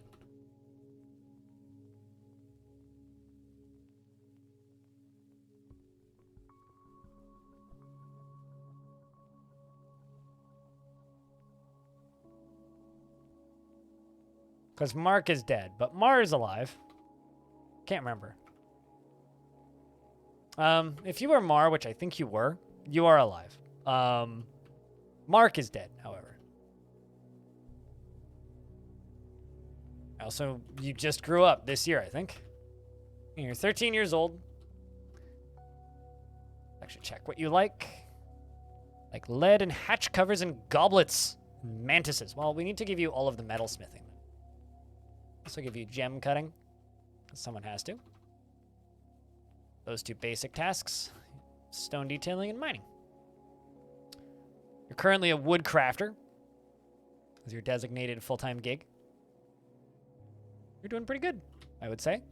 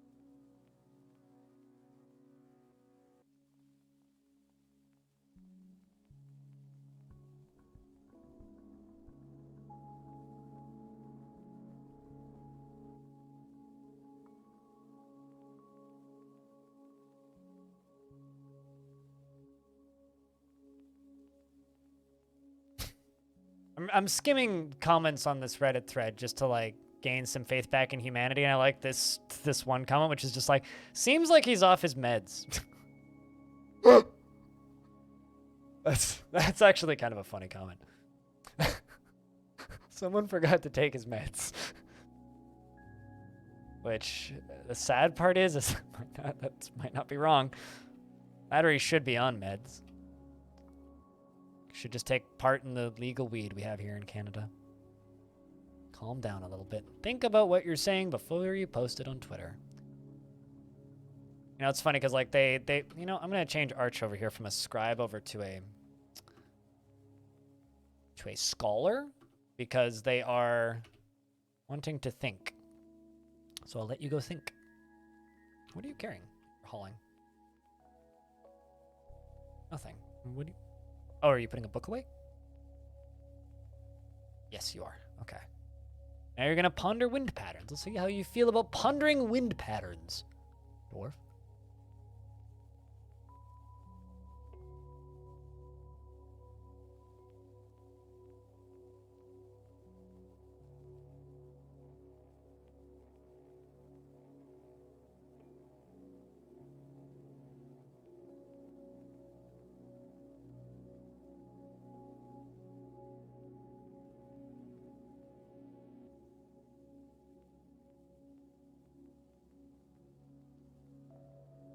Let's see how this treats you. What generics job should you be assigning your extra dwarves? So far you got hauling, wood cutting, and plant gathering, and fish cleaning.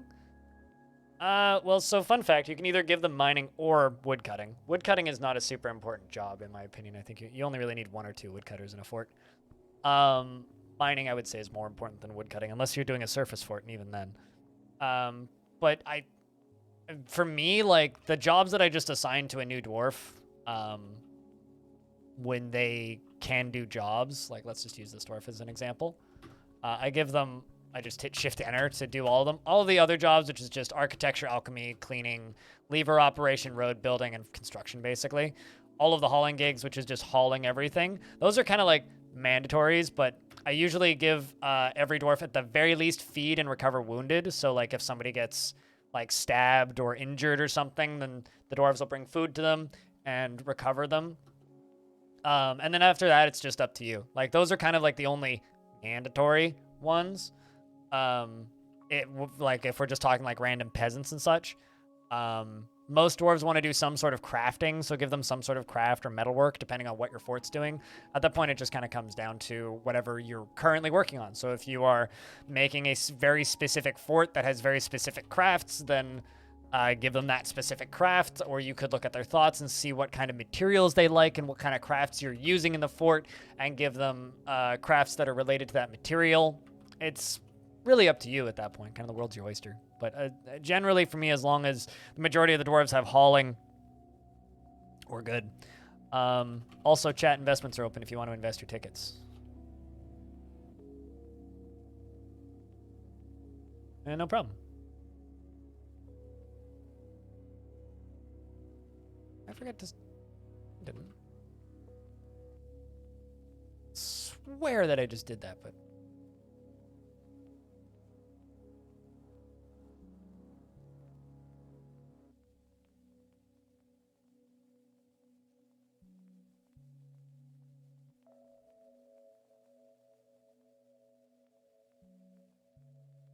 Want to come over here and trade here, Cavernon, or nah?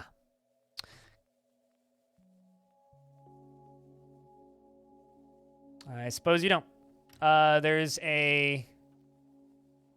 What's the word? A tribute for you over on...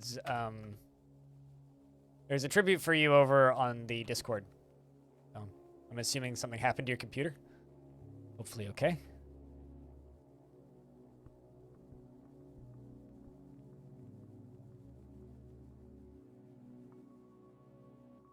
Hold on a second. What's your last name?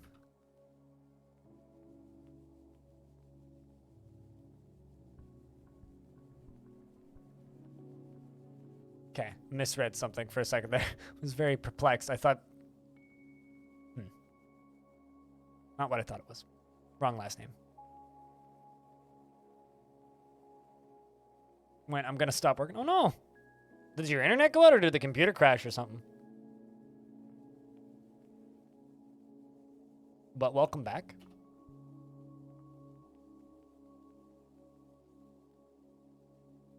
Bull moose, a wren, bull moose, barn owl.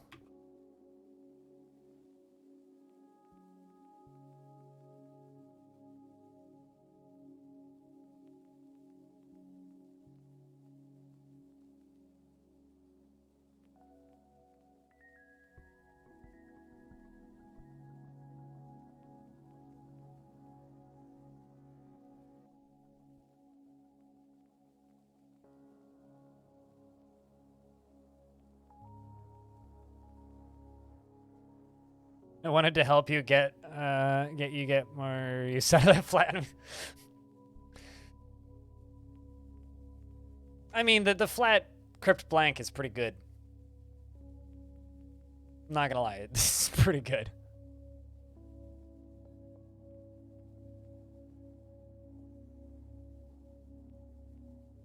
Life with the Origin of Rain.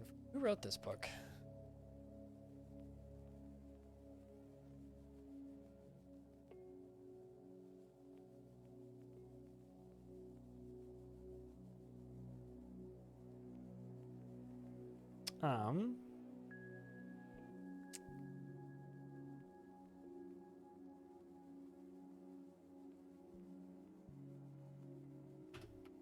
Make more lead book bindings and see if we can bind some books.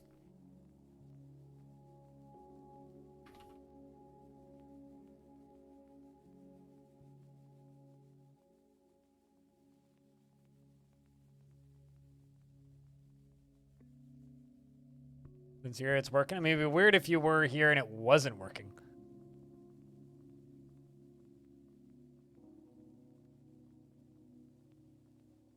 It'd be weird if you were here and it wasn't working.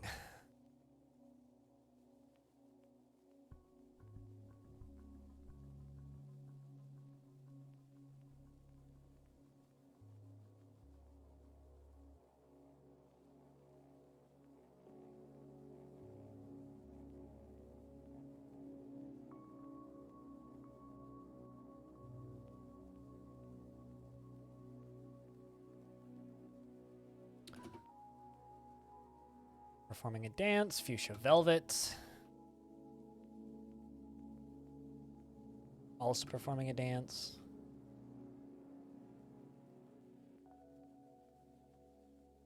Also done training. We're making those book bindings.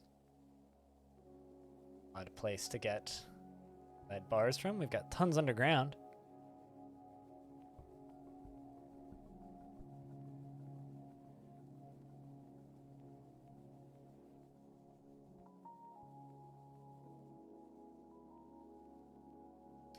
Alrighty, chat. I think it's time to swap games, potentially. So I think we're going to just, give it maybe 3 to 5 minutes. And then we're going to swap games.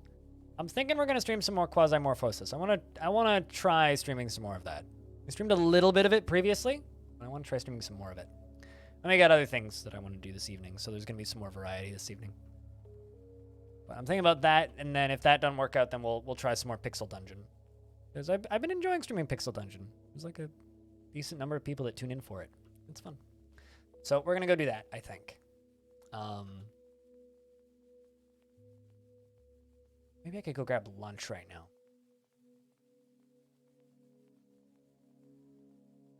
Do need more coffee. The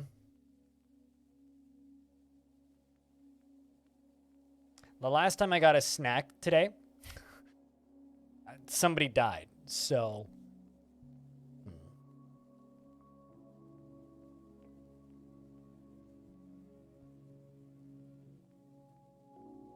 Also, I'm not super hungry right now. Yeah, I think we'll just swap games. So, we've done what? I'm just looking at the clock. About 3.5, 4 hours of Longdeath. I think it's time for us to swap games today. We're going to save. We will return to this next week, of course. And go try again a little bit more of that game. Which is kind of a... science fiction-y horror roguelike.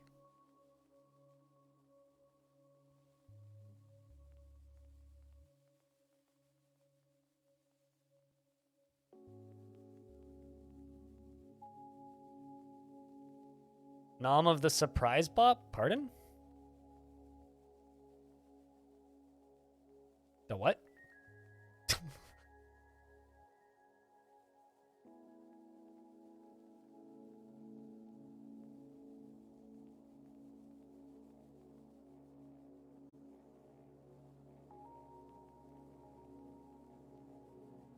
Oh, I went for food and someone died. Yes.